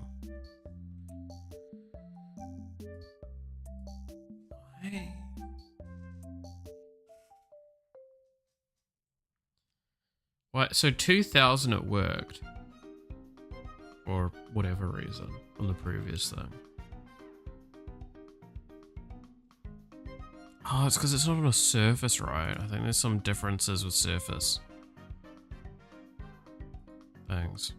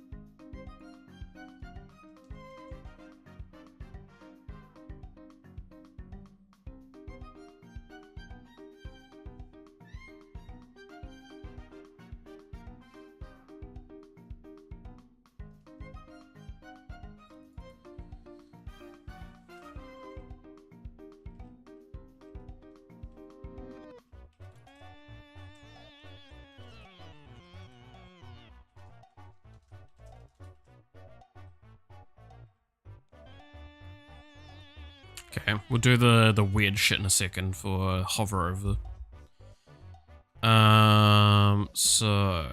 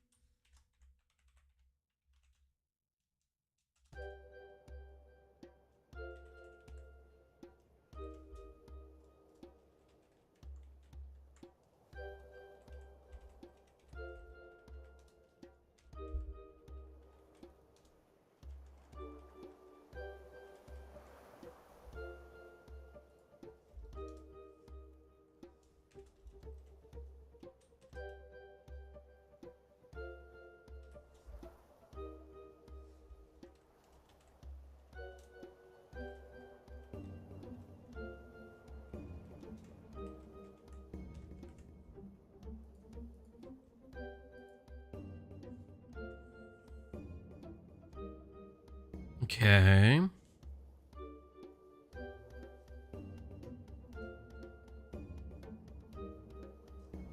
We're getting there, we're getting there.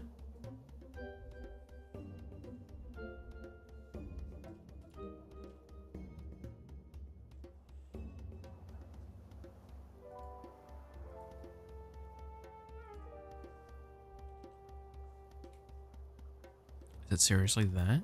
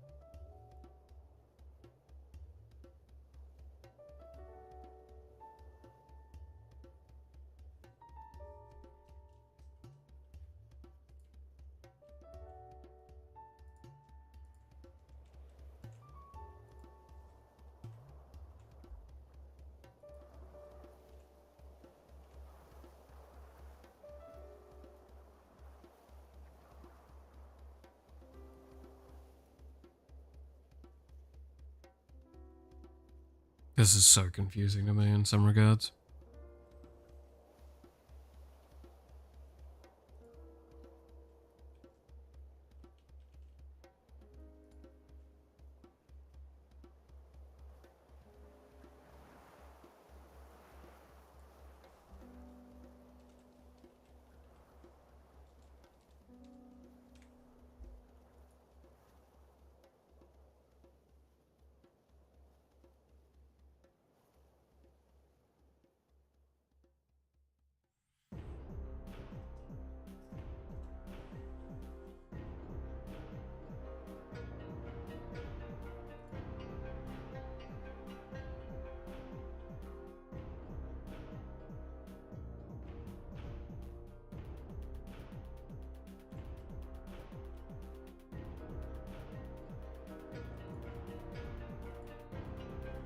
Okay, now I need to get a rip tooltip functionality.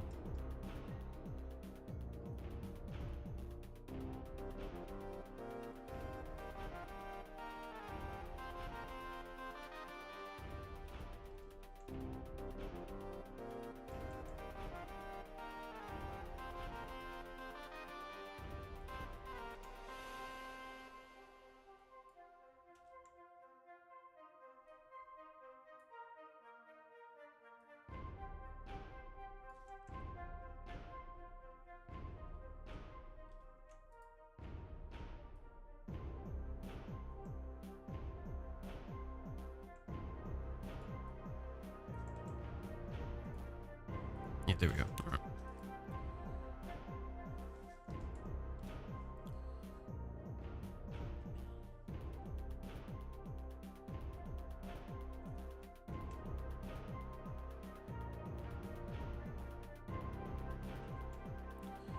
Now this one I'm gonna need to do something with, because this is gonna be description. I don't think that's gonna display correctly. Because I think this needs to be this style.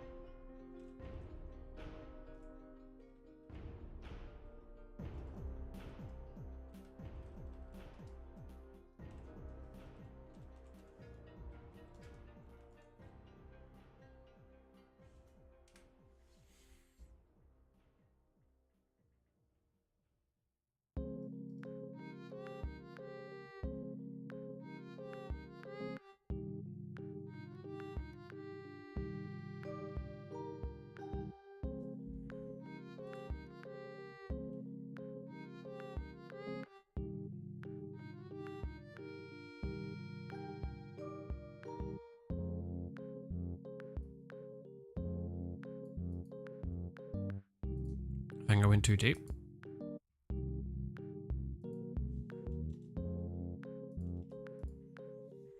Also, it should probably have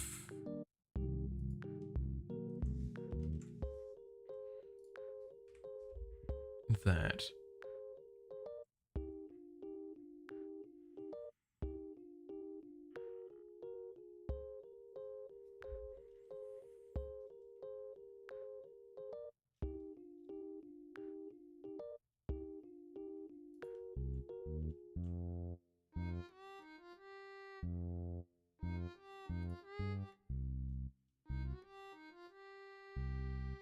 Is it not a thing?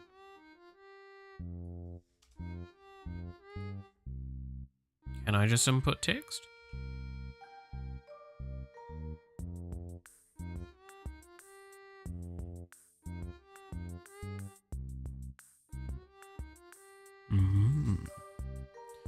But yeah, we get this in, and then we just need to reintroduce the modifiers getting more affected by that thing.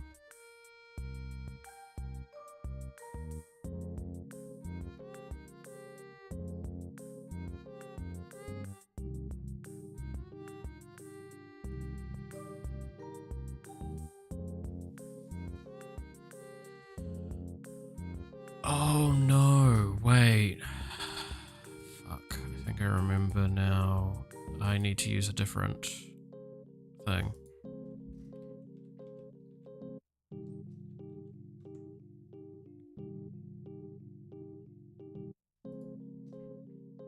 Shit.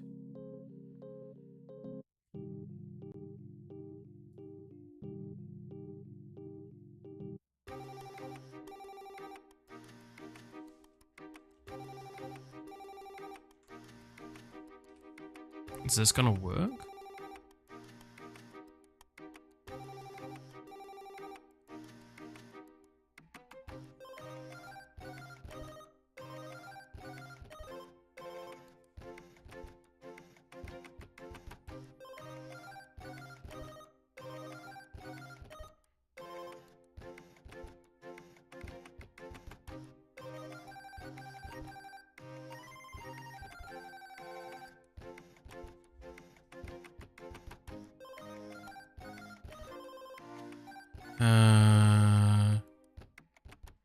Remember to avoid Italians when encoding. That's fair.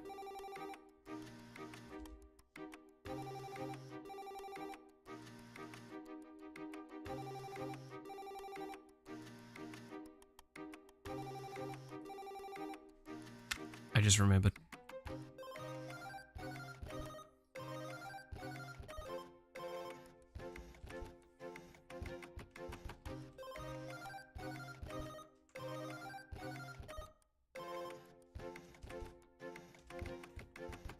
I think that resolves our issues.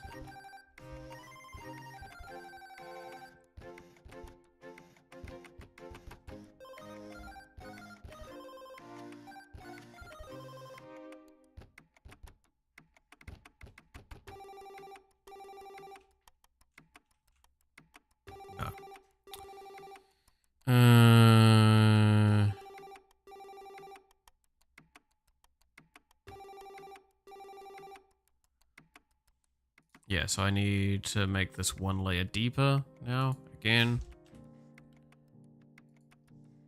And I think this needs to just get turned into, it was like -1 or something.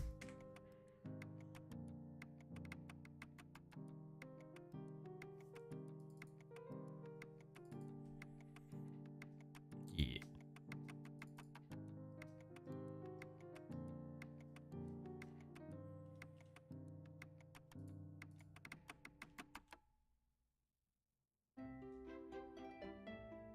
It's interesting.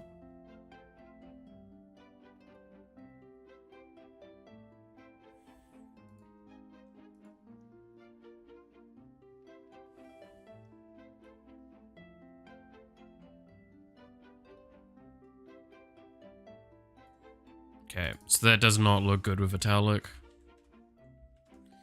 Now I need to figure out Why this isn't purging correctly.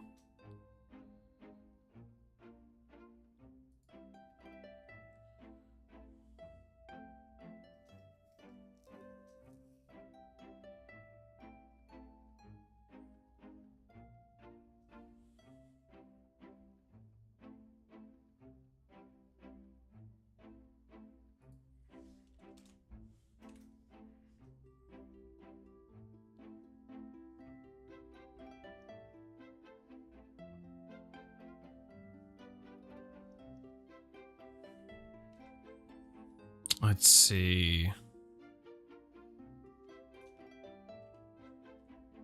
Oh, it's still doing that. Why is it not clearing out correctly?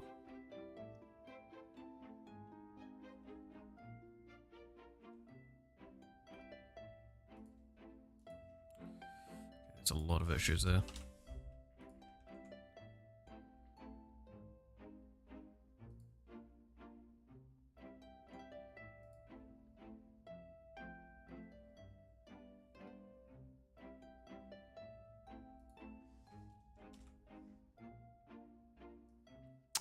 That's why that's not coming out.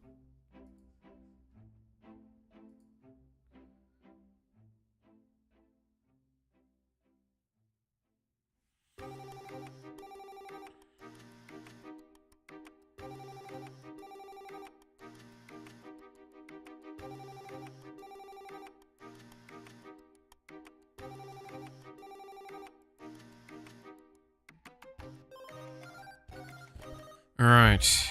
That should resolve that weird thing with that thing turning up, because I know why that was turning up. I was copying from the previous one a little too much.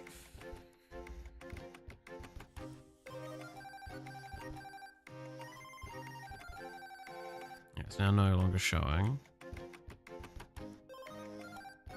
That needs to get fixed.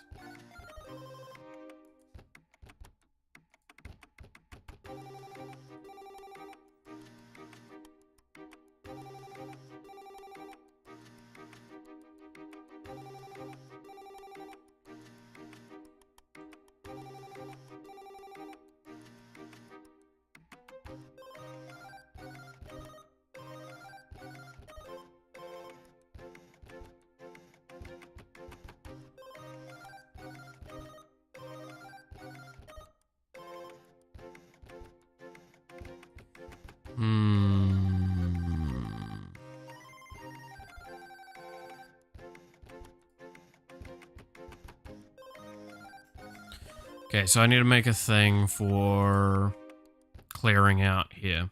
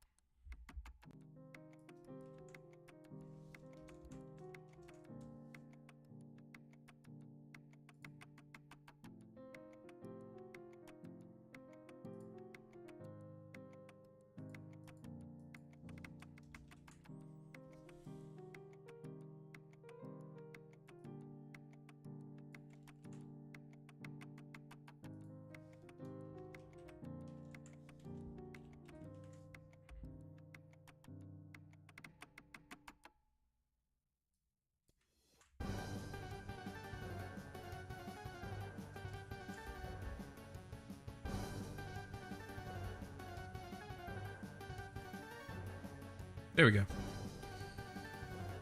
Shut that up.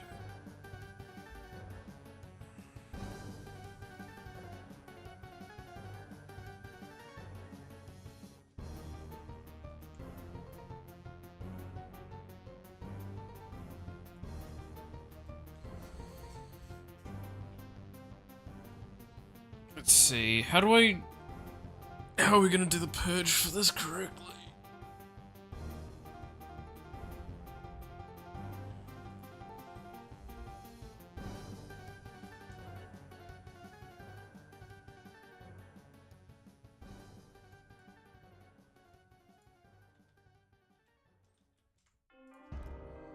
I'm gonna have to remove this all.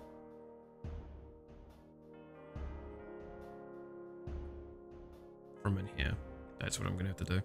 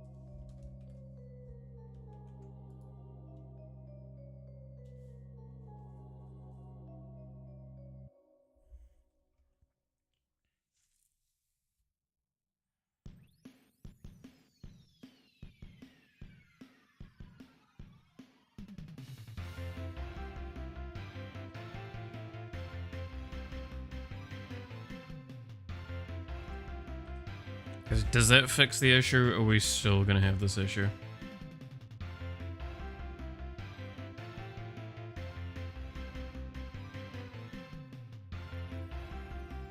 This might have another issue that we're gonna have.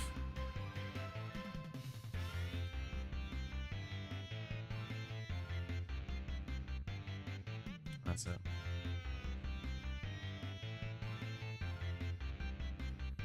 All right.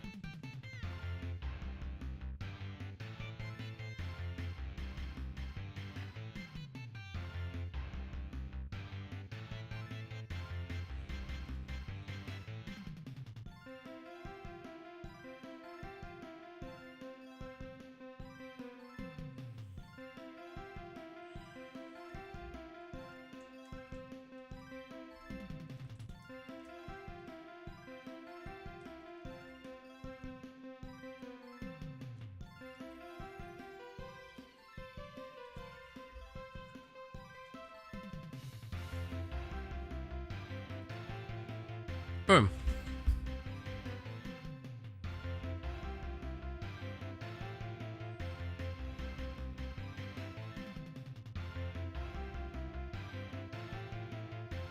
Now, this is actually... I should probably cancel out all of that, shouldn't I? Otherwise, this might... Yeah, there they are.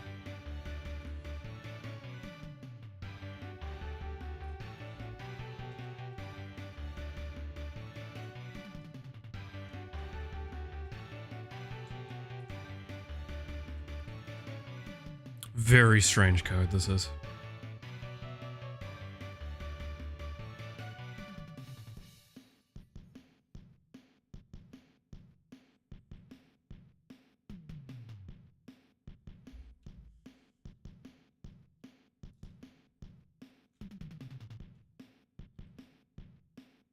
Cool.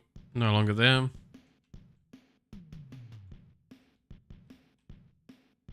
Awesome. Very rough version of it, but we now have modifiers back into the game. That's nice. That is indeed the nice.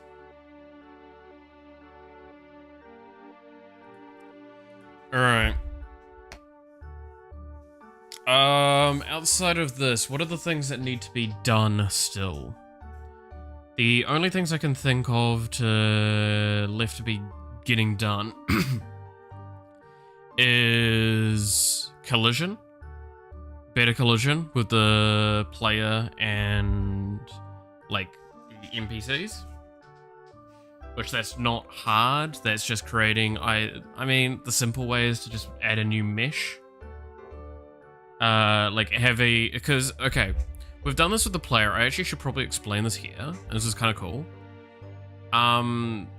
So it's just gonna be easy to show with the player.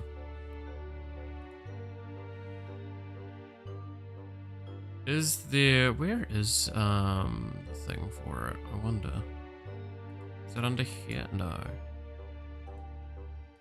It's somewhere. If we actually look here, you'll see that this has got a different collision mask. SP collision mask. I don't know where it is. But what this does is it basically writes over the top of any of the sprite collision mask things here. Is the idea. So it means that that is what's actually colliding with, not the sprite itself. Which means that it's a lot more consistent when it comes to like if something would hit the player or not. You see here, mask index SP collision mask. Which is literally this. It's a black box. Sized based on how characters are normally. This means that like your head doesn't get hit. It's like partway through your head, I think. It's mostly your like torso and such. It's just a general improvement for things. So I'm probably gonna make another one of those for the NPCs. That's probably what I'm gonna do. Just so I can fuck around with it easily. Because that's the reason why I know that that's not happening with the other ones is because sometimes I could collect them, sometimes I wouldn't, and that's because the since the idol has them kind of bobbing side to side, sometimes their bob was just close enough that I could get precise collision with it. So that's what we'll do with that. And then outside of that, it's re-adding the ability to change your modifier value. Up in the top right, we'll have something for that. For now, it will probably just be a continuation of what we have currently. I do also want to add a thing so you can change your skin. So you can actually play with the Iron Mouse skin that we have in the game. I think it's kind of cool to be able to get a feel for that. And just the general changes to the game and the gameplay feel. There's not been huge alterations to how the game actually runs. But yeah, I should be able to get all of this done, hopefully... the next, like, probably tomorrow. Yeah, probably get it done by, like, the end of the day tomorrow. Inscription next stream? No. Again, look at my schedule, look at the consistency, you'll figure out what I'm going to stream. I will say, though, as a reminder, next week, I'm going to be away for half the week.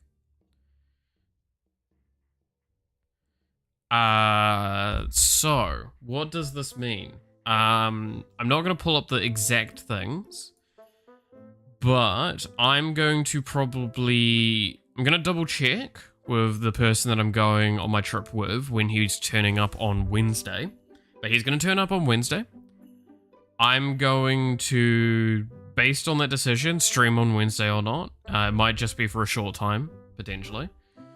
And then from Thursday to Sunday, there's going to be no streams. On Monday, again, depending on a couple of discussions with him, I will stream, pretty much guaranteed. How long I stream for or when I stream for is what's the inconsistent thing. And then we'll go straight back into the schedule as per normal. Potentially streams might be a little shorter though for that following week. Because I will be fucking shattered from a full week of hanging out, chilling in Auckland and having fun. So again, that is going to be the story of what's going to be happening this coming week. So yeah, that's why I'm saying, like, I'm going to probably post the shorts that I've had in reserve for, like, since July. I'll post them during that time, and I might try and do some quick editing to get the one video I have as well done up for during that time. So there's at least something going on the channel while I'm gone. Can't believe you're abandoning me. Well, I mean, go to Auckland then, Noxie. You want to fucking join us? Go to the Miku fucking Expo? Hell yeah. I do love that it's like when you get your time off and you want to play Warframe, I'm fucking off. It's great. It's the best way to do it. But yeah, no, the following week will be probably quite relaxed. So this coming stream, this coming week is probably only going to be 2-3 streams at most. Just plainly saying that is going to be the case. I have nothing else to say for it other than that's going to be the case. I've talked about this for months, so avoiding me like I'd embarrass you on stream. To be fair, I embarrass myself more on stream than you ever could, and we've proven that now. So that will be, yeah, I think we'll call it here then. So I'll try and get those things done, and I will try and have a wrapped up posting for the game on Monday. We'll do another push then. I will do some quality checks on Monday. I'll do some last minute things. And that will be when we spend most of our time. I'll try and see if I can get some art assets done between now and then as well for getting a another boss in, if I can. We'll see. Next time streaming, you'd be streaming. Yeah, that's basically the best argument to always have with that stuff. But yeah, so with that all being the case though, thank you so much for watching. I hope you enjoyed. You're awesome, stay awesome, and I hope to see you again next time. Until then, bye-bye.